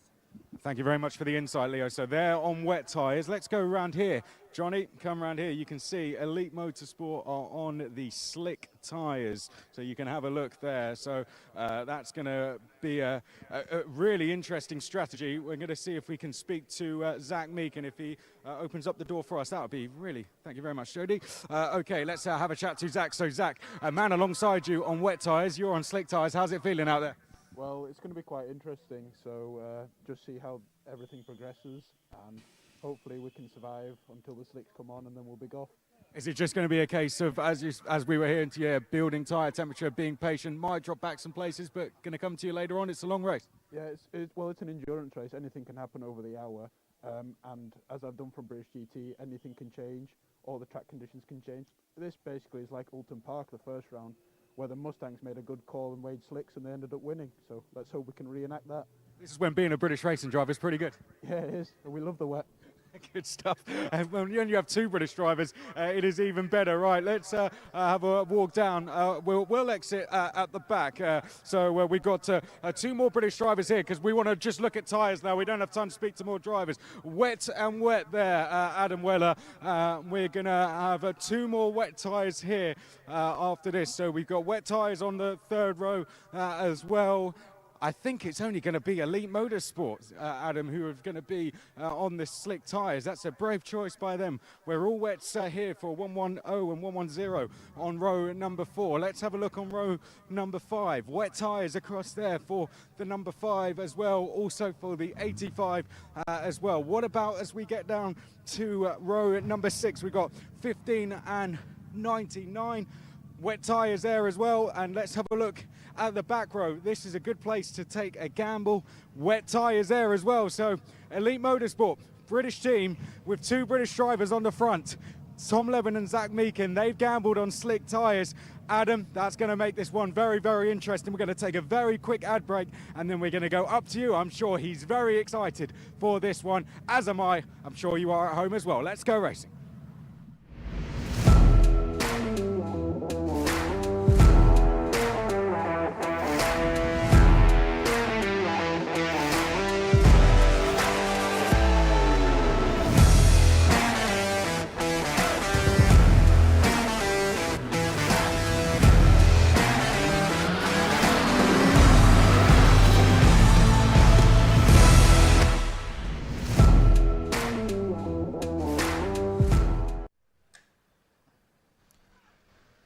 So then we look up the hill from turn 1 to see a full field of GT4 cars awaiting the chance to go racing. It'll be 1 hour of racing with a pit stop window in the middle, minute 25 to 35 here in the GT4 Winter Series. It's Leo Pichler starting on pole position in the number 77 car. Alongside him will be Zach Meakin in the 78 Elite Motorsport car, and as we heard, that McLaren, it's on slicks. Interesting. Schnitzelbaum Racing's Jamor Hartling is next, the number 11 car, starting from row 2 of the grid.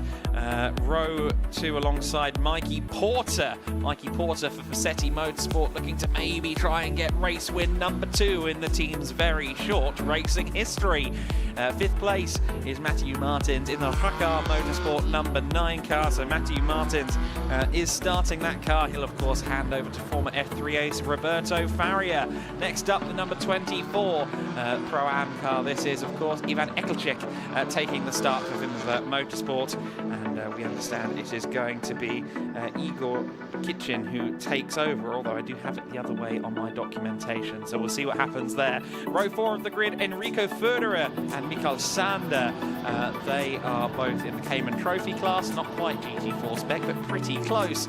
Luis Liberal, the first of the AM cars, the BMW M4 GT4 from the Speedy Motorsport stable. It was very speedy, an AM win earlier on in the day. Charles Dawson to start the CV Performance number 85 Mercedes AMG from P10. Alberto Martin is next in P11 alongside the East Racing Motorsport number 99 Porsche Cayman. That to be started by Jan-Nicholas Sommershoff. Hand over to Florian Bauer. The number 10 car is next, Max Huber at the wheel for NM Racing Team. Richard Wolff alongside him in the 81 Razoon BMW, although I think it might actually be under Erdem at the wheel. May have switched around since the documentation came out. Pierre Lemaire is next, the 823 car from Teichmann Racing to round out our top 15. Our 15 cars taking the start of this race. It's an hour-long enduro for the GT4 Winter Series. No pit handicaps or anything crazy like that in this one. It's a straightforward race with a pit stop in the middle, and that means that we are going to have a very compelling situation with fast drivers jumping in and out, with young pros combining to try and take the win over the course of this hour. I expect this to be one of the races of the weekend. I also expect this to be a double safety car, as has been the case, 2 laps under the safety car before we go racing, but we will see whether that is the case in the next few moments. But it will be 1 hour of racing. And isn't it interesting that this Elite Motorsport McLaren's on slicks? You see him, I think, just testing the limits of the grip at the moment. Zach Meakin getting a feel for the car as it twitches around underneath him. And now the question is, does that McLaren peel off to go switch tyres? No. So they're sticking resolutely with their decision to jump onto the slicks, which is bold, which is brave, which is admirable, it must be said. That is really interesting, sticking to their guns here, and it could well pay off, because with every passing minute at the moment, it is getting drier out there on the circuit. I don't doubt that this circuit is going to be good for slicks as long as it doesn't rain again before the end of the race. I'm just not convinced that it's good for slicks right now, but if he can keep the car on the island, then sure, very well could be the way to go, slick tyres. Now, you heard Tom Le Bon saying earlier on that you can't get these tyres changed within the pit window time, and you might be thinking to yourself, well, why is that? I see GT3 teams changing tyres all the time.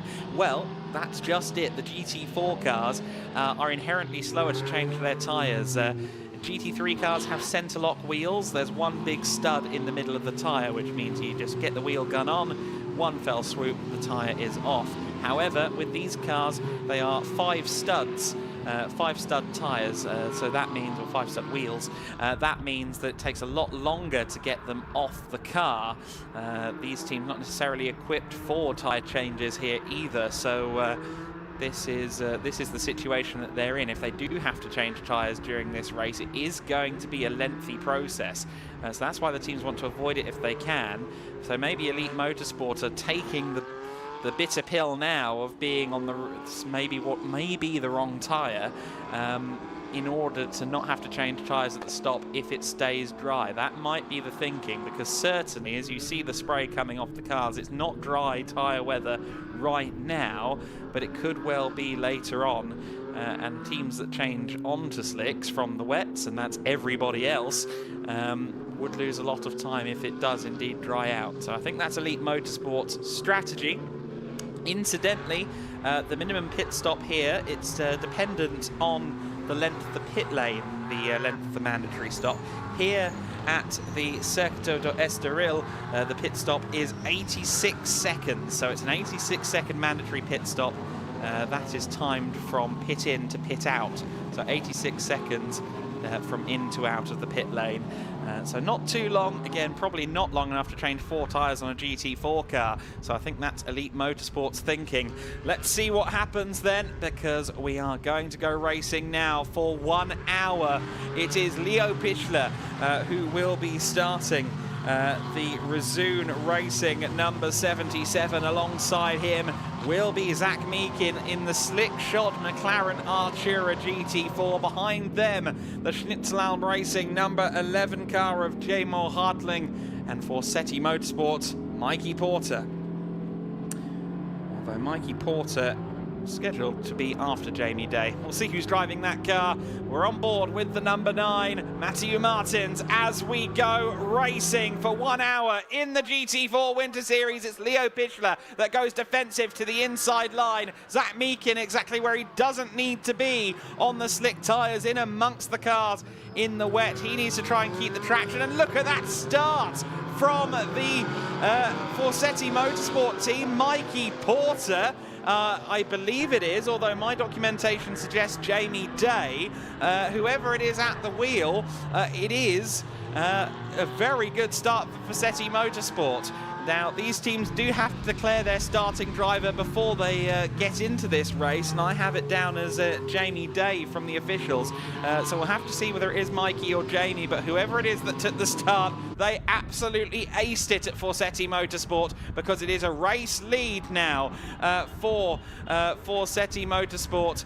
The number 19 car that, of course, took the first ever win in the first ever race for the team earlier on in the weekend. Leo Pichler knocking on the door. The Elite Motorsport McLaren has basically fallen to the very rear of the field. Look at Matteo Martins fighting hard with the steering wheel of the number 9 Racar Motorsport Aston Martin. He's watching as they dip down into turn 7 for the first time in this race, giving Arella's Apex a very wide berth indeed.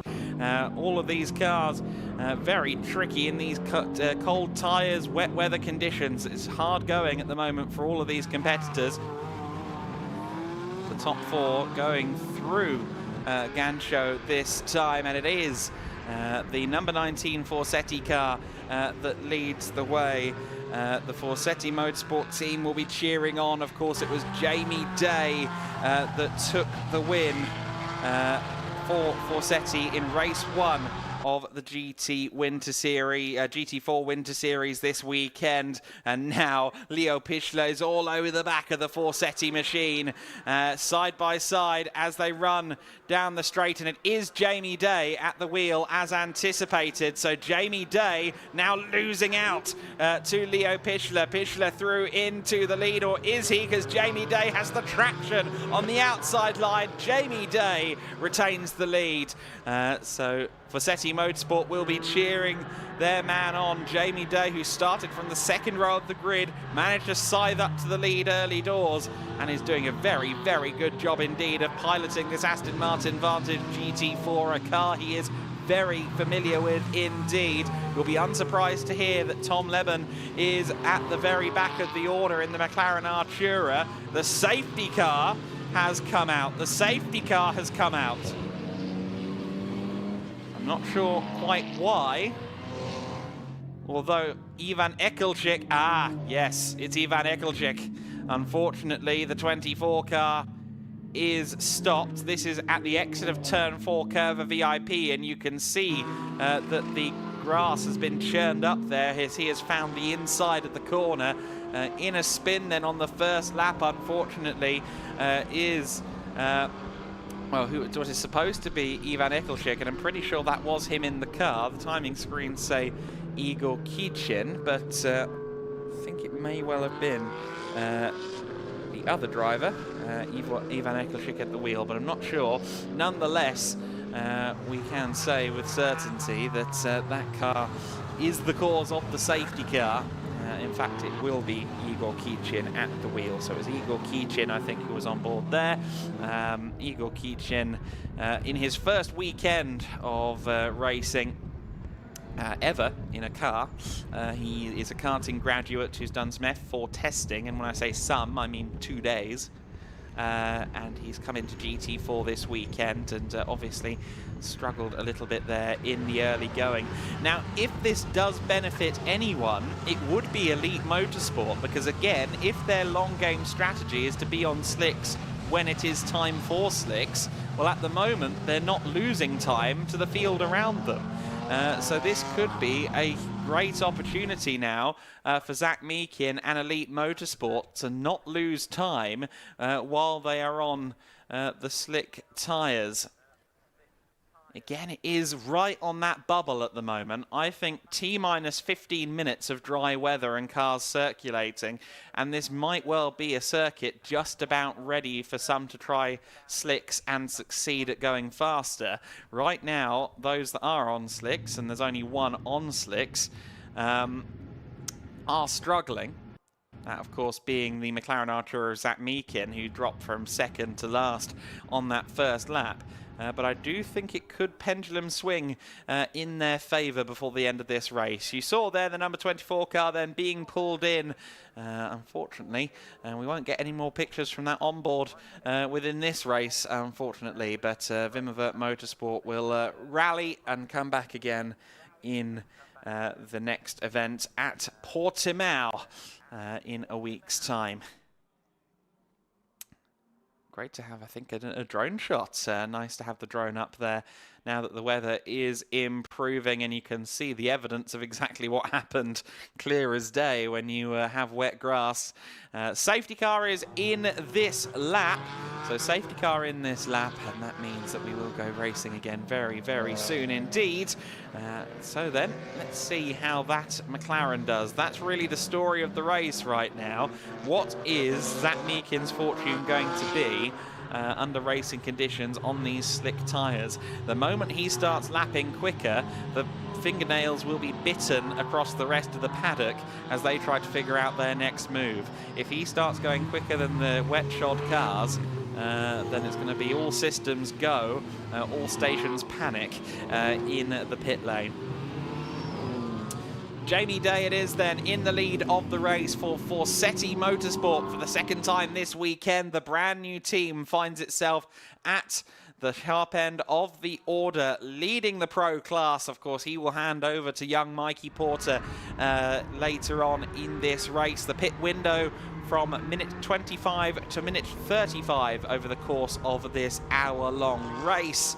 And let's see whether or not Jamie Day can now build himself an advantage. Certainly, if there's anybody who's not going to let Jamie Day get away, it is Leo Pichler. Leo Pichler is a master of the Cayman GT4 RSCS. He's done a lot of mileage in this car. So as we get ready to return to racing, it's Jamie Day for Forseti Motorsport in the lead. Leo Pichler for Rezoon in the KTM. In the KTM, they do run KTMs, but that's a Porsche. The Rezoon Porsche of Leo Pichler in second. Schnitzlaum Racing's Mercedes J. Mo Hartling at the wheel in third place. In fourth position, it's Rakar Motorsports, Matthew Martins in fourth position. Fifth place in leading the Cayman Trophy. Once again, those Caymans looking good in these damp conditions. Enrico Federer in fifth place overall, ahead of the young Norwegian Emil Gjerdrum, rounding out our top half dozen. Jamie Day now controls the field then. He pulls the pin now, coming out of the Parabolica Ayrton Senna. We go racing, we're back up to racing speeds. And strap in everybody, because we're back to green flag action. The GT4 Winter Series resumes its third and final race of the weekend. Then they fan out as they approach the first corner, but it's Jamie Day that should lead it into the first corner. Leo Pichler a little bit later on the brakes. Oh, and a lot later on the brakes is Emil Gjerdrum. He's going to go rally crossing here. He'll do well to keep it going. He needs to retain that momentum. Don't scrub too much speed. I think he's just about going to get it done and continue on his way. Of course, one of Norway's finest motorsport exports is World Rally Champion Petter Solberg, so they know how to handle the gravel. But unfortunately, Emil Gjerdrum exhibiting those skills when he isn't supposed to be. But he'll be back out there on the tarmac now, and we'll see what progress he can make. As you can still see, very treacherous. Zach Meekin certainly driving with the eyes on stalks right now. But it could well swing in his favour as the race progresses. You can see that the sun is starting to ebb through the clouds here. Oh, Leo Pichler far too late on the brakes there. Jamie Day was a little bit deep into the corner as well. And power sliding out of turn 6 goes Leo Pichler there. Parabolica interior. J-Mo Hartling also going wide in that one. Enrico Federer then fourth place overall now. So Matthew Martins is down to fifth place. Luis Liberal leading the AM class in sixth position. As he alluded to, he's not really raced modern cars before this weekend, but he's adapting to it very well, leading the AM class. We've got a switch of position in AM as well for second in class between the two NM Racing Mercedes AMGs. Yes, they're fighting again. I'm sure Neil Montserrat doesn't appreciate how much time they've spent together on the circuit. Leo Pichler looking to the inside line as Jamie Day manages to find the grip around the outside of the corner. It's definitely still slick tyre, wet tyre conditions right now. But again, give it 10 minutes of these cars pounding around the circuit at racing speed, and we might start to see a dry line develop. Let's see if that gamble from Elite pays off. Leo Pichler trying to go around the outside, not quite finding his way there. Powering out of the corner though, look at that. He manages to find the outside line. That was very good from Pichler, going around the outside now. Oh, trying to cut back across. He may have succeeded. He's got the inside line. Can Jamie Day hold on around the outside? No, I don't think so. He tries to cut to the inside line, but it is going to be Leo Pichler that takes the race lead with just over 10 minutes elapsed. Leo Pichler has led all 3 races of the GT4 Winter Series this weekend in Estoril with that move. I think he might be the only driver so far this weekend in GT4s to have made that happen.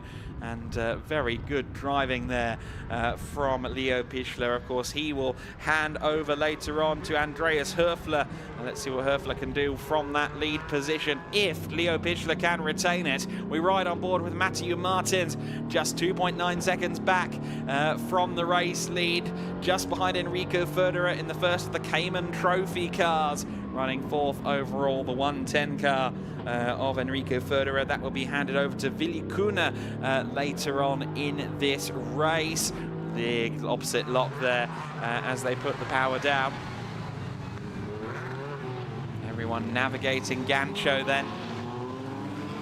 Through the chicane they go, back on the power towards the S's and the parabolic Ayrton Senna, and it looks as though there's a move on there for 4th place. Yes, there is. Matthew Martins gets the drive out of the corner. That's where he went from 4th to 1st in the first race of the weekend on Saturday, and now he's managed to go from 5th to 4th with a very similar manoeuvre.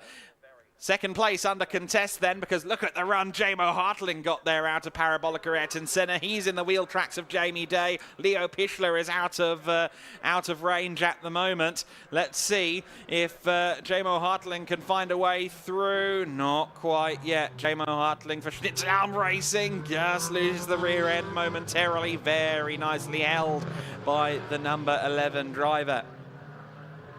Matthew Martins is pressing on then in 4th place. He'll be looking to try and get involved in this podium scrap as well.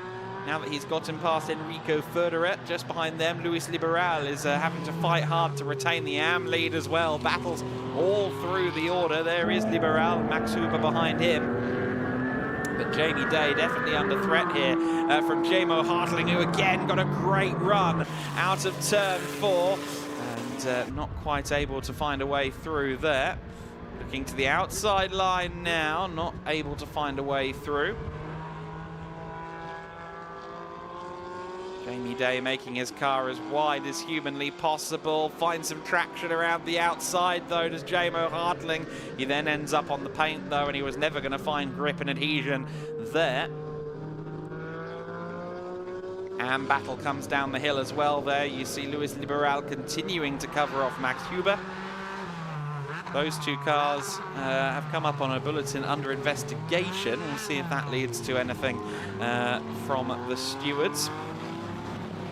Big moment there for Jamie Day. Well, not a big moment, but certainly a moment that maybe would grant him some style points. Turn 4 incident involving the 85 and the 24 is under investigation. That's Emil Yerdrum and the 24. Sure if that's relevant to this race. The 24 isn't in the field, is it? Ah, no, sorry, the 24, the Wimmerwerth Motorsport car. Yes, so, okay, that maybe gives a bit more insight to what happened to Wimmerwerth Motorsport. Anyway, we ride on board as it's side by side for second. Jamo Hartling with a nose ahead as Matthew Martins does some brilliant camera work for us here. Jamie Day to the inside line. Jamie Day retaining second place. Matthew Martins saying, do you mind if I put down the camera and try and get involved? Jamo Hartling says, well, I'm going through first. He gets into second place, or does he? No, Jamie Day once again carries the speed and retains that second position. Leo Pichler loving looking at this in the rearview mirror, because that means he can run off into the distance. And as the pro driver in a Pro-Am lineup, that's exactly what he needs to be doing.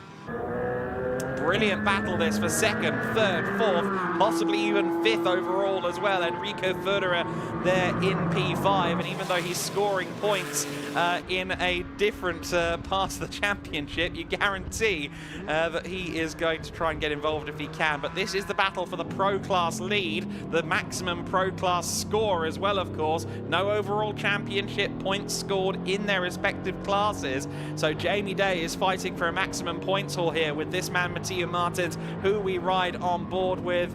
Windscreen wipers going, of course. In fact, does that mean it's raining or just spraying? Oh, Matteo Martins!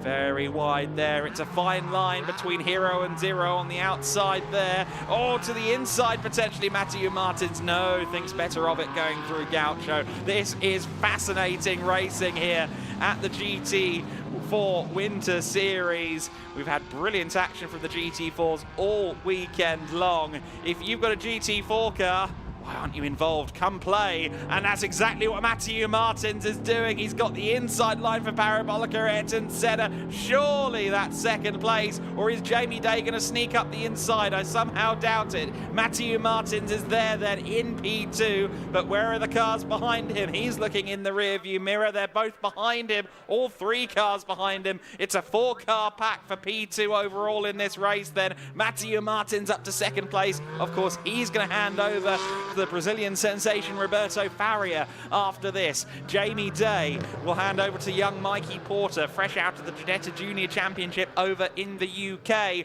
And then it's Jamo Hartling who will hand over to Joel Mesh, who of course finished runner-up in the GT4 Winter Series Race 1 on Saturday. So he's a force to be reckoned with as well. All three of these cars are powered by effectively the same 4-litre AMG power plant. Aston Martin, of course, using AMG engines in their modern lineup, at least when it comes to the Vantages. Oh, bouncing across the grass and the gravel there on the exit of the curb was Matteo Martins, but continues on unabated. 5.4 seconds, the gap between this battle and Leo Pichler in the lead now. So that is a very good scrap, or very good gap, I should say, that has been built already going into the mandatory 86-second pit stop. There you see the points breakdown on screen. The black numbers denote Pro-Am, blue numbers Pro. CT is the Cayman trophy for the club sport spec Caymans that aren't quite to GT4 build, and then the AM class is the red number boards, and that is also the segment of the series that will be scoring the most points, because for this round at least they've got the most competition. The more cars in a class, the higher the points for winning in said class. So at the moment Luis Liberal will be making off with a good number of points coming out of Estoril, but he's got a long way to go before he can claim another AM win. Of course, he took the AM class win earlier on today. Look at that gap for Leo Pichler. He is doing a fabulous job for Rezoon Racing right now, as is Matteo Martins, who has really responded well. He was down to 5th place after that safety car. He's now in 2nd position. And Jamie Day working hard here to try and stay within the podium as Jamo Hartling lurks behind.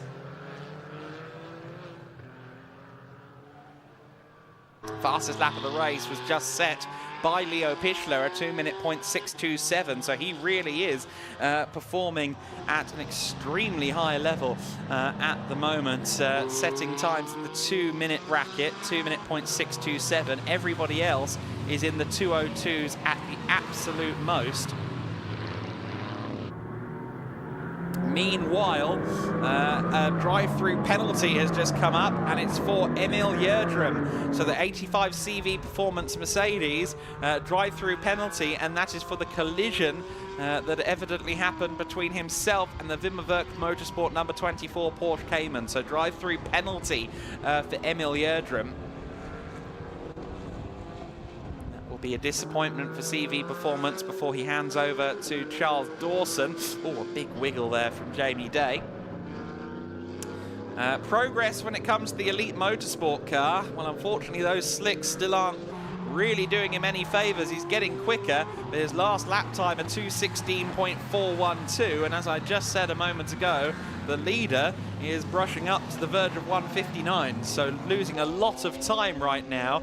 They really need the balance to tilt in favour of slicks in the next few minutes for this gamble to have any hope of paying off. Again, if the other cars do have to switch to slick tyres before the end of this one, and if it does become dry, these wets will shred almost instantaneously. So if they do have to switch to dry tyres, then yes, the 78 crew, Elite Motorsport, will indeed be the beneficiary. The question is, will that happen in time for them to take advantage? The top five starting to spread a little bit then after the last few moments. Further back though in the AM battle, Luis Liberal and Max Huber are very close, and in the back of shot there, De Martin has come into the pits, but that's before the pit window has opened, so maybe there's an issue. Actually, no, my apologies. That was Emil Yerdrum serving his drive-through penalty. Sorry about that, I got a little bit excited. It's Emil Yerdrum into the pit lane to serve that drive-through penalty. Meanwhile, this AM lead battle is looking absolutely spectacular. We've seen Luis Liberal and Max Huber fight already today in the race earlier on, the 30-minute sprint. And now Liberal in the speedy motorsport car with Max Huber right there behind him. Huber with a bit more experience of this type of vehicle, although he also comes from the world of historics. As I mentioned earlier on, has driven AC Cobras, Ford Escorts and cars like that. No shortage of exciting machinery in his back catalogue. Oh, Luis Liberal there, I think he got a bit caught out there. Didn't get the car turned in, and it almost caught out Max Huber for good measure. Lights up the rears does Luis Liberal coming out of the corner then. Liberal takes the inside line through Orella. This is for the AM lead and 6th overall in the race. And the number 5 doing a really good job. Luis Liberal in the factory BMW colours almost. Very much reminiscent of a factory M Motorsport livery. Oh, but he's gone wide there coming out of Gancho, and surely that's the opportunity Max Huber needs. Yes, it is. Max Huber through into the AM lead of this race then. That's 6th overall to Max Huber. Throws it into the Parabolica Ayrton Senna and will now power away from the BMW as very impressive driving from Max Huber. Capitalised on that half mistake from Luis Liberal, and now Liberal is going to have to try and take a run up on the Mercedes AMG now, but can he do it? Can Max Huber now stretch his legs and get away from the Portuguese racer Liberal?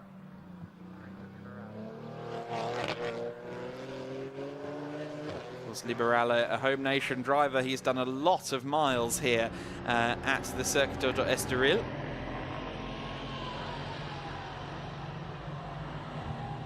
Leo Pichler hasn't done as many miles as Liberal, but he's built the lead out to 8.5 seconds at the front of the pack. So very impressive from him as we continue to follow this AM battle as they go through Curva VIP, put the power down, and then it's flat out through the kink, I think, even in these greasy conditions on the way down to turn 6. That is the Parabolica interior. The gap is certainly extending now in favour of Max Huber. So Huber doing a good job here to now maybe start to build the lead. I think the AM lead might be with Huber for a little while based on the way he's getting away. Jamie Day might not have the podium quite so sewn up in the overall categorizations. 3rd and 4th place still very close together out there on circuit. The Fassetti Motorsport car running in 3rd place for now, but Jamel Hartling has not given up on that in the slightest. You can be sure of that. They're coming down the main straight as we speak. Rezoon Racing's Leo Pichler has not come across the line yet, and he is due across the line, so something's happened to Leo Pichler. Leo Pichler is slowing. Leo Pichler is slowing down. What's happened to Leo? I noted that his time was slow in the final sector. That last lap was a 2:11, which is 10 seconds off of his regular pace. So what has happened to Leo Pichler? Pichler is down to 3rd place behind Jamie Day, and that car clearly has an issue. He jinks to the right, and as the pit window opens, I suspect the door may open on Leo Pichler, and he might not get back in the car because this car looking slow now. Andreas Höfler will have his head in his hands. He thought he was going to take over a race-leading car, but unfortunately, that race-leading car seems to have developed a problem. Slow on the main straight. Potentially race over for Leo Pichler. Well, the pit window is open. Mikael Sander has taken the opportunity to dive into the pits in the Cayman Trophy class car. Under Erdem and East Racing Motorsport Jan-Nicolas Sommershoff have also pitted as this 10-minute window. Now we've spotted that something is wrong with the right rear. Now it doesn't look like it's deflated, whether it's a suspension issue, something, a toe link, something like that. But camera crew's telling us that the right rear looks a little bit suspect. Nonetheless, Leo Pichler's car clearly no longer wanting to play ball. Now, what's happening at the front? Here's 2nd place, Jamie Day and Jamo Hartling. Matthew Martins is your leader. Now, what's the situation with pit stops? Well, Zach Meekin is coming in on the slick tyres just before he goes a lap down. Also, by the looks of it, coming in is Jamie Day. That's interesting. So Jamie Day in relatively early. Mikey Porter is going to do the majority of the driving then in this race. So Mikey will be looking to take the baton and run with it. Just coming out of the pits there is Mikael Sander, just ahead of the race leader. He needs to be careful. Matthew Martins is a lap ahead of you, sir. Just got to maybe clear the way. Matthew Martins now does get through, or does he? Yes, he's indicating to tell Matthew that his pass allowing him through. So Matthew Martins is past the 111 car of Michael Sander, who knows what he's doing. He's done a lot of driving on the Nürburgring Nordschleife in lower class cars, so he's used to GT3s appearing in his rear view mirrors. Jamie Day is in, as we saw, as is Luis Liberal. Leo Pichler is in, to no surprise. De Martin in as well to hand over to Nil Montserrat.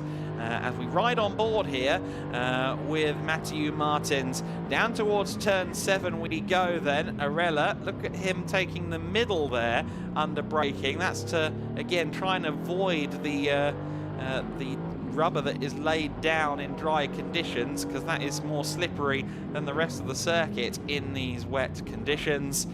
Up over the curbs at Gancho, such a steep incline through this section, over the crest of the hill, and now slightly down again through the S's.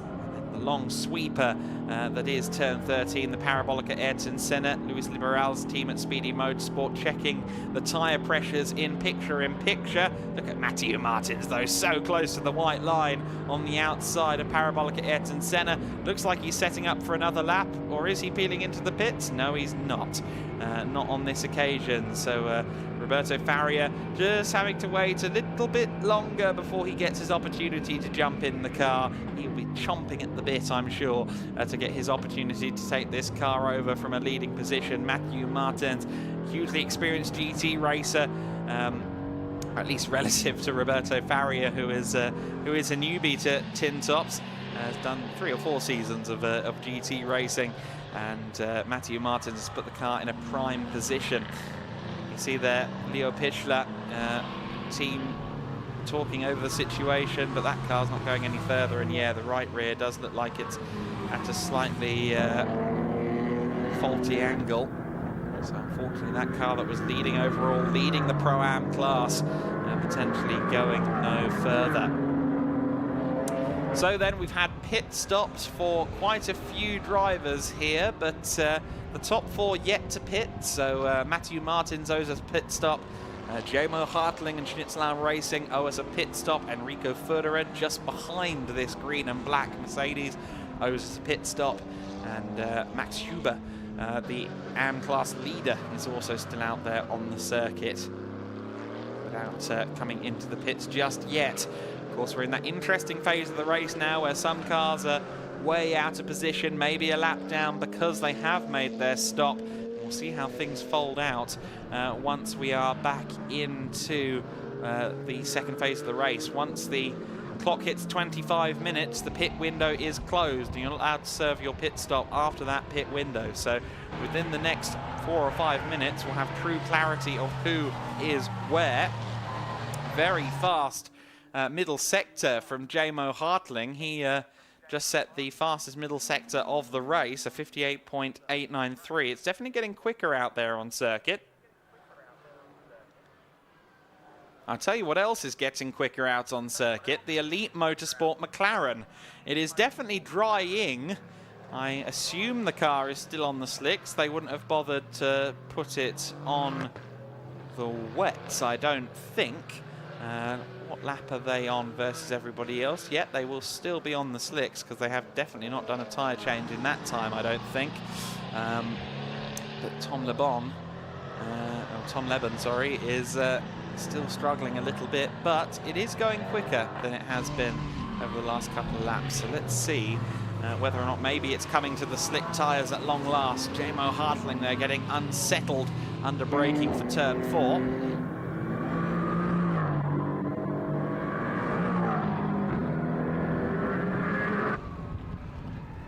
There is the Schnitzelauern Racing Mercedes AMG GT4 of Hartling, who of course was also racing the GT Winter Series, will be racing in the GT Winter Series race at the end of today's schedule. So his day is anything but done this afternoon.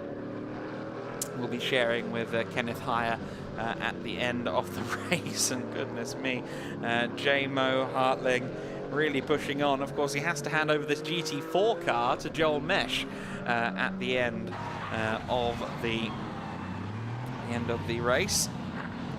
Should I say before the end of the pit window. So Joel Mesh will be waiting. Now, I suspect that at least one of these top two will be in this time by, if not both of them. Let's see whether or not that is the case.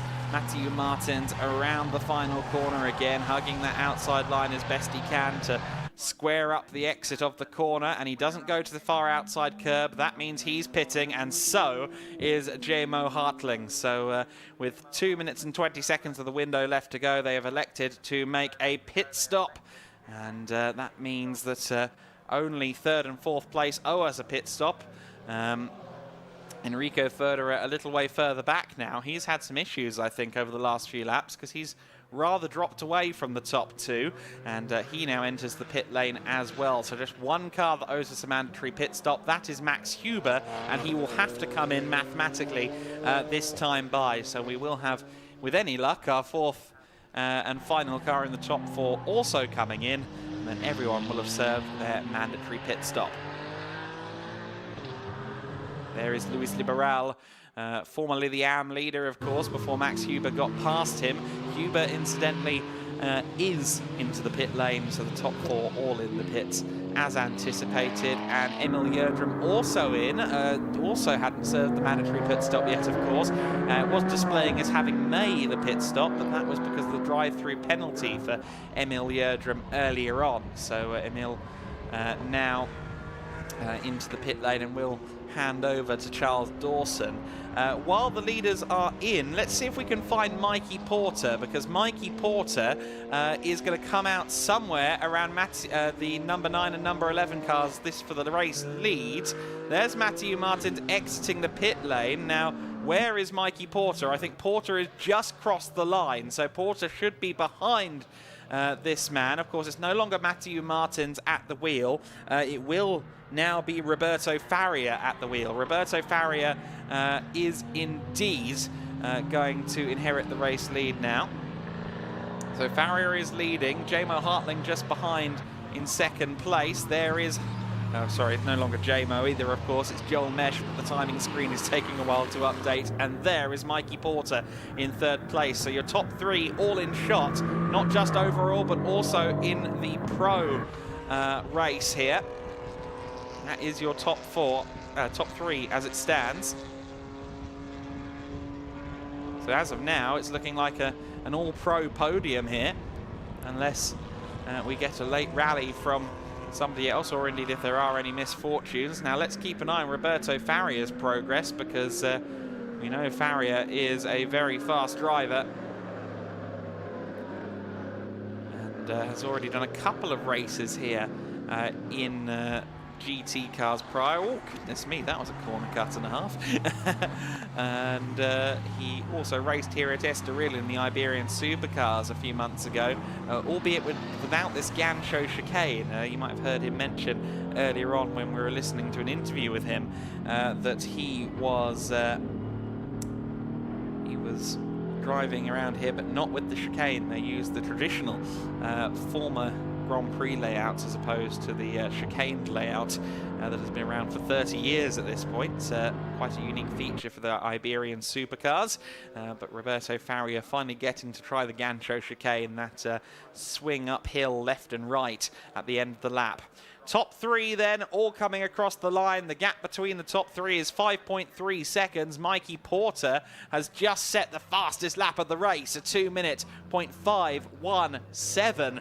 That is very good going from the youngster. How does that pace match up then to Faria and Mesh? We're going to find out over the course of the next lap or so.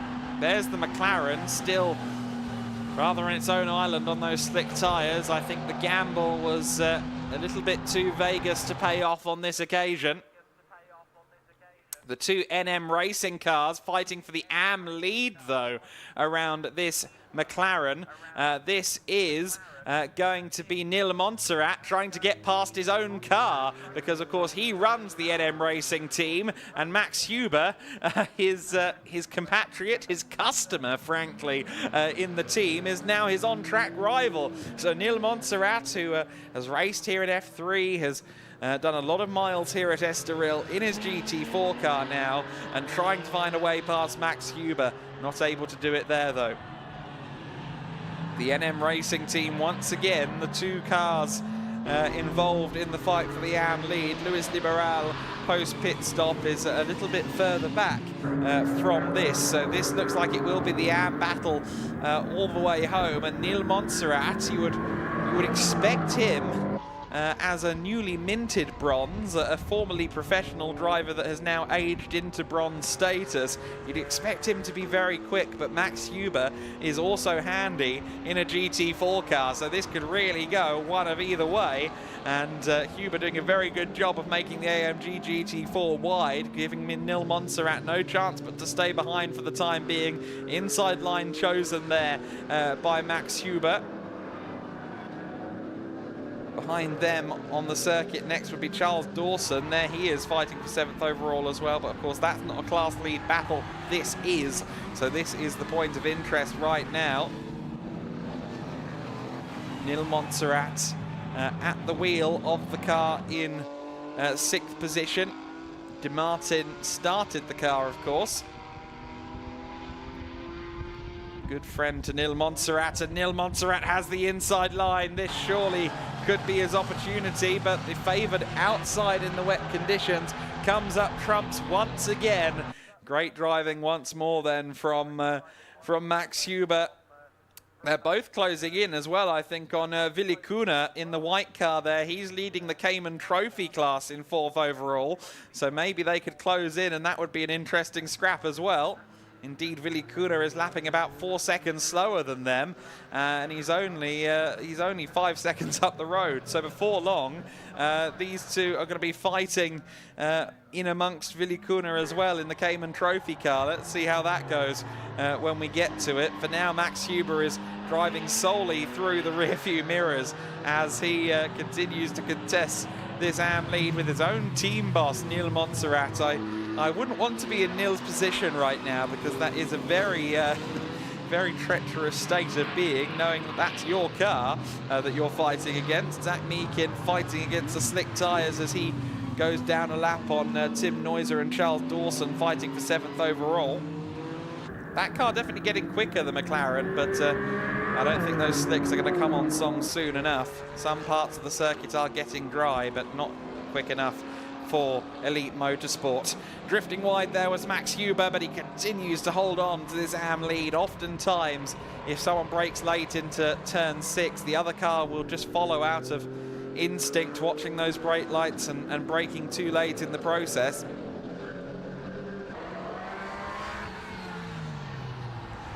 Four-wheel drifting through turn 8, and now Gaucho go these two cars. They are on lap 18 of the race. The leaders have already crossed the line to start lap 19. No changes at the front end of the order as we continue to watch this AM class battle. You get the feeling there's a whiff of inevitability about Nil Montserrat getting through, because clearly he has good pace right now. However, Max Huber is doing a mighty fine job of keeping him at bay. Quite evenly matched, at least in terms of racecraft, but here comes Montserrat. He got a very good run there out of the last corner. He's got the inside line. I'm pretty sure he's going to head as they come down under the bridge. Yes, Nil Montserrat surely has got this done, unless Huber can really, really do something special around the outside. He instead tries to get to the inside line. Does get a good run out of the corner. He might be able to lunge back inside at turn 2.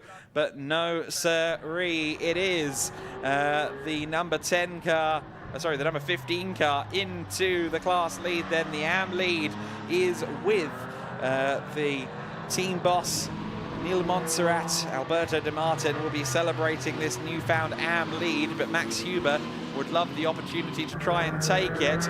Meanwhile, breaking news at the front of the order. Roberto Faria is going to have to serve a drive-through penalty. Race leader with a drive-through penalty. The pit stop was too short for Roberto Faria. The mandatory pit time is 86 seconds. That's 1 minute and 26 seconds. And his time was a 1 minute 25. So just 1 second under. But Roberto Faria is going to have to serve a drive-through penalty. The driver change from Matthew Martins to Roberto Faria was too short. And the young Brazilian racer, who's coming under pressure from Joel Mesh anyway on the circuit, is going to have to serve a drive-through penalty. Nil Montserrat continues to fight off Max Huber. Joel Mesh is closing in on Roberto Faria, but what he might not realise is that Faria is going to have to serve a drive-through penalty anyway in the overall race lead. The AM battle still very close. Max Huber not giving up on that position. They've both gotten past Willi Kuna as well, so this is now the fight for 4th overall. But Roberto Faria in the race lead is soon going to have to steer that car into the pits.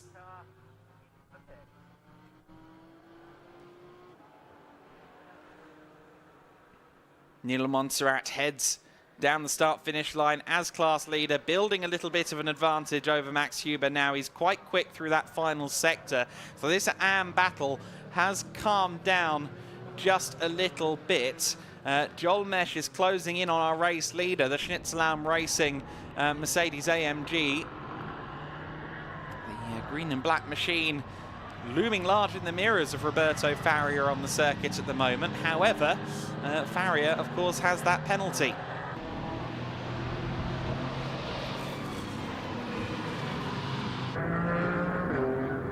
Certainly be interesting to see where Roberto Faria is going to come back out in this one. Here is the battle for the lead. I was just trying to work out where Faria will end up. He will end up in 3rd place because the battle for 4th, the AM battle we were following previously, is 48 seconds behind this scrap. So Roberto Faria will come back out in 3rd place, but he peels in now to serve his drive-through penalty. Joel Mesh inherits the race lead. If Mikey Porter wasn't told about the drive-through, he will now be aware that the car just ahead of him, 2.8 seconds ahead of him, is a car that he could fight for the race lead, and maybe that will light a fire underneath Mikey Porter, making his first forays into quote-unquote senior racing after time in the Ginetta Juniors where he showed exemplary racecraft. He's pretty new to this world of GT4 racing. However, he is a very, very capable race car driver. So can Mikey Porter find the pace? And these are his very first GT4 races this weekend, so he is indeed brand new to GT4 racing, and it would would be very impressive if he could try and close in on Joel Mesh, who does have a little bit more GT4 mileage under his belt. Was the 2023 GT60 champion, along with Jamo Hartling in the GT60 championship in Germany over the summer. Oh, how he would love to add some GT4 Winter Series victories to that CV. That would certainly be a highlight of his CV to date, to win in this SRO approved, SRO licensed series. That is the GT4 Winter Series new for 2024. Battle in class, the two Cayman Trophy cars, 111, 110, are very close together indeed. That's the two SR Motorsport cars, effectively run by Schnitzelal, fighting, and Tim Neuser has actually gotten past Willi Kuna, so already Tim Neuser is through into that class lead, and Kuna several seconds a lap slower.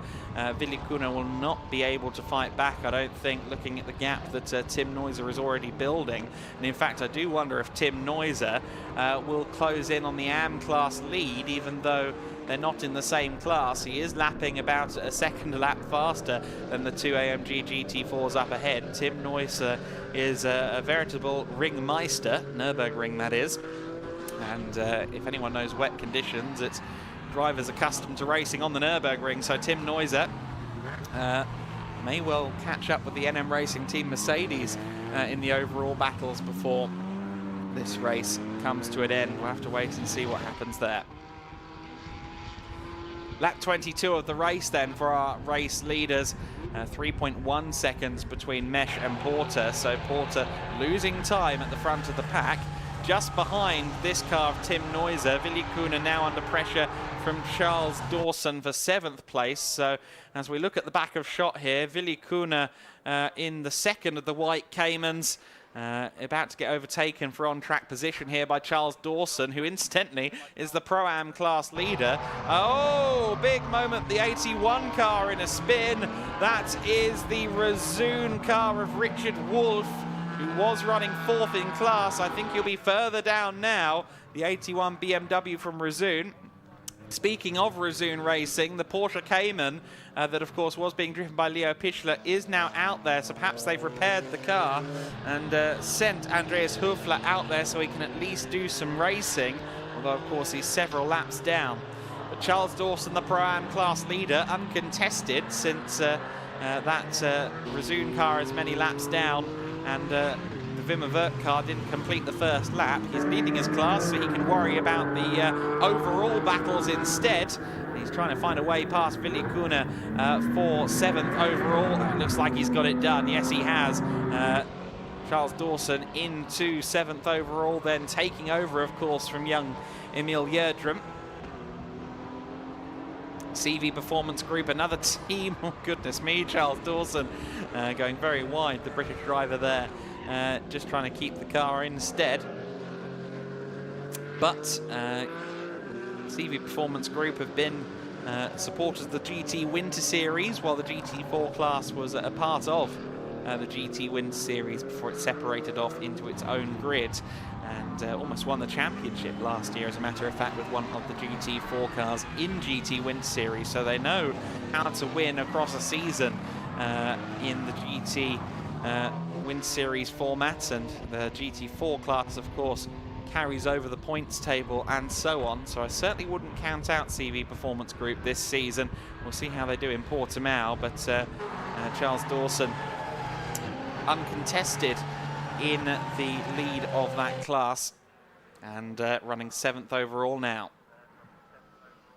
The lead gap is still building at the front of the order. 4.3 seconds now in favour of Joel Mesh over Mikey Porter. Luis Liberal is closing in on Willi Kuna as well. Willi is struggling a little bit in these wet conditions. So Luis Liberal, again, not a battle for class position, but Luis Liberal now 3rd in the AM class and taking advantage of perhaps some more mileage around this circuit than Willi Kuna. There's Mesh then in the race lead. Roberto Faria some 28 seconds back from the race lead after that drive-through penalty. It's quite the shame that Roberto Farria's pit stop was too short because, of course, it was only 1 second off. The minimum pit time, 86 seconds, 1 minute 26. And unfortunately, their time in the pits was at 1:25.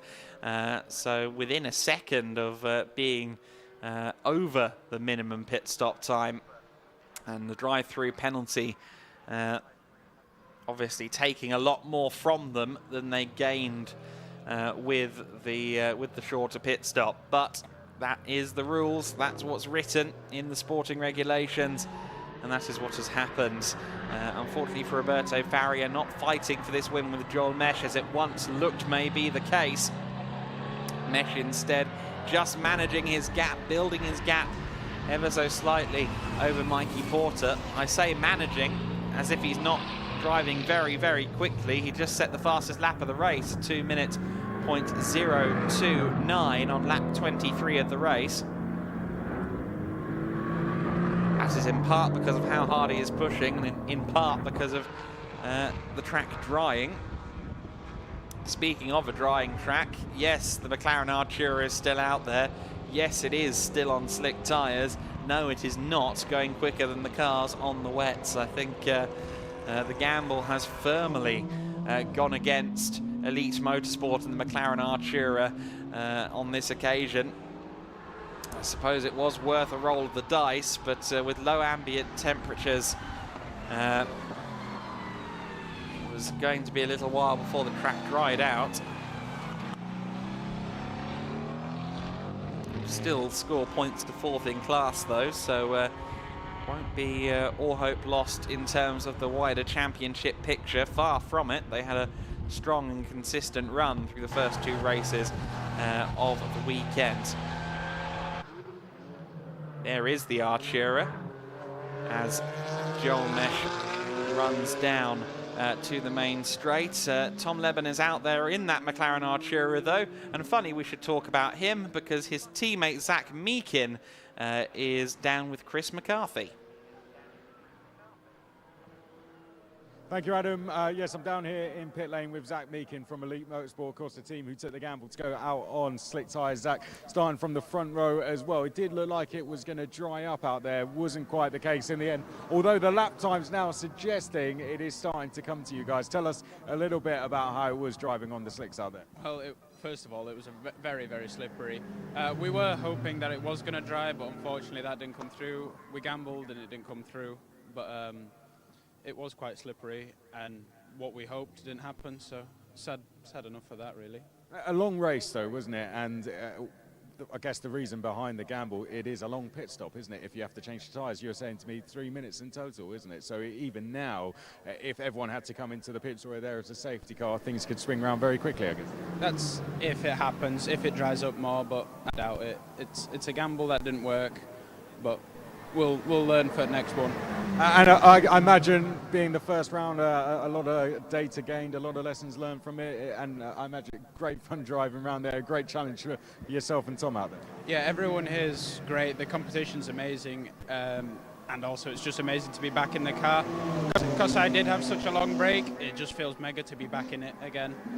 One thing that we were both saying, and with ourselves and the team, you've made it quite hard now for the GT Winter Series for decide on tyre choice as well, because the times are really starting to level up now. Yeah, well, if it dries up, people will go slicks. If it stays like this, it's going to be definitely a gamble for some teams. Thank you for speaking to us, and best of luck for the rest of the season. Thank you. Back to you, Adam. Before we do go back to you, Adam, thank you to Zach. 77 has just come back in as well, Adam. They have tried to go back out a couple of times. They've sat in pit lane for a little while, tried to go back out. Seems they've got a bit of a power issue in that car. That's what Leo told me when he jumped out, something that they just can't really seem to fix. So it's something that they've tried to go back out and solve, but it seems that 77 are using this as a bit of a test to try and solve going forwards, but unfortunately that car doesn't seem to be going any further in this race.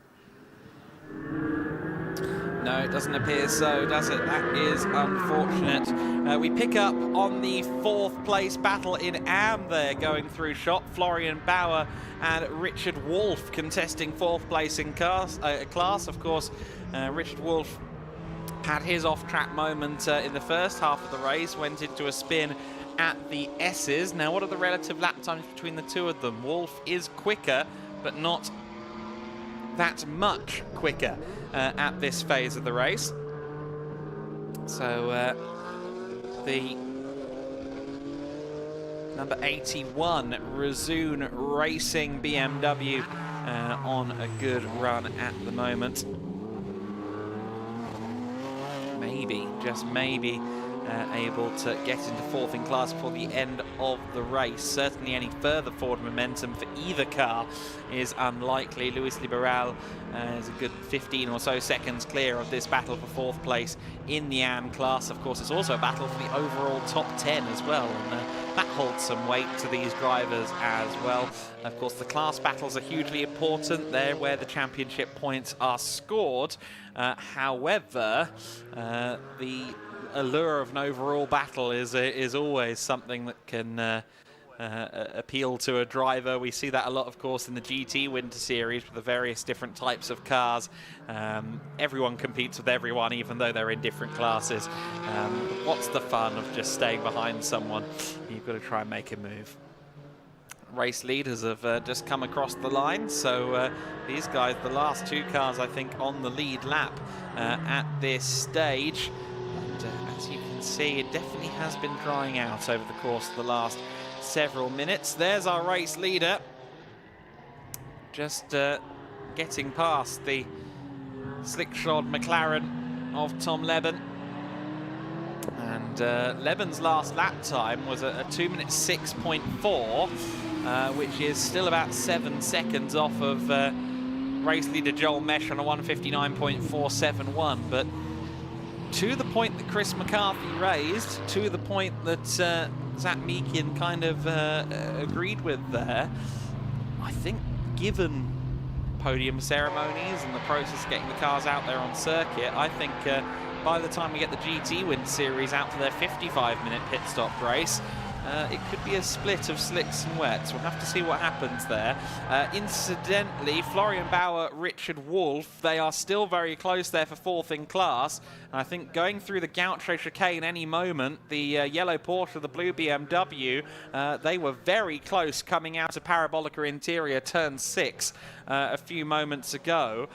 So I suspect that the Richard Wolf Florian Bauer battle is still very close. Yes, it is, but actually not quite as close as they were out of turn 6. I spotted that out of my window, that Richard Wolf was very close to Florian Bauer. However, for now, Wolf is going to have to make do with still fifth in class.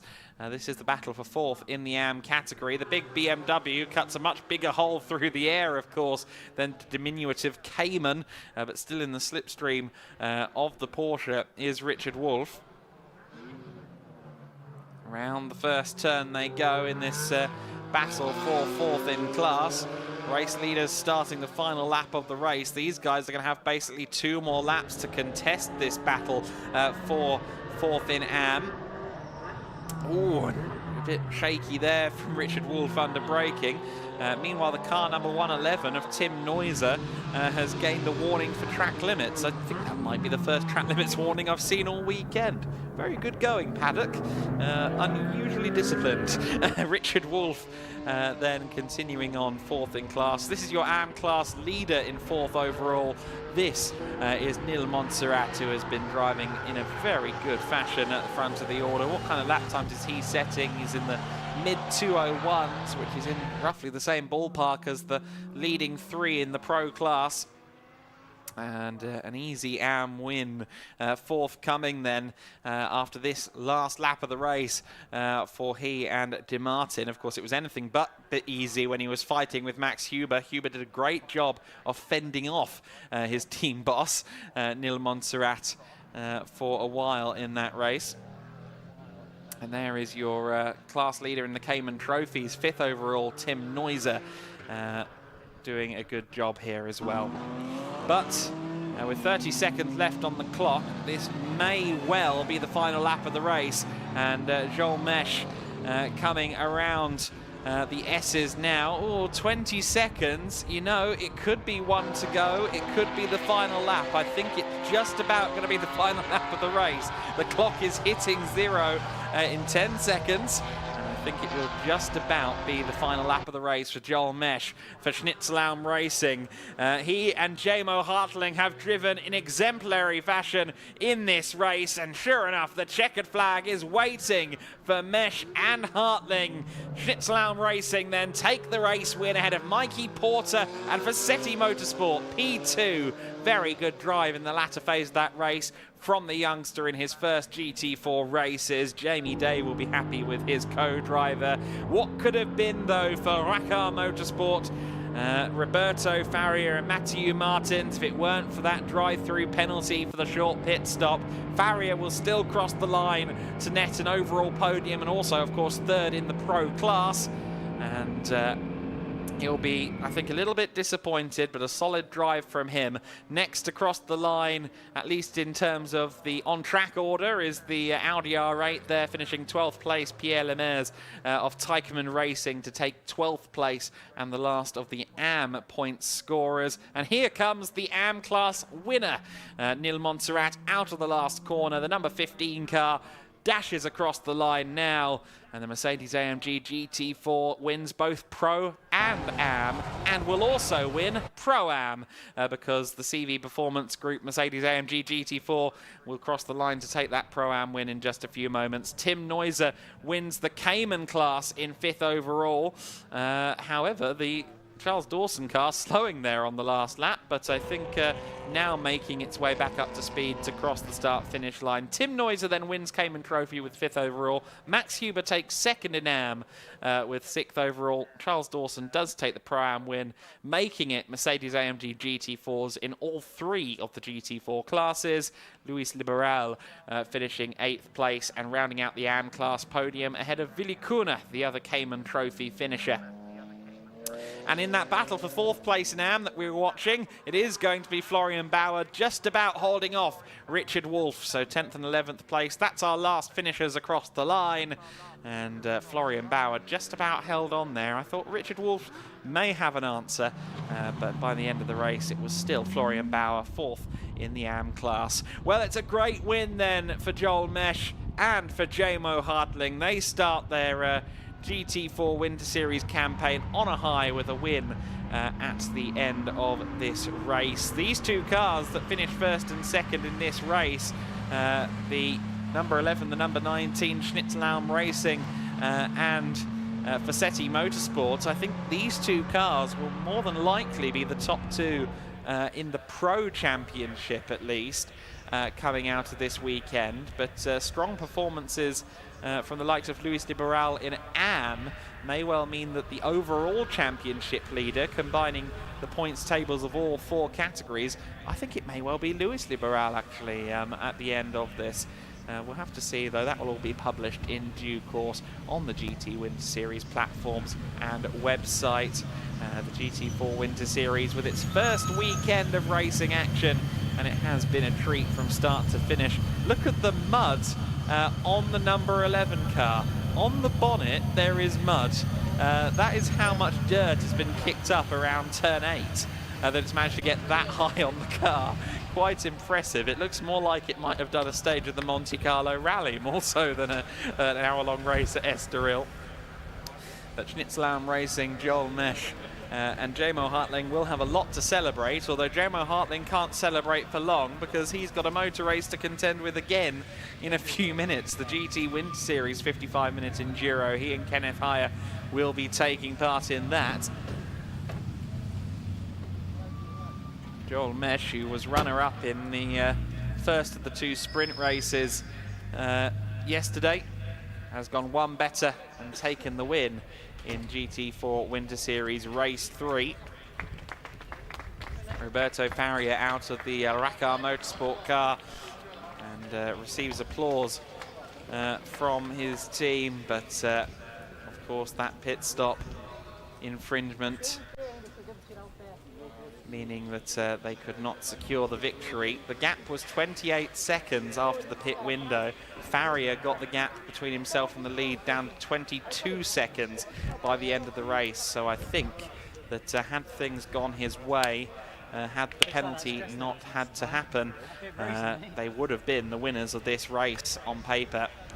There you see our diligent media team, Daniel Bjergen and Emilio as well, both there taking shots of the driver, both video and picture. A small but very talented team bringing the rest of the media assets that you'll see across the social platforms and the website for the various Gedlich racing categories, along with, of course, Alpha Live for the first time, bringing you live coverage. It's the first time we've had a full season of live coverage. Something tells me it's not the first time that these guys have handled brooms, though. These guys are very competent at clearing away the mud. Let's talk you through the results then in this race. Joel Mesh taking the race win by 7.8 seconds for Schnitzelam Racing on behalf of himself and Jamor Hartling. A great result for them to round out the weekend with a victory. Mikey Porter and Forsetti Motorsport, along with Jamie Day, taking second place. Farrier and Martins in the second of the Aston Martins from the Racar Motorsport team in third place. Alberto Di Martin along with Neil Montserrat taking fourth and the AM class win for NM Racing. Tim Neuser, the first of the Porsches home, fifth overall, a good result for he and Michael Sander. Sixth place for Max Huber, second in AM for he and himself, because he's a solo driver in the NM Racing team car. Charles Dawson, the only Pro-Am car to reach the finish, taking 7th overall in that race. Luis Liberal in the AM class rounding out the podium and finishing 8th overall in the Speedy Motorsport BMW. Billy Kuhne, a solo driver, not a solo driver, my apologies, sharing with Enrico Thuderer. Those two finished 9th overall, ahead of Florian Bauer in 4th place, who held off Richard Walsh there at the end of the race. Florian Bauer, of course, sharing with Jan-Niklas Schomachov. Richard Walsh driving solo in the 81. No, my apologies, Ken Undererden with him. Pierre Lemmers is a solo driver. He was 12th across the line in the Teichmann Racing Audi. And of course, Tom Leben and Zach Meekin for Elite Motorsport. The McLaren on slicks for the entirety of the race, and it never quite tilted in their favour. But watch this space for slick tyre usage in the race to come. Leo Pichler crossed the line 14th, but sadly did not get the opportunity to actually see the flag. That car with all sorts of issues, and Wimmerwerk Racing didn't get to the flag either. Contact on the first lap, bringing their race to a premature end here at Estoril. So 15 cars started, 13 cars truly reached the finish of that race. And a very deserving pair of winners in Joel Mesh and Jamor Hartling, who will be celebrating on the podium with Chris McCarthy and their compatriots. Chris McCarthy, for now, though, is underneath the podium. Let's go talk to some of the drivers. I'm down in pit lane with our winner Joel Mesh for Schnitzelam Racing. Joel, great performance throughout the race, had a good gap at the end there. Tell us how it feels to bring it home and get the first ever endurance race win with your teammate in the GT4 Winter Series. For me, it's just an insanely cool feeling. I mean, last year I was driving the GTC, quite national racing championship. But now here in that international championship with ex-karting enemies like Jamie Day, who you see here, beating them is just an absolutely enormous feeling. And it's been a fantastic weekend for you as a team overall. I mean, Jamor Hartling's been on the podium himself this weekend. You guys as a package have just really delivered. Where's that come from? I guess a lot of hard work in the off-season?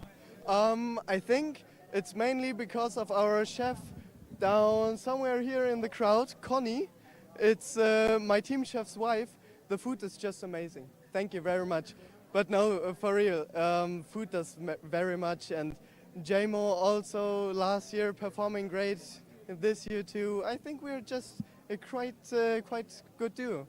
Give us an insight then. What do we eat to win a GT4 Winter Series? What's on the menu?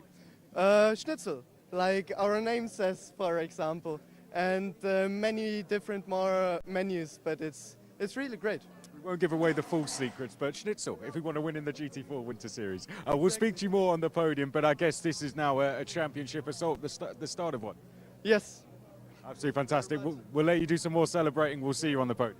Yeah, thank you. Well done to Joel Mesh. Absolutely fantastic. Well, there you go, Adam Weller. We were speaking about it last night back at the hotel, the guys in Alpha Live. I know DJ, who's behind one of the camera points, said he loves Schnitzel. So I guess, DJ, you can go and win in the GT4 Winter Series. I'll hand back to you, Adam Weller. Schnitzel. Breakfast of Champions. Excellent stuff from Joel Mesh then in that race. Have a good day, I say to Danny Sufi, who's off home, just waving at me through the glass. He, of course, will be racing in Prototype Winter Series next weekend. And, of course, lots of our teams will be on the road to Portimao for next week's proceedings. But don't fear, there's more racing to come, of course, the GT Winter Series up next for the final race of the day. Before that, of course, we have the podiums to celebrate with the GT4 Winter Series drivers. Just one more race for these marshals. And you know what? I think that's a dry track. If it's not a dry track, it's very close to it. If I'm in GT Winter Series, I'm bolting on slicks. I don't know what Joachim bolting will do, but I would be bolting on slicks. That much is for sure. The circuit's certainly drying out as these conditions improve now. It's not been quite the sunshine that we were hoping for here at Estoril this weekend. We are expecting quite good weather all throughout the weekend. In Portimao, though, sunshine, maybe a little bit of cloud cover, but it's going to be a very nice weekend at Portimao. We're expecting more teams to join us as the year goes on. Of course, after Portimao, 2 weekends in February at Jerez and Valencia, and then we round up the season at Aragon and Barcelona. Lots of great destinations, and we're going to have lots of teams joining us as the season goes on. But we've seen in the GT4 Winter Series who the favourites may well be across the year. Forseti Motorsport looking very strong, brand new team for 2024, and they have been incredibly impressive. Joel Mesh, Schnitzelalm Racing also very impressive, of course, along with J-Mo Hartling as well. Rachar Motorsport, there's a lot of potential in that lineup of Roberto Faria and Matthew Martins. The duo of Neil Montserrat and Alberto Di Martin in the NM Racing AM class car. That's also looking very strong too. In terms of the AM class standings. And then, of course, you've got Luis Liberal as well. I hope we see more of Luis as the season goes on, because he has been very good on his debut in Modern Machinery. I don't know how he feels about Modern Machinery after this weekend, but certainly he's adept at driving it. We saw him confidently sliding the BMW M4 GT4 during that last race. However, let's go down now to the podium, where Chris McCarthy has somehow managed to herd those drivers up to the podium in record time. Thank you, Adam. Yes, I'm down here on the podium. We're getting ready to go to celebrate the first ever endurance race for the GT4 Winter Series. The third race of the weekend and the endurance race we're going to celebrate here from Estoril. Hope you all in the crowd enjoyed that one. Hope you guys all down in pit lane enjoyed that one as well. Let's get ready to celebrate. We've got some champagne up here for the drivers as well. Not all of them can use it. Some of you who are with Mikey Porter will know why. But let's get them all up on the podium. It's been an absolutely fantastic race, wasn't it? Let's get the pro drivers up first. They all put on a brilliant show for us. Finishing in third place, the number 9 drivers, Matthew Martins and Roberto Faria.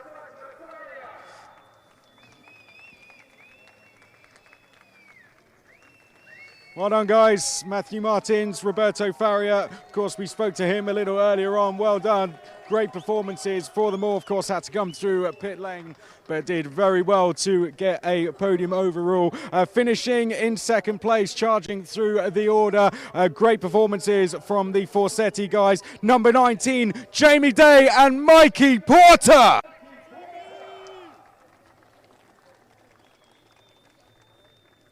Well done, guys. They've driven superb all weekend and are winners of the first ever endurance race in the GT4 Winter Series. We spoke to Joel down in pit lane. Let's get them both on the podium now. The number 11, Jamo Hartling and Joel Mesh.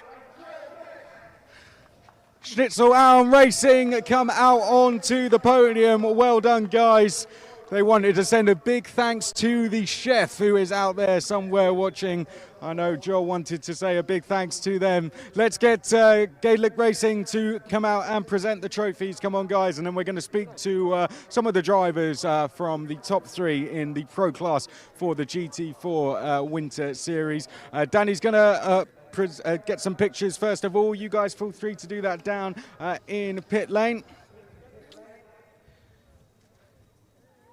And then we're going to go and speak to some of the drivers. I'm going to have a quick chat with Joel first of all. Sorry, guys, I'm just going to sneak round. Do stay where you are. Sorry, guys, I'm just going to sneak round.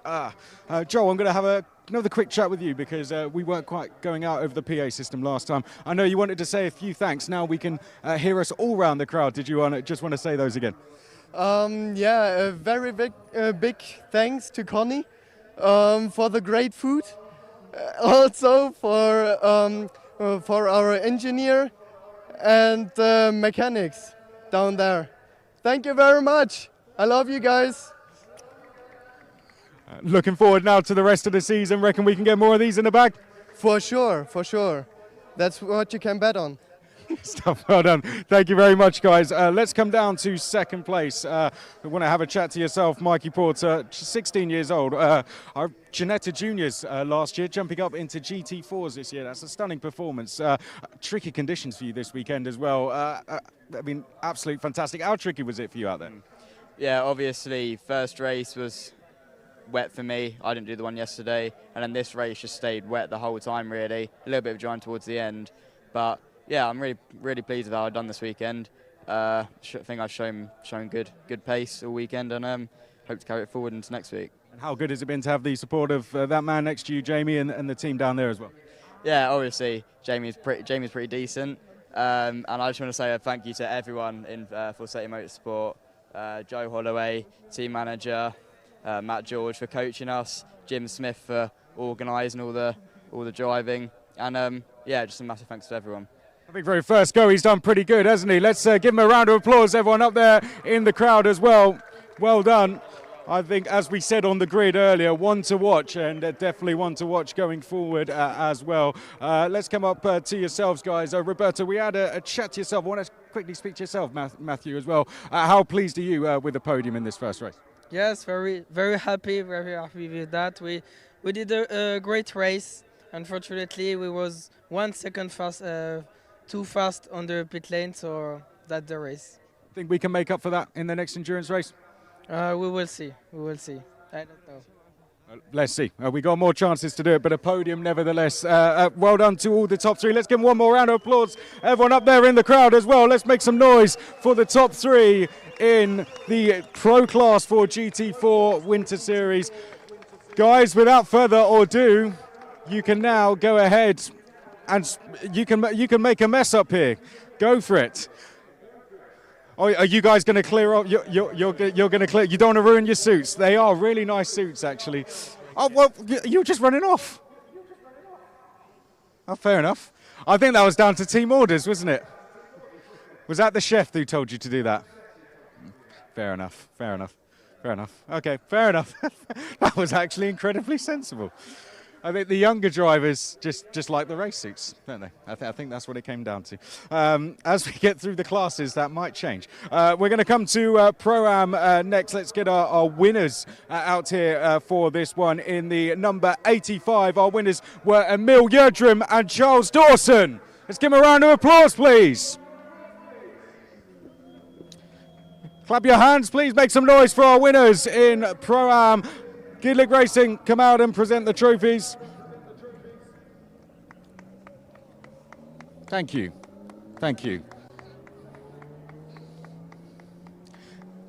Danny, we can get a quick photo. And we're going to have a quick chat to, we'll have a quick chat to yourself. winning in Pro-Am. Charles, how have you enjoyed the weekend overall? Yeah, it's been brilliant. Yeah, lots of seat time, some tricky conditions. Yeah, bit of a mistake in turn one yesterday, but yeah, pretty solid stint there. And yeah, I think there's only 3 cars, and which is a shame. But hopefully there'll be some more Pro-Ams in the races to come. So yeah, but no, really good fun. Looking forward to the next one now. Yeah, hopefully we'll do better next time. Good stuff. Well done, guys. I mean, are you going to just walk off as well? Are you just going to walk off with them as well? Yes. Okay. Bye. Bye. Okay. Let's get the AM drivers out. Next, finishing in 3rd place was number 5, Luis Liberal. Yes. Let's go. Let's go. Come on. Thank you. If there's any champagne left, it will come your way. The more noise, I promise. I genuinely promise. Oh, here it comes. Luis Liberal. In 3rd. We'll keep moving. Finishing in 2nd place was Max Huber. Let's make some noise.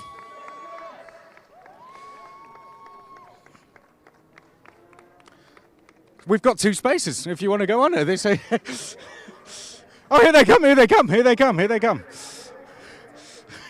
You just wanted the noise to build. Right, and our AM winners. Now we've had a couple of goes. I expect big noise this time. Winning in the AM class, number 15, Alberto De Martin and Neil Montserrat.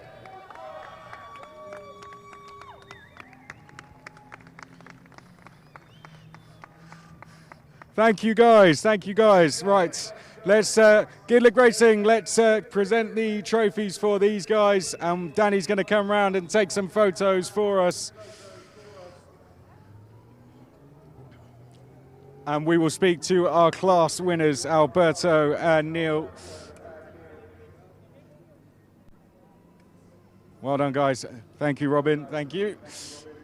Let's get you all on the top step, please, as well.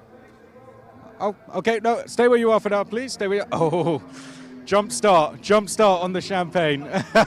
Alberto, I'll speak to yourself first. Happy with the win? Ya, muy bien. Hemos tenido una carrera muy intensa, muy divertida, luchando hasta el final. Ha sido muy divertido, muy buen meeting. Neil, some words from yourself? Yeah, very nice. Amazing to be racing again after a lot of years without racing. Amazing to be helping my friend Alberto and sharing the endurance race with him. It was a very nice race. Max did an amazing job, our sister car, also in P2. Get me very difficult things. So yeah, amazing, really good, and looking forward to Estoril. Well done, guys. Well done to our AM winners. Those are for you. I mean, you can spray it or you can just take it and drink it. It's up to you. Okay, Cayman Trophy up next. Let's get our top 2 out. Finishing in 2nd, number 110, Enrico Forderer and Will Kuna. Q, yeah, go. Here they come.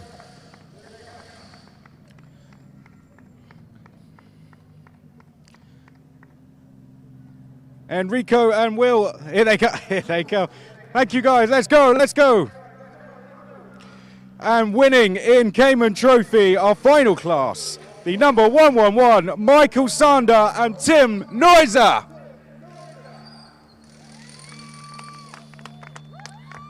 Let's go. Right, Gedlich Racing, let's present the whoa, okay, whoa. I didn't give those orders. Let's calm down, guys. Let's calm down. We're supposed to have some trophies first and some pictures. Okay.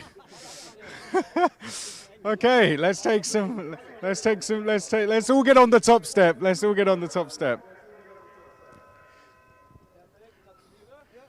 Right, I was going to have a chat to you guys, but I think you just got to go. You know what?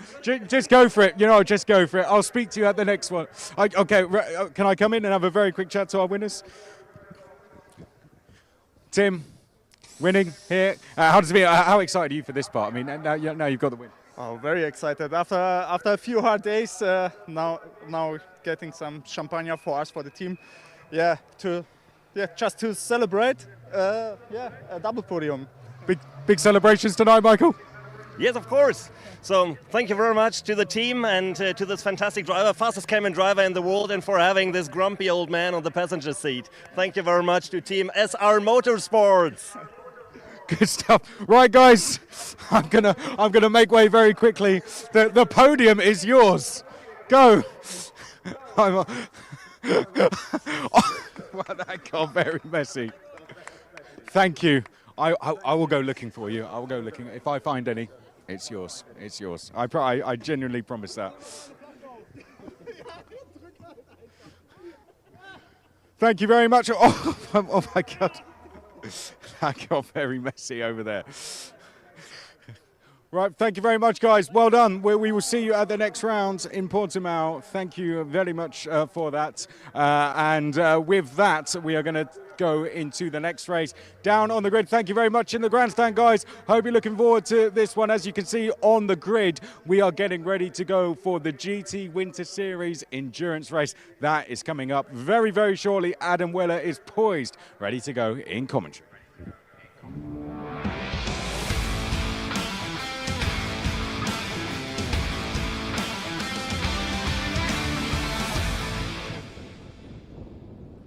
The GT Winter Series is coming up then with its 55-minute endurance race, our final race of the weekend here at Estoril, and this one promises to be a corker. We have, of course, multiple classes of car out there. Porsche Cup machinery, Lamborghini Super Trofeos. We've got a Ferrari 488 Challenge Evo. And, of course, we've got the GT3 cars as well. They've raced exclusively in the tricky conditions so far, and it has proven to be a great equalizer. The GT3s haven't been that much quicker than any of the Cup cars. However, as it's drying, and you can see the drying line around the circuit on these live pictures, I wonder if A, anyone's on slicks, and B, if this is the race where the GT3s streak ahead of the competition. Certainly there are a lot of very exciting names to consider in this race. The likes of Bruno Spengler, for example. There's a big one. Bruno Spengler in the number 10 FK Performance BMW M4 GT3. He will be alongside, of course, his kind of protege at the moment, as it were, in the form of Louis Stern. Stern will be taking the start in that car. Bruno Spengler will be in for the second half of the endurance race. Of course, we heard from Bruno earlier on during the broadcast. He took a great time to talk to me on the Friday, and he also gave us a bit of a lap guide as well, which will be published either in the highlights or something of that nature on the social media platforms over the next few days. It's been wonderful so far this weekend in the GT Winter Series, albeit occasionally slightly dramatic. Of course, we saw the 911 car, the Leandro Martins Porsche 992, into the wall earlier on, and that likely means that Martins and Dieter Sveps won't be taking the start of this one. We'll see who is there and who is not in due course. This is the published grid, however, for this race. We may be missing a couple based on things that have happened so far this weekend. Matthias Lizowski, though, is scheduled to be our pole sitter. The number 44 car, the Porsche 992 Cup machine from the PTT Racing stable. Lizowski driving on his own. FK Performance are next. Louis Stern will take the start for that team, the BMW M4 GT3. Then it's SR Motorsport, the number 11 Mercedes-AMG GT3, with Jamo Hartling set to take the start, although actually no, it'll be Kenneth Heyer that takes the start ultimately for that one. GT3 Poland, the number 6 car, the Lamborghini Super Trofeo that of course won overall on Saturday, starting from 4th overall. 5th in this race will be the Joachim Bulting driven Plus Line Racing Team Porsche 992 GT3 Cup. 6th, Igor Klaya in the Porsche 992 GT3 Cup machine, the number 7 car. That's been good to watch so far, along with Hubert Darmetko, of course, that car. Row 4 of the grid as they go on this formation lap, I believe it'll probably be 2, like the other races of the weekend. Of course, in 7th place is Uwe Lauer. Uwe, who of course took the overall win in the race earlier on today. Demir Hott is set to start number 20 car, the Porsche of the lap time performance stable. 9th place, Przemysław Bienkowski, number 33 PTT racing car. He is driving on his own. In 10th place is going to be Thor Haugen in the Pellin Racing Ferrari 488 GT3. However, he is joined by Dario Capitiano. In 11th place will be John Dillon and Matt Griffin. And it's going to be Matt Griffin taking the start in that car, so keep an eye out on the Ferrari Challenge Evo in the Italian tricolor colours. Then it is the number 115, the spectacular Rinaldi Racing Ferrari 296 GT3. That is going to be Pierre Ere taking the start before handing over to Christian Hook. Moving on to the final couple of rows of the grid. In 13th place, we are due to see the Audi R8. I didn't spot whether that car was there. We haven't seen much of the Olymp Racing cars this weekend. The number 77 of Martin Jedlinski and Karel Bash. Jedlinski set to take the start if the car is there. Igor Klaya, the number 741 in 14th. The Racar Motorsport number 911 probably will not be there after all of that damage earlier on. And Dieter Sveps and the 16th place car, the Olymp Racing number 5. However, in the actual grid, we can see there that this Rinaldi car is the last one. So just the 12 cars taking the start.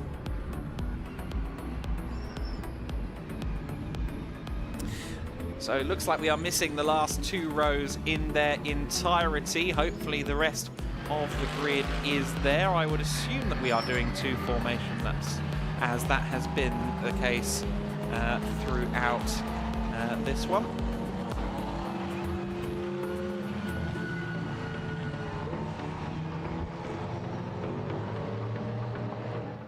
Number 6 car, I'm just getting a little bit of a bulletin from downstairs. Number 6 car is in the pit lane, so the Lamborghini is there, but as they go on to their second formation lap, the GT3 Poland car is awaiting its chance to start from the pit lane. Now, we have 1, 2, 3, 4, 5, 6, 7, 8, 9 cars circulating. Oh no, that means we're missing the BMW M4 GT3, unfortunately. FK Performance isn't out there. Louis Stern, who was set to race with Bruno Spengler.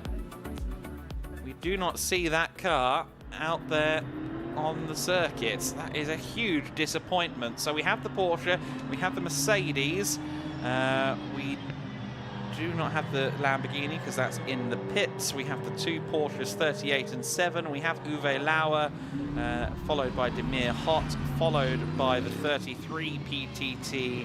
Oh no, we don't have the 33 car either, but that is Przemysław Bienkowski. So Bienkowski is not taking the start either. That is the Haugen and Capitiano Ferrari. Then it's Matt Griffin in the 488 Challenge car, and the Rinaldi 296 is there. Hopefully we get to see some more of the cars out there then. I was desperately hoping we get to see Bruno Spengler take part this weekend after sitting on the sidelines as Louis Stern raced in the 2 sprints, but as of now that car is not there. That is a real big shame if we don't see that car take the start. The GT3 Poland machine, the number 6, is starting from the pit lane.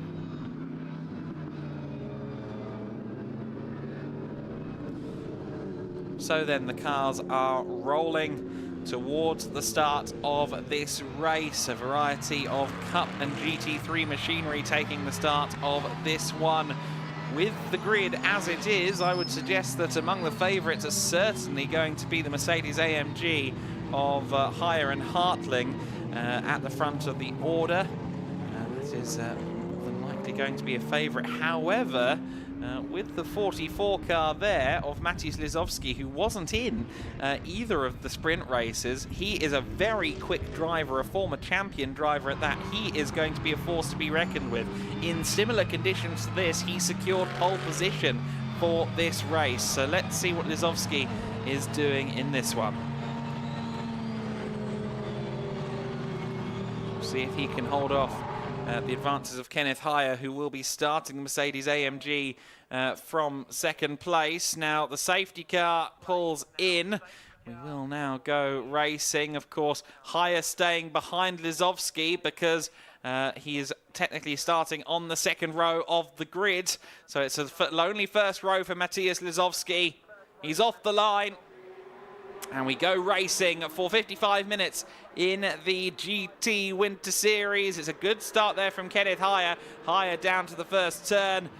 Behind, though, Matthias Lizovsky, Uwe Lauer to the inside there. And look at the start there for Pierre-Eric. Very good start indeed in the 115 Rinaldi Racing Ferrari 296. He is alongside the Porsche there, getting past, I think that was Demir Hott, but it is Matthias Lizovsky that leads in the early stages of this one in the Porsche 992 Cup car. Of course, that car is in Cup 2 class of this race, but an overall win would be very sweet, so he's going to try and build that gap in the early stages of this one.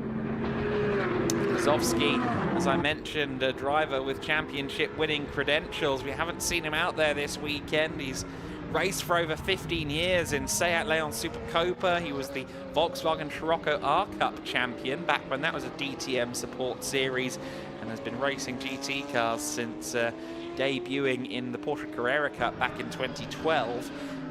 Also a Silver Cup champion in what is now the GT World Challenge Europe Sprint Cup. So we expect him to be very quick. However, let's see if Kenneth Heyer can match up. Now, Matt Griffin is listed as behind the wheel in the Ferrari 488 Challenge Evo. However, I note that it is currently a little bit off the pace. Now, that makes me think that the car is maybe on slick tyres. Maybe some of these drivers are electing to start on wets. Maybe Matt Griffin is on the slicks and waiting for the track to come to him. It certainly looks like it's right near that kind of crossover point between slicks and wets at the moment. Lizovsky, look at that, hugging the wall, trying to find wet patches on the main straight because it is drying.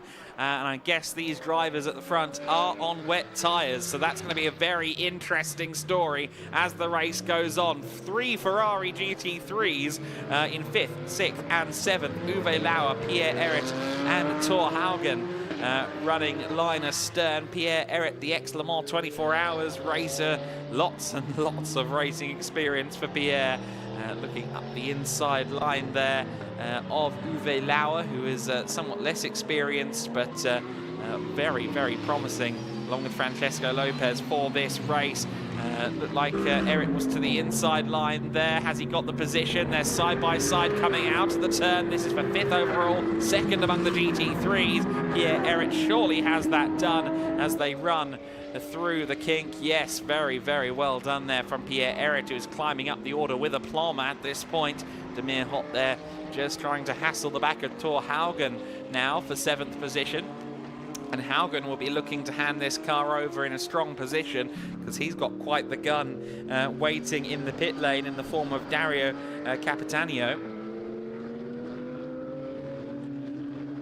And there's the AF Corsa Ferrari going through shot at the back of the field. And then, of course, we've been joined by the Lamborghini we briefly saw there as well. It's Adrian Lewandowski who's taken the start in that car. And keep an eye on the Huracan then. That's going to be working its way through the pack, surely. We've seen a lot of speed and a little bit of aggression at times from the GT3 Poland car so far this weekend. Lizovsky, though, building that advantage at the front of the pack. Kenneth Heyer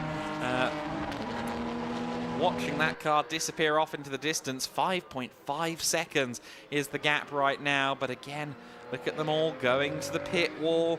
This is a clear indicator that they are all on the wet tyres. And look at the car at the back of shot, the AF Corsa Ferrari. Matt Griffin staying to the typical racing line. That tells me that he is indeed on the slick tyres, and that could be a clutch decision. Of course, these cars, the GT3 cars being centre lock wheels, they can change the tyres quicker in the event of a pit stop.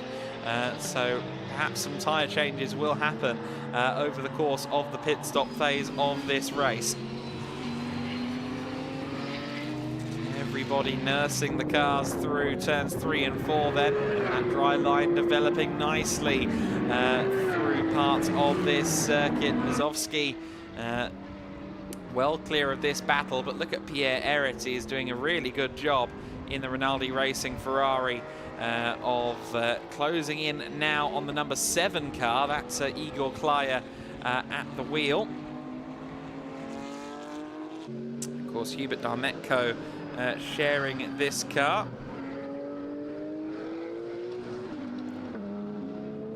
Igor Klaya teaming up for this race with Darmetko. Of course, Klaya in the last 2 races was driving his own car, but they've teamed up Darmetko and Klaya for the endurance race. That's why we're down one of the Porsches. Everybody making their way through the S's then, and there's a whiff of inevitability about Pierre Eret getting through here, isn't there, in the Rinaldi Racing 296. Looking around the outside, there's a little bit of carbon fibre dragging on the right front of that car, but hopefully not causing any major issues. Eret all the way around the outside. Brilliant driving from Pierre to go around the outside there. And he gets through into 4th position overall. Really good work from Pierre Eret then. He is on the verge of getting to a podium. He's already up into 2nd in the GT3 class, of course, as Uwe Lauer now tries to find his way past Igor Klaya. The De Beermacher racing car is definitely going to come on strong in the latter phase of this race, with the talents of Francesco Lopez waiting in the wings.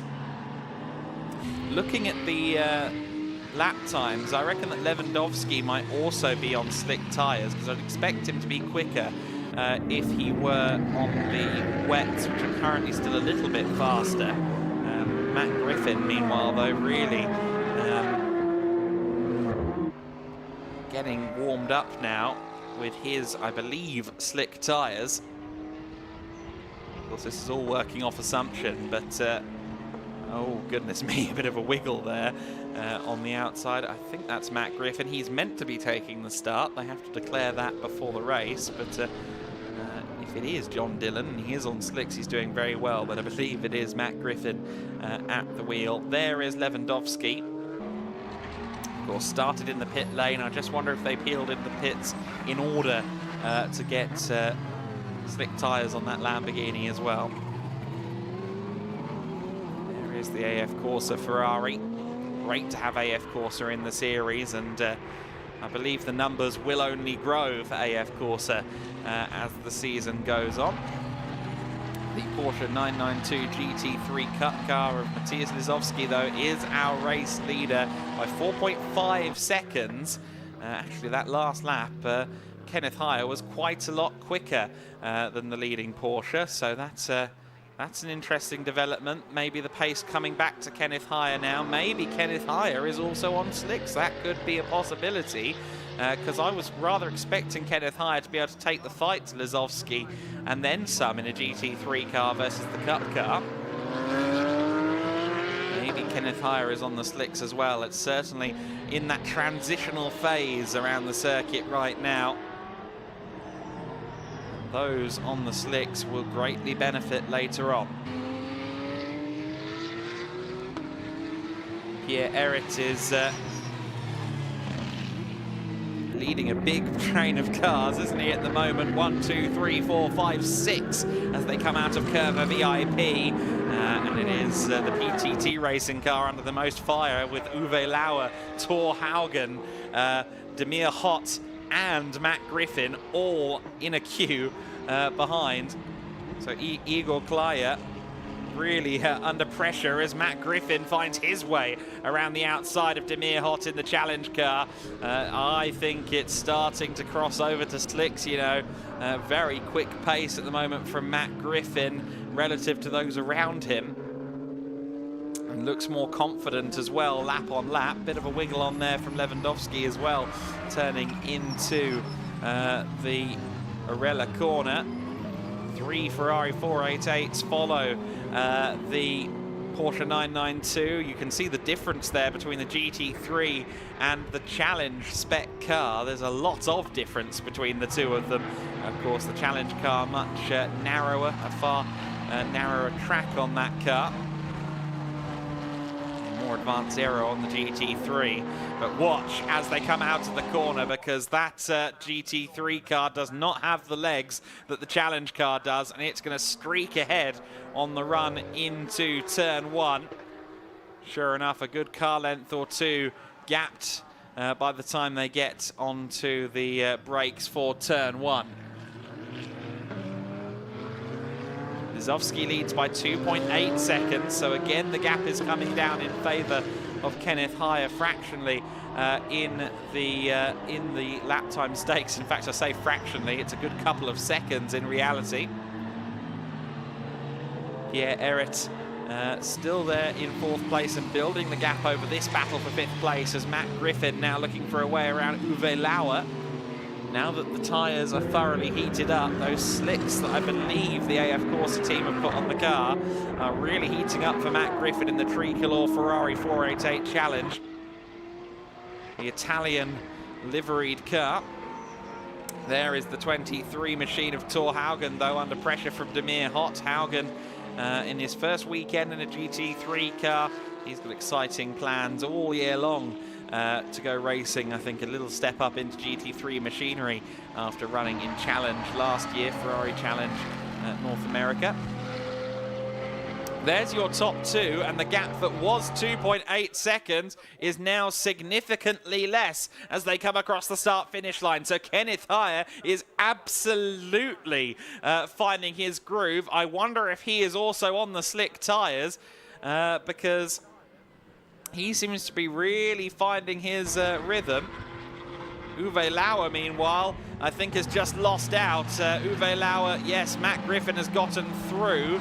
He's gotten past the number 7 car as well. So Matt Griffin passed Uwe Lauer and past the PTT racing car of Igor Klaya. Very good going from Griffin, who is now up into 5th position.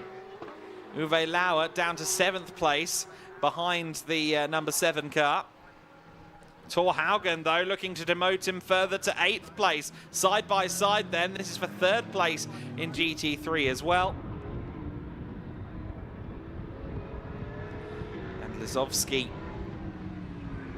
watching in the rear view mirrors as Kenneth Heyer is now right there with him, side by side, coming out of turn 6.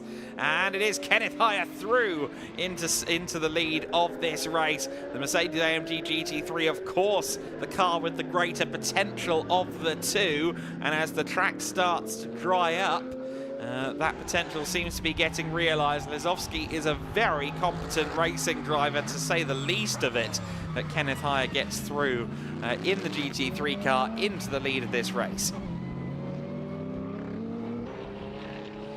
Top two then, some 16 seconds clear of the 3rd place man, Joachim Bulting. He's doing a really good job in 3rd. Remember, in the sprint race earlier on, Bulting was responsible for not 1 but 2 safety cars spinning off into the gravel earlier on. But he seems to have his eye in this endurance race. There's a little bit of bodywork down on the main straight, but everybody is veering off over to the right-hand side of the circuit anyway, so they'll all avoid that. And look who's come to play. Adrian Lewandowski in the Lamborghini is still last of the running cars with a big sideways moment to boot, but closing in now on Thor Haugen, on Demir Hott. We ride on board with Lewandowski. 3rd gear. Oh, goodness me, that car is almost certainly on slick tyres, I would say, given the lack of adhesion. Look at the early upshifts there through 4th, maybe even 5th gear there, keeping the car low in the power band so the rear wheels don't spin up excessively. Side by side up ahead of him between Uwe Lauer and Demir Hott. In fact, no, sorry, Demir Hott and Thor Haugen. And Lewandowski a bit bold on the brakes there. He just about gets it stopped, though. Very well managed. Great onboard footage there as we see Thor Haugen just ahead of Lewandowski.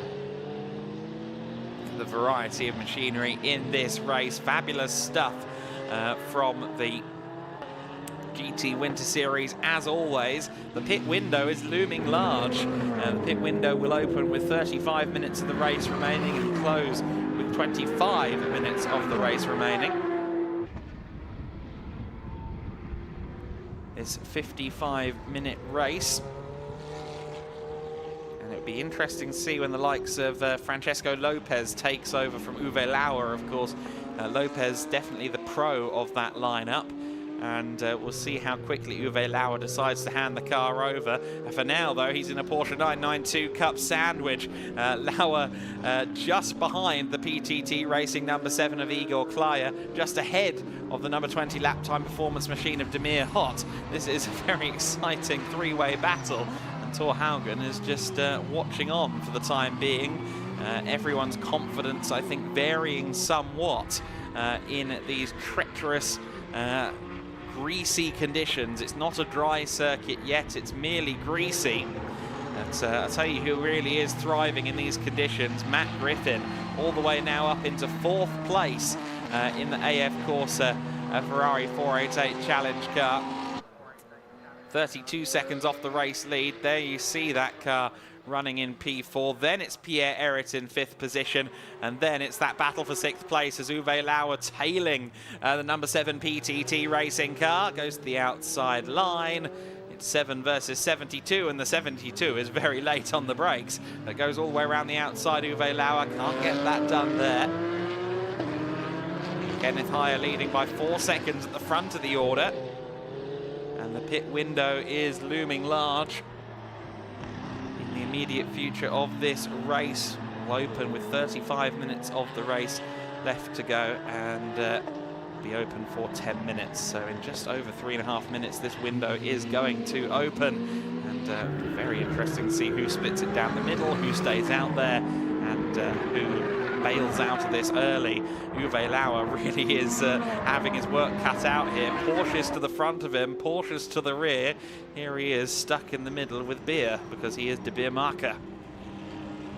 The number 20 car of Demir Hott just behind, and he's going to hand over to a really good driver we haven't mentioned so far this weekend, really, Stefan Radzinski, who is his driver coach and will be joining him for this endurance race. Looking forward to seeing how Radzinski contributes to the latter half of the race in number 20 lap time performance Porsche 992.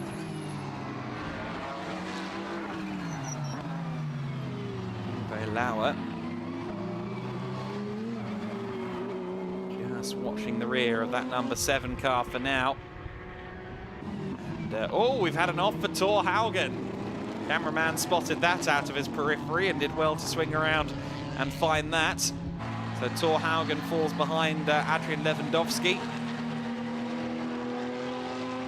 Lewandowski has dropped off the pace somewhat, hasn't he? 159.1 last time by. What's up with Adrian Lewandowski then? Hopefully nothing is amiss with that car. Maybe he had a little bit of an error off camera. Pierre Errit is now being closed in, isn't he? Errit being pursued by the PTT Racing car, by Uwe Lauer, by Demir Hott.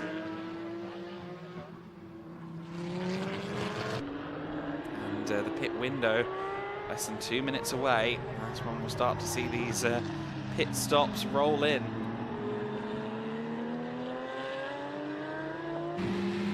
Uwe Lauer flying high, of course, off of that race win earlier on in the day. Let's see what he can do in this one once he hands over to Francesco Lopez. The De Beer Marker Racing could well be on the overall podium by the end of this, but Demir Hott for now is looking for a way past Uwe Lauer. Looks to the inside line for turn 6. Parabolica interior would have been brave from that far back. And decides discretion is, in fact, the better part of valor. We've got a car into the pits, I think. Maybe not. Maybe that was just someone moving around at the back of the paddock. I did hear an engine come past my commentary box window, but perhaps not one of the cars in this race. Kenneth Heyer, nonetheless, is our race leader has just crossed the line, 4.9 seconds clear of Lizovsky. Lizovsky is driving this entire race himself, so he will be consistent across the race distance. There goes Demir Hot, though, up the inside, and he's going to get past one, he's going to get past two, potentially, as he goes around the outside at the S's. Very good driving from Demir Hot to move from 8th to 6th in one fell swoop, and that's also for 3rd in the Cup 2 class as he gets past the fellow Porsche 992 of Igor Klaya. Very, very impressive driving then from Demir Hot. He moves himself up to 6th place, and his next target is the Ferrari 488 GT3 of Pierre Eret.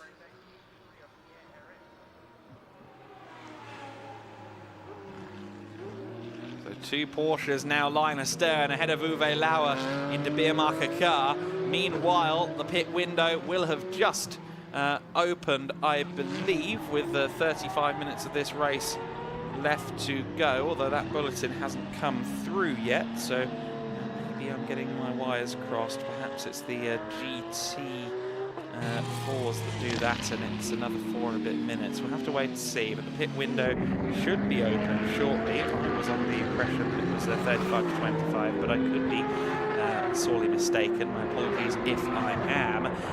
But the racing continuing on for the time being as Uwe Lauer stalking the rear of the number 7 car. There goes the Ferrari 296 of Pierre Eret. What an impressive car that 296 is. The Orica-built machine, of course, and previously Michelotto responsible for building the GT3 Ferraris. That was the case right up until the 488 GT3 Evo. The contract now with Orica, and they couldn't build them fast enough last year. There was a lot of demand for the Orica-built Ferrari. Of course, Orica, known as the LMP2 merchants these days, previously built the likes of the factory Chrysler Vipers back in the early 2000s. 115 and the 20.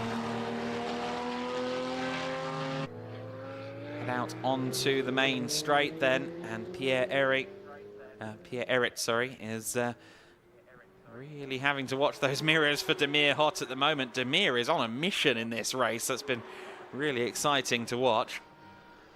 And Uwe Lauer equally is wanting some positions back because he started off quite strong and has been slowly falling through the order since then. But Igor Klaya proving to be a very compelling target in this phase of the race.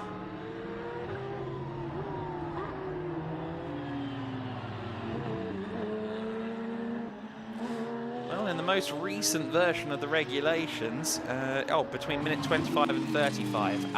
Okay, so yes, it will be 30 minutes to go that the pit window opens. So another 2.5 minutes. My apologies for that error. It'll be 2.5 minutes before the window opens now. And then it will stay open, of course, for 10 minutes as is standard. So another 2.5 minutes before handovers can begin in this race. No one has made the pit stop just yet, and we'll see who will be the most keen to get out of the car. I don't think Demir Hot ever wants to get out of this car. He's having a great time trying to find his way past Pierre Eret at the moment in the number 20 Porsche, the lap time performance entry, which is being engineered by Moritz Kranz, who I was very happy to see in the paddock. Of course, a number of years as a top pro driver. He still is a top pro driver, and he's engineering Demir Hot's comeback. Look at that, all the way up to 5th place now goes Demir Hot. Again, the same move he made on Uwe Lauer. Oh, and Uwe Lauer got his nose cut off there a little bit in the back of shot by Igor Klaya. All going off here in the battle for 5th and 6th and 7th and 8th. Uwe Lauer wanted to get to the inside at the S's, couldn't get that done. Meanwhile, Matt Griffin has moved up into 3rd place. Joachim Bulting has dropped down to P4. So Matt Griffin in the Ferrari 488 Challenge car is in 3rd place. Meanwhile, Pierre Eret has a little look to the inside. Can't get that done there. Powering out of the first corner. But Matt Griffin, I imagine he'll be out for most of the pit window. I wouldn't expect I wouldn't expect Griffin in that early. Maybe they'll split the race exactly in half between himself and John Dillon. We'll have to see. The current pace for Matt Griffin makes him the fastest driver out there on circuit. Well, actually, he's a 10th off of Kenneth Higher, but everybody else is much slower than Matt Griffin. So if he is on slicks, then clearly the slicks are starting to come on song. Let's see how John Dillon does when we see the pit stop takeovers. 20 seconds until the window opens. The race leader crosses the line to start lap 14 of this race. So lap 14 begins now. Higher will not be able to pit this time, nor will Lizovsky, but everybody else would be able to swing into the pits on this occasion if they so chose. Let's see what Demir Hut and Pierre Ehret do then, because obviously Ehret and Hook are both bronze drivers, so we'll see who gets the favour there. I suspect that maybe there'll be a mid-race change. But what about Demir Hut? Will they bring him in this time and try and get the young Stefan Radzinski in the car? Well, we'll wait and see. Radzinski, I say he's young. I think he's over 30 at this point. He's been driving for well over a decade and is a very, very competent set of hands. And Demir Hut has decided that those hands should be the ones around the steering wheel. He ducks into the pit lane then as the window opens.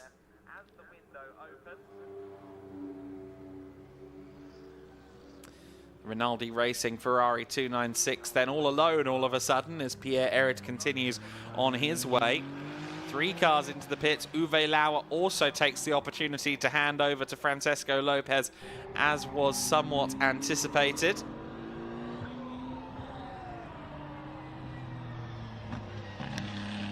And also in Adrian Lewandowski to hand over to Andrzej. So son passes car to father. Andrzej a lot more experienced than Adrian when it comes to racing. And of course Andrzej already taking a race win on Saturday. There is Demir Hut handing over to Radzinski, the number 20 car, the lap time performance entry, tyre pressure checks ongoing. And then this car will be sent on its way. Ehret out of the 6th corner of the lap, the Parabolica interior, as into the pits comes the race leader. Kenneth Higher is in pit lane, as is the 2nd place car, Matthias Lizovsky. So a lot of drivers taking the opportunity to pit this time. And Matt Griffin continues on his way though. So Matt Griffin inherits the lead. As you see there, the GT3 Mercedes in the pits, the former race leader, Jamo Hartling, taking over.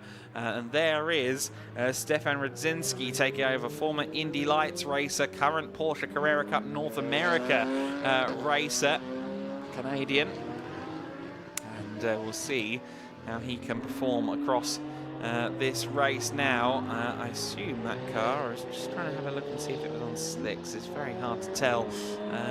Yes, slick tyres on that car. So Radzinski might come up trumps in the latter half of this race. And here comes Francesco Lopez as well. That car will suddenly be going very quickly indeed. Our former race leading car, Kenneth Higher, has now handed over, and Jamo Hartling heads out of the pit lane. All the while, Matt Griffin is your race leader in the number 151 car, the red, white and green AF Corsa Ferrari 488 Challenge Evo. Of course, he is due into the pits any moment also. Under the bridge goes the 488 GT3. Meanwhile, its successor, the 296, in the hands of Pierre Ehret, is into the pit lane. Pits 58 seconds behind the race-leading car. There is the race-leading car, the 151 AF Corsa machine, with Matt Griffin at the wheel. Now, this is going to have to be a good couple of laps for Griffin to try and give John Dillon a little bit of a cushion, and he is going to keep going for the time being. For now then, Matt Griffin continues on his way. The window of course shuts with 20 minutes to go. Down into the first corner goes the 488 Challenge Evo. Of course, this car will be superseded by the Ferrari 296 Challenge car this season in a majority of the Ferrari Challenge categories. And 488 has been around since 2016. It's been a very, very popular race car indeed. Joachim Bolting is in the pit lane. Meanwhile, Christian Hook has taken over, or should have taken over at least, the Ferrari 296 GT3. That car heading back out onto the circuit. Lewandowski all over the back of Stefan Radzinski there as well, in the battle for 5th overall through camera shots. Good, well, maybe a second or so back, but let's see what the pace is then relative between these two. Radzinski, of course, is the driver coach for Demir Hot. He's a pro driver. Lewandowski is an incredibly talented amateur driver. Always interesting to see how that crossover goes on. I think on paper, the Super Trofeo car is quicker. Of course, they're not fighting with identical weapons on this occasion. And certainly, the Super Trofeo car looks to be closing in, doesn't it, in that battle? Bouncing up over the curbs. Through the chicane they go. And I think it may only be a matter of time before Andrzej gets through, lest we forget the straight line potential of this Lamborghini. Goodness me, Andrzej Lewandowski. Oh, goodness me, I can't deal with this. I'm too nervous in temperament, Andrzej. Very cool onboard shots there, though, from the GT3 Poland car. Now the taps open on the Lamborghini. I think he might be a bit too far back with all of that fighting up against the car. Radzinski goes defensive as they run into the first corner. Meanwhile, race leader Matt Griffin has pitted as Andrzej Lewandowski tries to get it done into turn 1. Yeah, great job, Andrzej Lewandowski. That straight line speed in the Lamborghini is something to be reckoned with. Incredible stuff from the elder Lewandowski. And Demir Hot, who has handed over to Stefan Radzinski, will be watching on, and I imagine he's on the edge of the seat, because I sure am at the moment, watching these two go to battle. Meanwhile, John Dillon now getting strapped into the former race leading car. That car has just lost the lead, though, because Jamo Hartling has gone by in the Mercedes-AMG GT3, and the 151 car will power away in what may well end up being 3rd place, potentially 4th place by the time he gets out there. One twitchy headlight on Andrzej Lewandowski, and twitchy is certainly the word for that car through some sections of this circuit as well. I think it is very much slicks on slightly damp conditions at the moment. The AF Corsa Ferrari heads out onto track then, and will rejoin the race in, I think, 4th place. No, 3rd place ultimately. And oh, goodness me, John Dillon on cold tyres, already having to snatch at the wheel a little bit. He is now confirmed to be in 3rd position. Joachim Bolting is not too far away. Oh, and Andrzej Lewandowski at the corner where we've seen so much sliding and fighting. The GT3 Poland car, unfortunately, in a spin. That will have allowed Demir Hut back through. Or rather, I should say, it will have allowed Stefan Radzinski back through. And it also brings Christian Hook right onto his back bumper. And this is going to be a very interesting battle, because these are our, well, 2 on-track winners, of course, because Andrzej Lewandowski won the first race of the weekend. Christian Hook crossed the line first in race 2 of the weekend, but then, of course, received a penalty for overtaking under safety car and lost that victory. But these two have both crossed the line first over the course of this weekend, and Christian Hook is now right on the back of Andrzej Lewandowski. Again, the GT3 car should be a couple of seconds quicker in in theory, but we know that Andrzej Lewandowski can drive like a man possessed when that's what the moment calls for. This is a battle then for 5th overall in this race, or 6th overall in this race, I should say, and just behind is also Francesco Lopez. So Lopez is closing in on this as well. This is going to be a brilliant three-way scrap over the course of the next several minutes, and Christian Hook doesn't want to waste any time. He goes to the inside in turn 7, Orella Bend. Can't get it done though, or can he? I don't think he can. They'll approach the chicane in just a few moments, and he's got through. Very, very good stuff from Christian Hook. Christian Hook gets through then. Andrzej Lewandowski is now in a Ferrari sandwich, but need I remind you how quick that car is down the main straight. Andrzej Lewandowski isn't out of this yet. If he gets a solid run through these two corners where he spun last time by, he might be able to challenge Christian Hook, but unfortunately I don't think that is a solid run through that corner, and instead Francesco Lopez gets through and into what is now going to be 7th place. Oh, and he almost hits the gravel there as well, does Andrzej Lewandowski. He is struggling quite a lot. Not sure whether he's on wets or slicks, but whatever he's on, he is struggling quite a bit right now.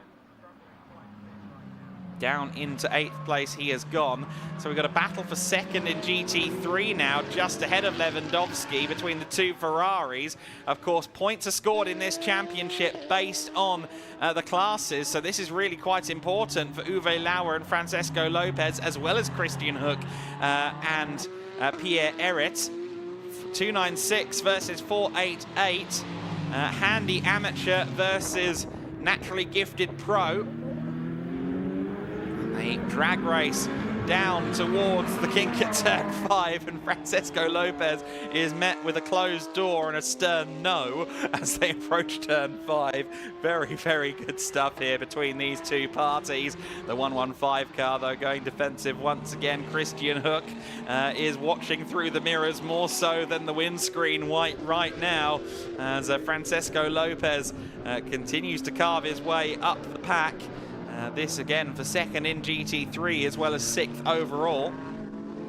Quite the gap though, I think, between those two parties, or rather those two parties and the car in 5th place, Stefan Radzinski. Yes indeed, that's about 9 seconds, so Lopez would have to do a lot of legwork, although I think he's capable of it, to get any further up the order if he can dispatch Christian Hook.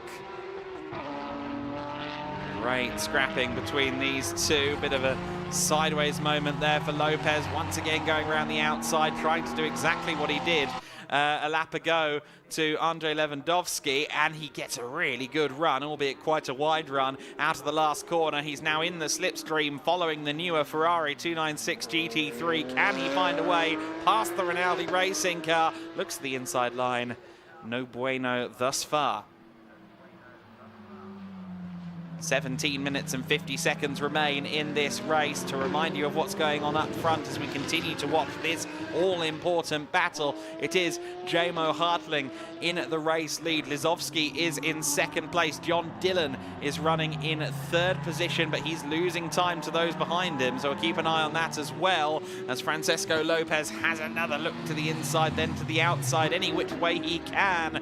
He wants to get past this man.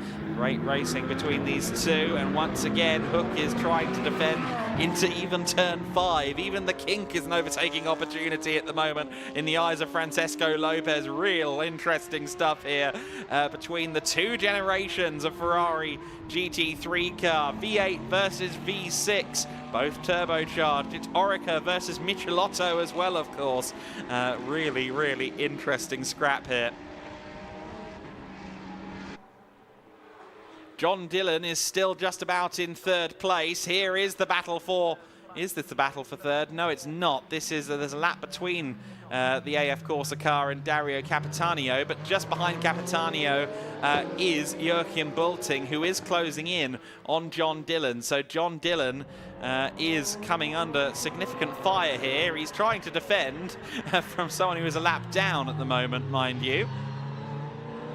So Capitanio, the pro racer for Thor Haugen, He's having to fight quite hard here to get by John Dillon. Again, this is not for position, so this is purely for pride, and John Dillon is doing a good job of making that slightly narrower car a little bit wider.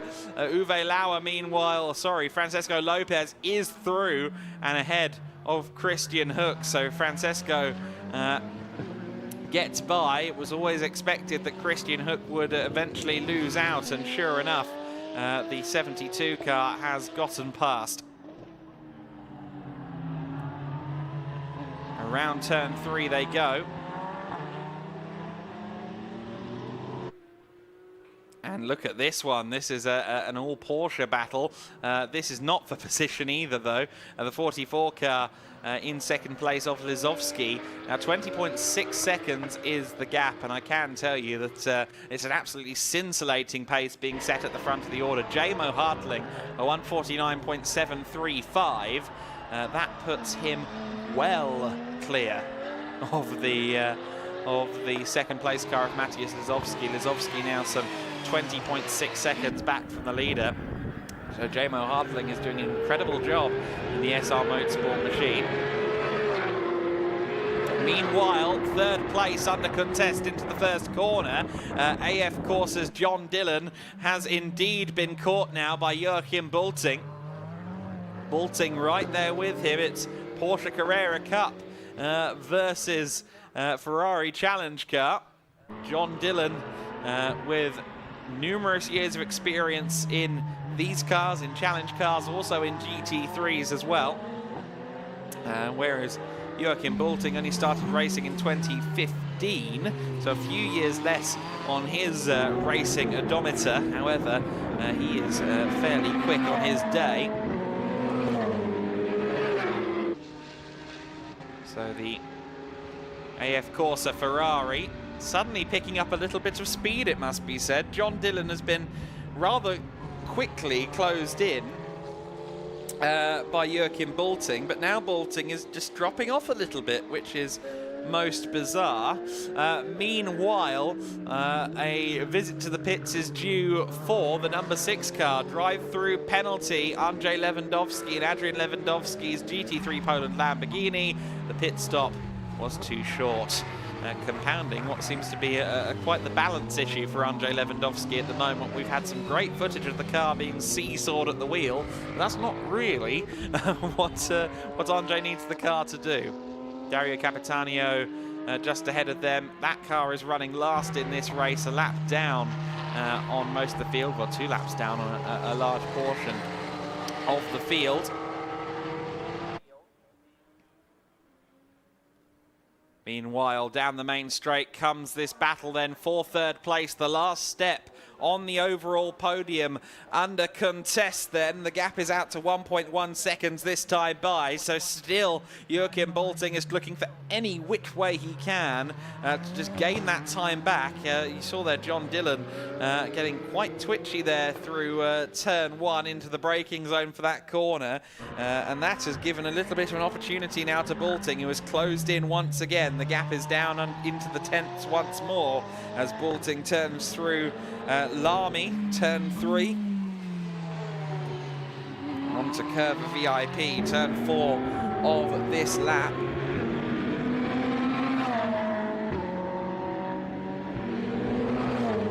Fascinating to see the strengths and weaknesses of the Ferrari and the Porsche relative to each other. Of course, unless we literally had the same driver in both cars, it wouldn't be a true litmus test, but it is very interesting nonetheless. And of course, the cars running in separate classes. Your class leaders at the moment, Jamo Hartling, the overall race leader, is also leading the GT3 class, of course.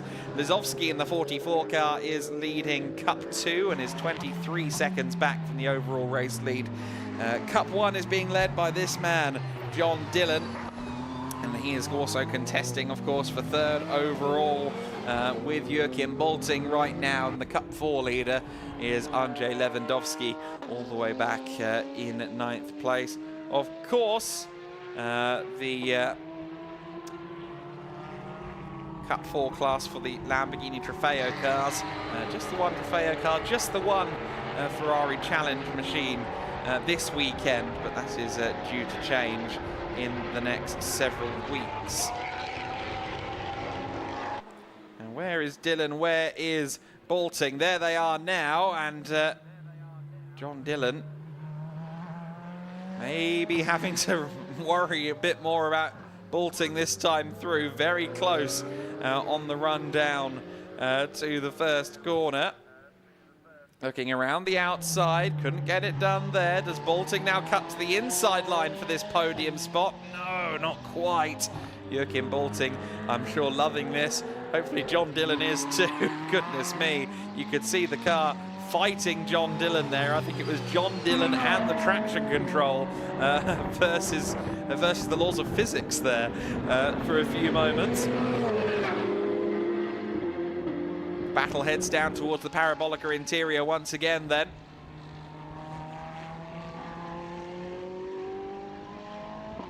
And John Dillon powers out of turn 6 of the lap with Joachim Balting really making life hard for him right now. I'm sure Matt Griffin is coaching him as best as he can through the headset at the moment as this race goes on. We're into the final 10 minutes of this GT Winter Series race. Andrzej Lewandowski is currently in the pit lane serving his drive-through for the too short pit stop, and it was only a couple of seconds too short, but that's enough to net you a drive-through penalty. You have to be very careful on the stopwatch in that regard. Meanwhile, John Dillon looking for any iota of traction he can get, and Joachim Balting certainly has more traction. Balting is through into third place. Now, can John Dillon open the taps and challenge back for third place overall now? He goes to the inside line. He should have the power advantage in the Ferrari 488 Challenge car. It's even Stevens as they come across the line. Dillon to the inside, Balting on the outside, and John Dillon covers off the inside line, returns to third place, but a little bit wide there coming out of the corner. Still manages to get the power down, but here comes Balting. Balting with a good run out of the first corner. He gets up into third place overall. Fabulous driving from Joachim Balting. The German racer, 57 years of age. He's turned 57 just last week, so maybe a bit of a late birthday present getting an overall podium in this race if he can hold on to it. But John Dillon is going to make life hard for him if he possibly can.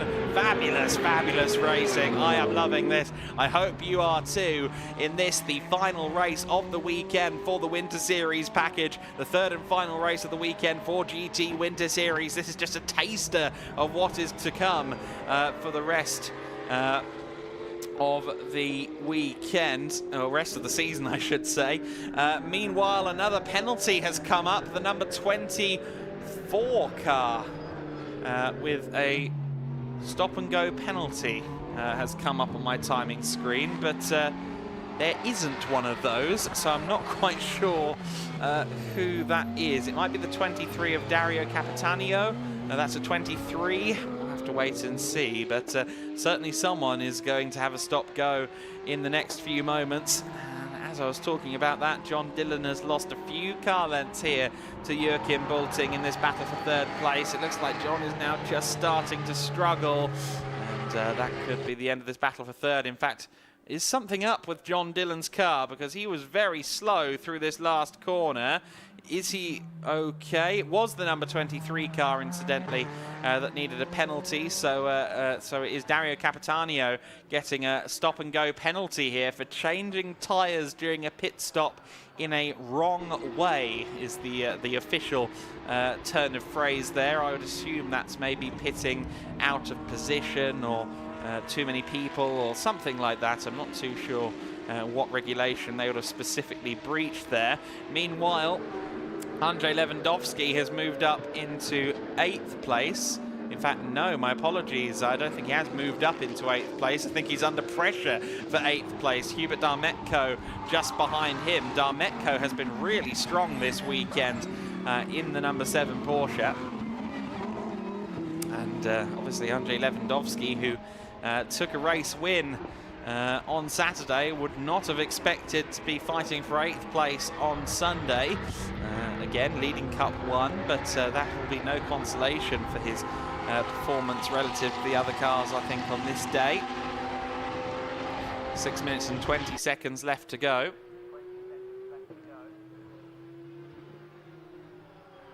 And now we're on to a straight. Of course, the Lamborghini starts to gap the Porsche once again.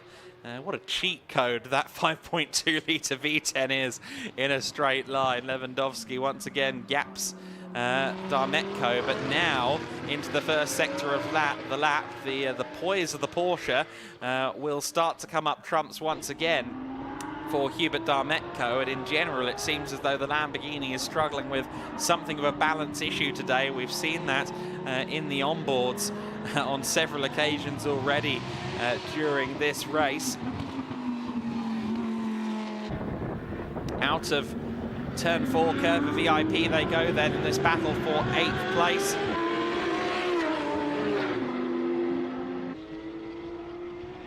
And Lewandowski again down the back straight with the kink in the middle. Again, maybe a 10th or 2, but running wide like that won't do him any favours. Again, this car looks like quite the handful in these mixed conditions. We ride on board with Lewandowski as we approach turn 7 Arela. Back on the power now towards Gancho. Hopping over the curbs there. And, turn 9 and 10 of this lap. Slowest point of the lap, of course, but seems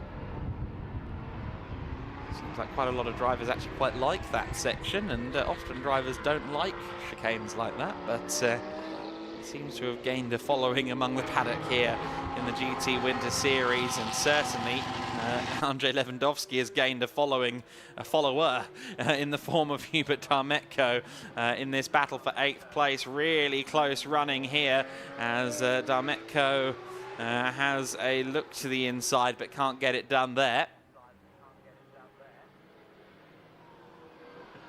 Of course, once again, the Lamborghini straight line speed advantage just clears him off from the competitor.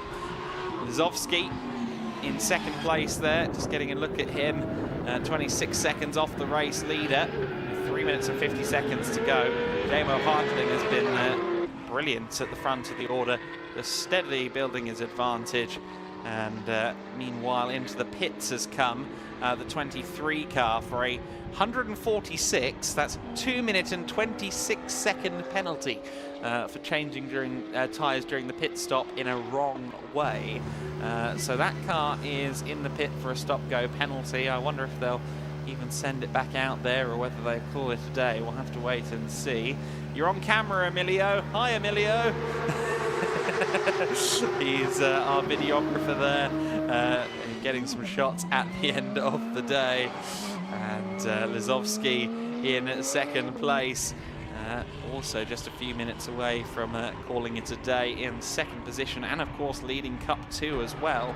The Cup 2 class will score him some good points here, although he didn't compete in the first 2 races, so Lizowski won't be a factor in the sharp end of the championship coming out of this race. Oh, goodness me, 4-wheel drift there out of the 13th and final corner of the lap. Do love a car 4-wheel drifting out of a turn. 28 seconds is the gap. Less than 2.5 minutes of this race left to run.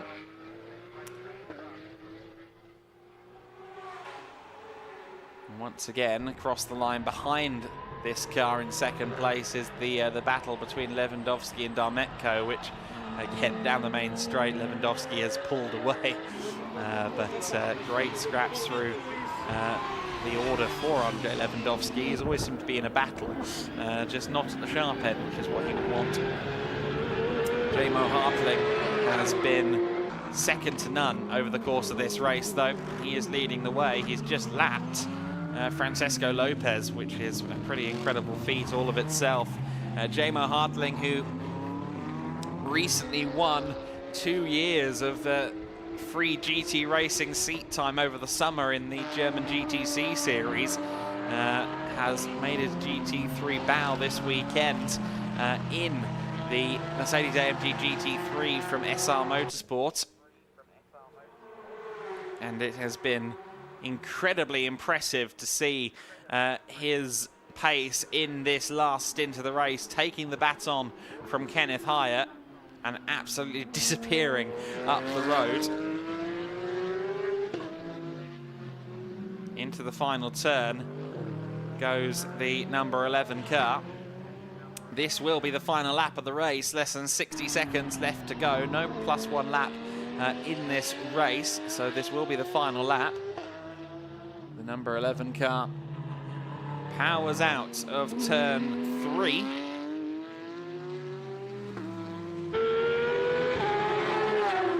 Lovely sound there of the flat 6 of the Porsche there. That was, I think, Radzinski in 5th position, just ahead of our race leader. But for Jamo Hartling and indeed for Kenneth Hyatt, they have done absolutely everything right in this race. Of course, they maybe didn't have quite the competition we were expecting. We were wondering if Olymp Racing would get out there for this race, or indeed FK Performance, of course, with Bruno Spengler at the wheel alongside Louis Stern. Sadly, a few of the GT3 cars dropping off this weekend as this has wore on. However, nothing can be taken away from the impressive performance of Jamo Hartling in the number 11 Mercedes-AMG GT3. Kenneth Hyatt and Hartling, a formidable duo then, and they are going to take their first win of the season in the 2024 GT Winter Series. Jamo Hartling, his first weekend in a GT3 car, and as he comes out of the final corner now, he will finish his first ever GT3 weekend with a flourish. Jamo Hartling and Kenneth Hyatt take the first of the endurance race victories in the 2024 GT Winter Series season. They win the race. Lizowski will come across the line in 2nd place. Francesco Lopez has already finished in 6th position. Christian Hook now crossing the line in P7. Just behind him is Capitanio, many laps down after that drive-through penalty. Here comes the 2nd place car out of the final corner now. This is Lizowski in the Cup car, the Cup Porsche. Where's that battle for 8th place then? They shouldn't be too far away. Indeed, they're coming through the final corner as we speak. Andrzej Lewandowski and Hubert Dametko. I would suspect that the Lamborghini driver has done enough. Yes, indeed. Lewandowski doing a very good job to get the car straightened out and beat Dametko to 8th overall. I thought for a while there that Lewandowski was going to lose out on that position, but he ends up sealing a P8 and of course the Cup 4 win in the process. We still haven't had our 3rd place car come through, but that car's also just going to be coming out of the final corner now. That is Joachim Bulting. Well, that's the 4th place car, but there is Joachim Bulting in the 38 machine. Crossed the line to complete the podium, and John Dillon taking 4th place as well. And Stefan Radzinski will cross the line to round out the top 5 and our finishing order. Our last car across the line will be the 5th place Porsche car. That's the 3rd place finisher in Cup 2 as well, of course, behind Lizowski, behind Bulting, and the Marshals giving a standing ovation to our drivers after a very fun race in the GT Winter Series. Congratulations to all of our drivers, and thank you to our marshals for all of their hard work this weekend. Jamo Hartling has worked very hard this weekend. He has been driving this car, he's been driving the GT4 car, so he's done no less than, I think it's been 4 races this weekend for him. 1 sprint, 1 endurance in each car. Interesting to see Infineon back as well as a sponsor on racing cars. I haven't seen that since the days of the factory Audis, which is going back a good 20 years.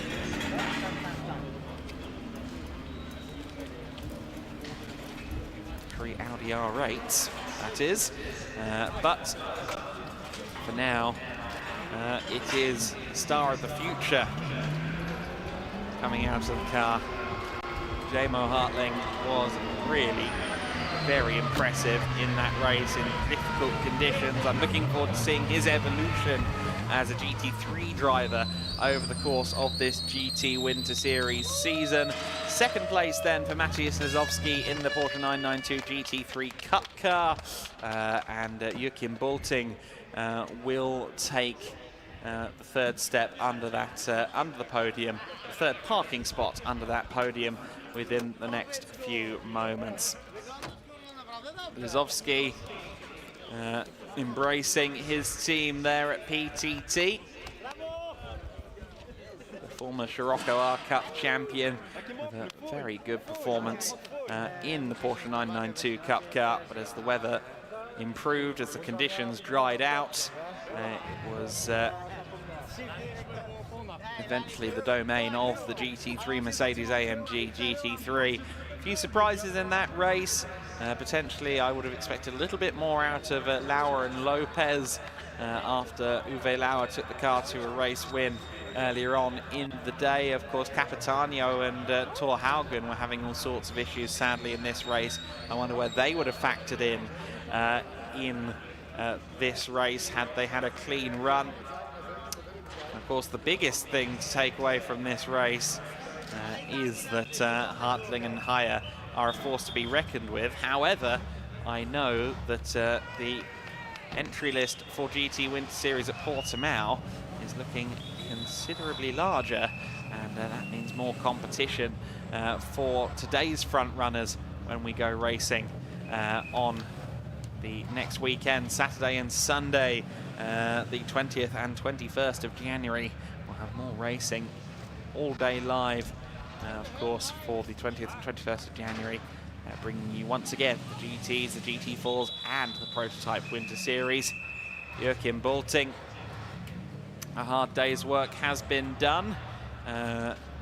No spins in this race. Had two of almost bumped into the photographer there. Daniel couldn't quite avoid him in time there.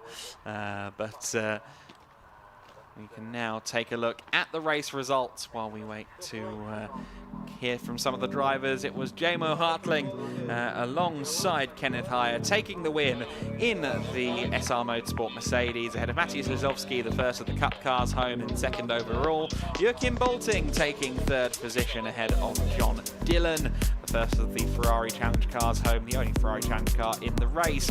The Demir Hot, Matthias Lizowski, the Demir Hot and Stefan Rudzinski car taking fifth overall. Uwe Lauer and Francesco Lopez taking sixth as well as second. Critical points in the championship there for Lauer and Francesco Lopez. Christian Hook and Pierre Eret taking seventh overall in the Ferrari 296 GT3. Andrzej and Adrian Lewandowski for GT3 Poland finishing eighth in the Lamborghini. Hubert Darmetko rounds out the Porsche Cup order, of course assisted in that race by Igor Klaya, and Thor Haugen and Dario Captiano will feel a little bit aggrieved with how their race went. Penalties and issues for the Ferrari 488 GT3. Only 10 cars taking the start, but all of them reaching the checkered flag. So then, calm now descends over Estoril. The paddock will soon migrate over to Portimao over the course of Monday before going testing for several days before we go racing. But we've still got some celebrating to do. Head of ceremonies, Chris McCarthy, has an interview now. Thank you very much, Adam. I'm down in pit lane with our winners of the GT Winter Series first endurance race of the season, Schnitzelarm Racing. Jamo Hartling and Kenneth Haier. Jamo, we'll come to you first as you brought the car home. How did it feel after what was a lengthy endurance race to get the car home and see the checkered flag first?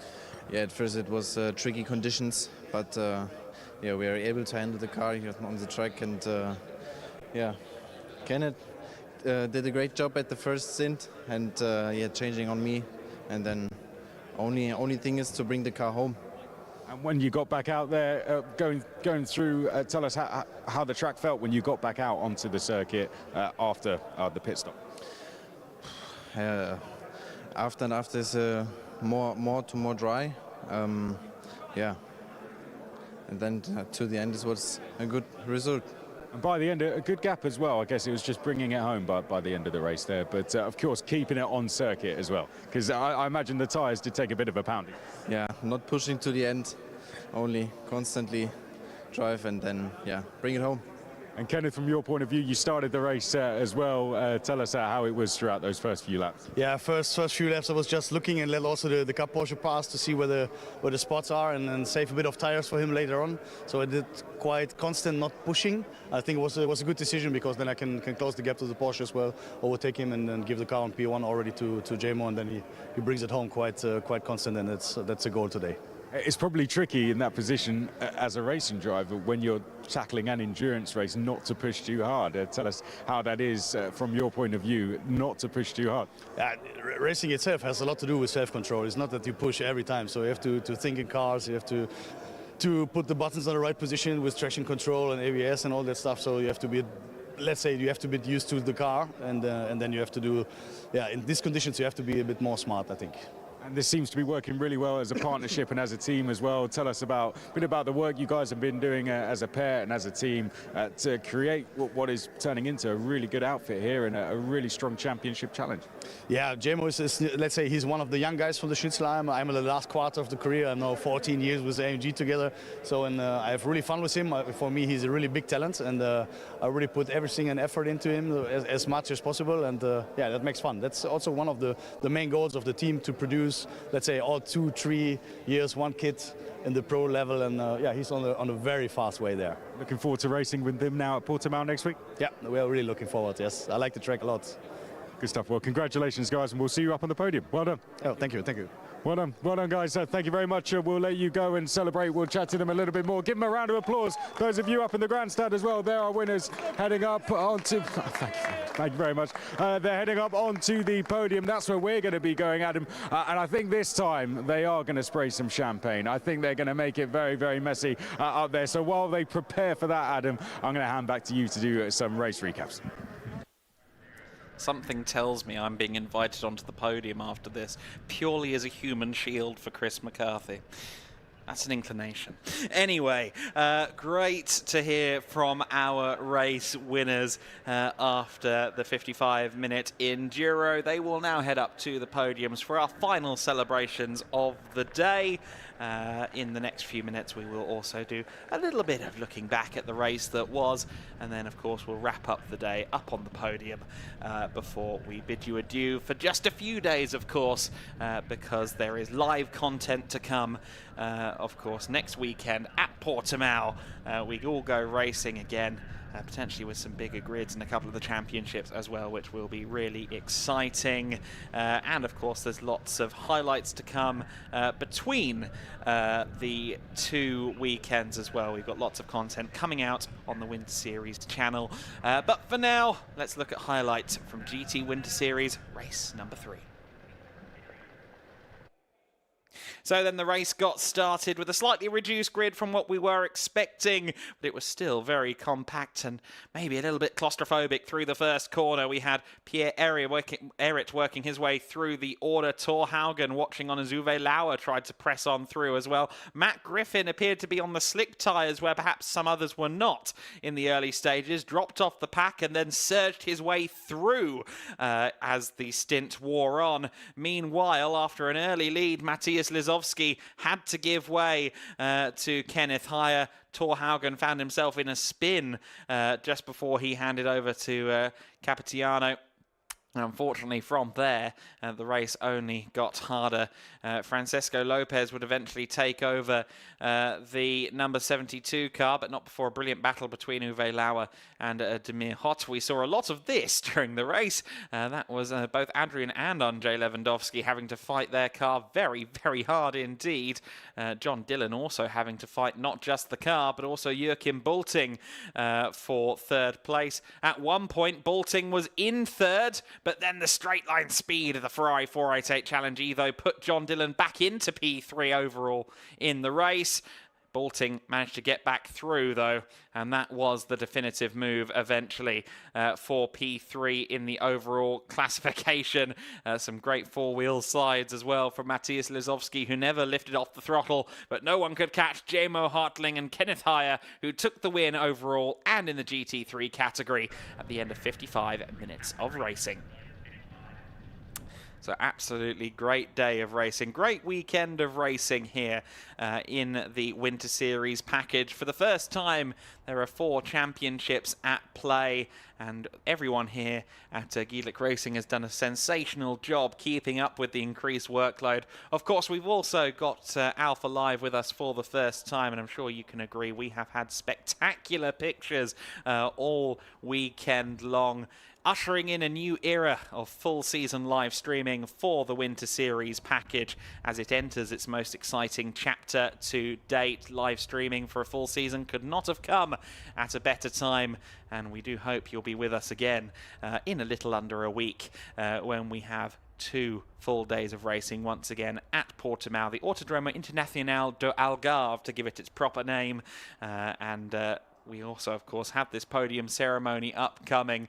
I'm interested to see whether Chris McCarthy's weather predictions come true vis-a-vis champagne spraying. We'll have to see how that goes in the next couple of moments. And I understand that Chris is ready to go. So one more time, we'll head down to Chris McCarthy for the podiums. Thank you, Adam. Yes, we'll see if those predictions for champagne spray come through. I think everyone down here wants to see champagne spraying. I think people in the crowd want to see champagne. Actually, I don't know, maybe the teams might want to see them, take them down to them. But I think it's going to get very messy up here. The champagne is ready to go. This is the last race of the weekend. Guys, first of all, thank you very much to everyone who is down here. This has been the start of a brand new era of the Winter Series. 3 championships starting the 4th season of the Winter Series. We've had the GT Winter Series, the Prototype Winter Series, the GT4 Winter Series. It's all been broadcast by the guys at Alpha Live. We've had treacherous conditions, but nevertheless, the marshals have been out there, the safety teams as well. So I think overall, can we have a round of applause, please, for all the team at Gedlich Racing, all the team at Alpha Live, all our marshals at Estoril, everyone who's helped put on this fantastic event together. They've done a superb job.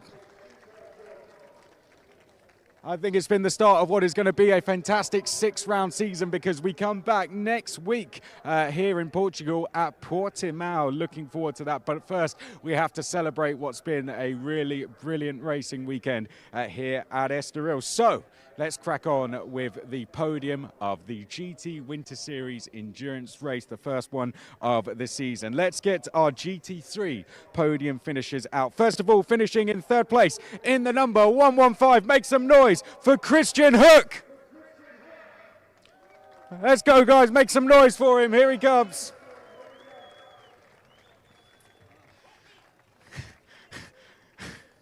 Hooky. Are we going to? I love how we're doing the cap there. Absolutely love it. We don't open that. We don't open that. Oh, are we going to open both of those? Are we going to attempt to do them both by yourself? I love it. Okay, I love it. Okay. Okay, let's intensify the noise as we go through the podium positions. Finishing in 2nd place in the number 72 was Uwe Lauer and Francesco Lopez. Here they come, arm in arm. Well done, guys. 2nd place in GT3. Up onto the podium, but we spoke to them briefly down in pit lane. Our winners of the 1st race of the season, the 4th season of the GT Winter Series, in the number 11 in their Mercedes for Schnitzel Alm Racing. Please give a huge round of applause for your winners, Jamo Hartling and Kenneth Heyer.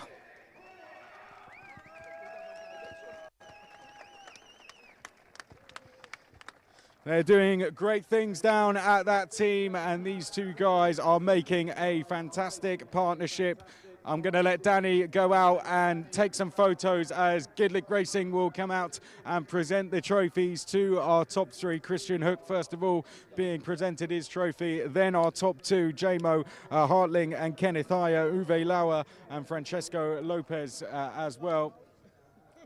Well done to all the guys. Let's get them all on the top step of the podium first of all.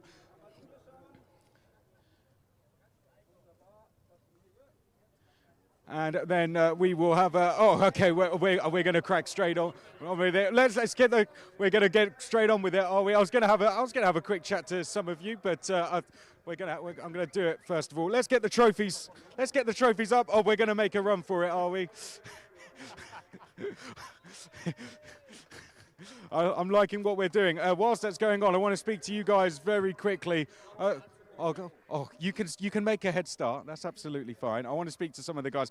Francesco, second place. Oh, Christian, where are you going? I was going to have a chat to you. You don't have to run off. Second place, happy with that as an endurance result? No. Yes, we are happy. We are quite happy. It was really hard because during these kind of conditions, it was not that easy. Yeah. And Christian, yourself as well. I mean, you just want to get on with the podium celebrations, don't you? Sorry, what? You just want to get on with the podium celebrations here, don't you? No. That's because of the champagne, huh? Yeah. Only one seat left. Good stuff. All right, go for it, guys. Go for it.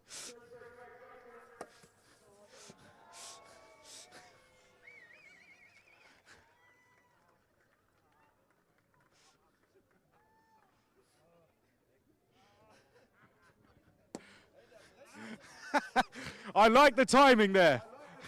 Jamo Hartling may be one of the younger drivers, but he's done his research down the back of the suit of Kenneth Ayer. Absolutely fantastic. Let's have a round of applause for your top three in the GT3 class in the GT Winter Series. Well done, guys. Nice one, Francesco. Well done. They remember the champagne, but they're forgetting the trophies. We've left a trophy back here. Yeah, I'll have some. Thank you very much. That was actually really nice. Lovely. Okay.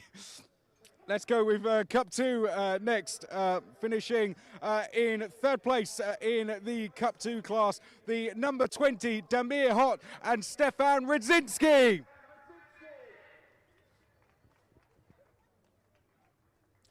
We're coming out with the champagne. Are we here, drivers? Are we here? All right, here we go. Round of applause. Let's go. Let's go. Here they come. They put on a fantastic race for us this weekend.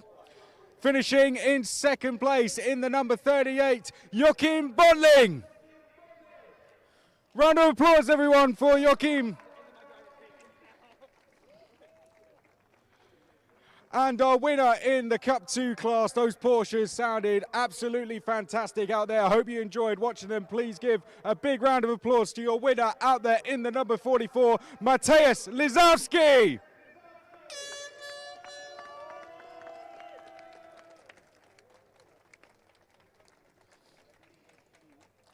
And Gedlich Racing will come out, will present.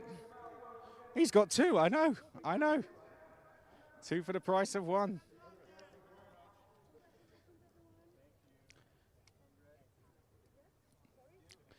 Gedlich Racing will come out to present the trophies. We will get some pictures taken. And I will very quickly attempt to speak to our winner, and then I'm going to clear off. Now, you guys can start unscrewing, but I'm just going to ask our winner very quickly. Who would you like to thank? Can you repeat? Because Who would you like to thank for the weekend? Yeah, so I would like to thank for my team. They are doing amazing job for the whole weekend. The setup was amazing.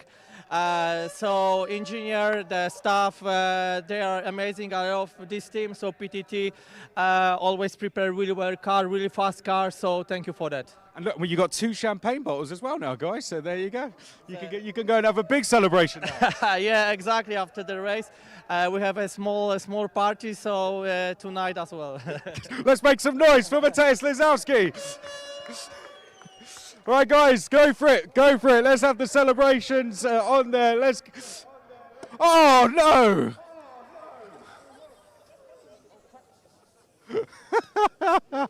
Well, he wasn't lying when he said it's going to be a big party.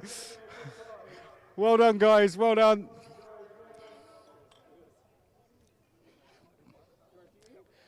Congratulations, guys. Congratulations. Really, see you at Portimao. See you at Portimao. Safe travels. Safe travels.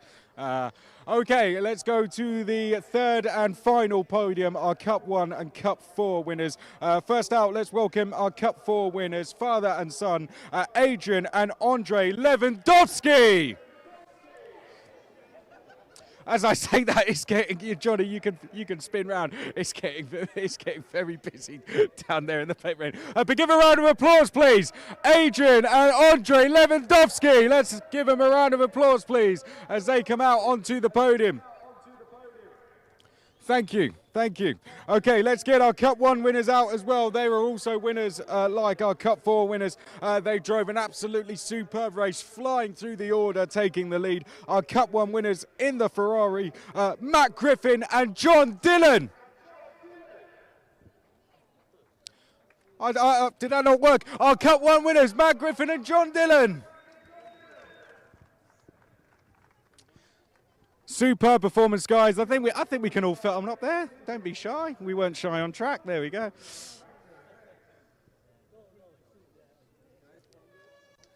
And I'm going to speak to both our drivers, and then I'm going to speak to both our winners. I particularly want to speak to Matt. We had a chat with John earlier, and I'll speak to Adrian as well, and then we will let them celebrate. So Matt, we were going to speak to you in pit lane.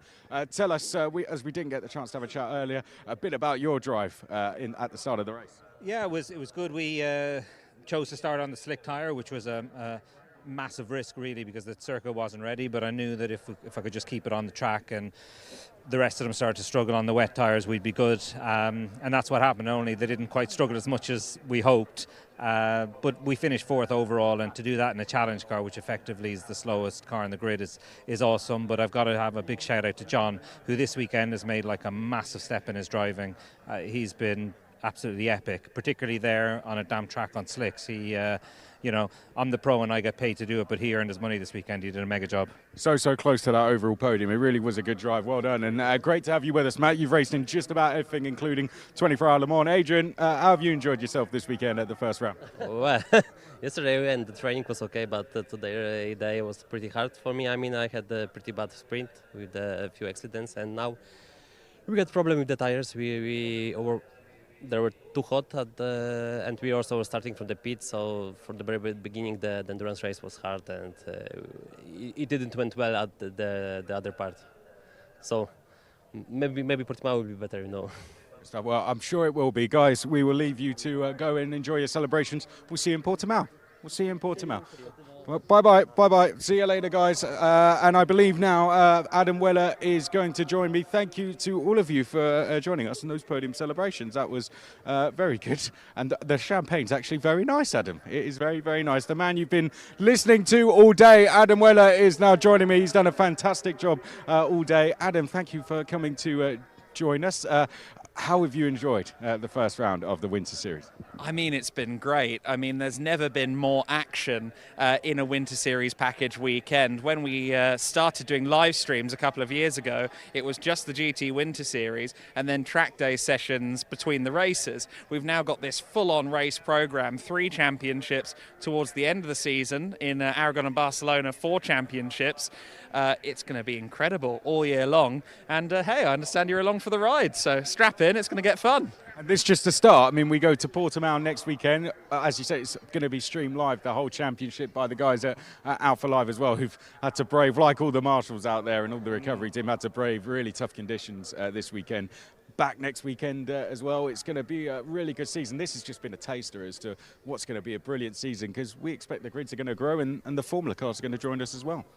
Yeah, I mean, Portimao next week is going to be big. I'm certain of that. The number of racing drivers I've had give me one of like the traditional favourite circuit answers, your Spas, your Nordschleifers, and then they've leaned into me and said, I know I'm not meant to say this, but actually Portimao. So Portimao is one of the favourite circuits for everyone on the calendar.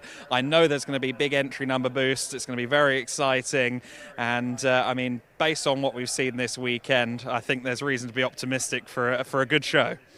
Now, I did give you, I did pre-warn you about this a little bit earlier. A bit of a driver of the weekend for you in each category. Let's start with the order they raced in. So let's go GT4 prototype and then GT. So GT4 first of all. Yes, and I definitely thought about it after you told me you were going to do it. No, I didn't, not at all. You know what? For the GT4s, I think I'm going to go Luis Liberal.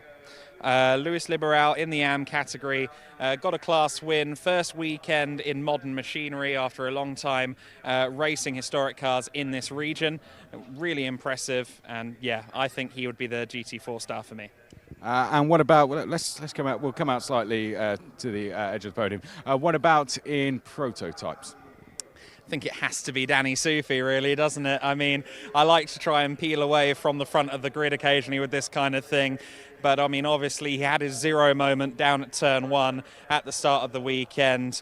Bounced back in spectacular fashion, was gracious about what happened on Saturday and recovered in the best way possible. Not only did he win the race, but obviously he held off Daniel Kalvitz, he held off Lawrence Hur. He was going quicker than those guys. Those are gold-rated drivers, experienced and established sports car stars.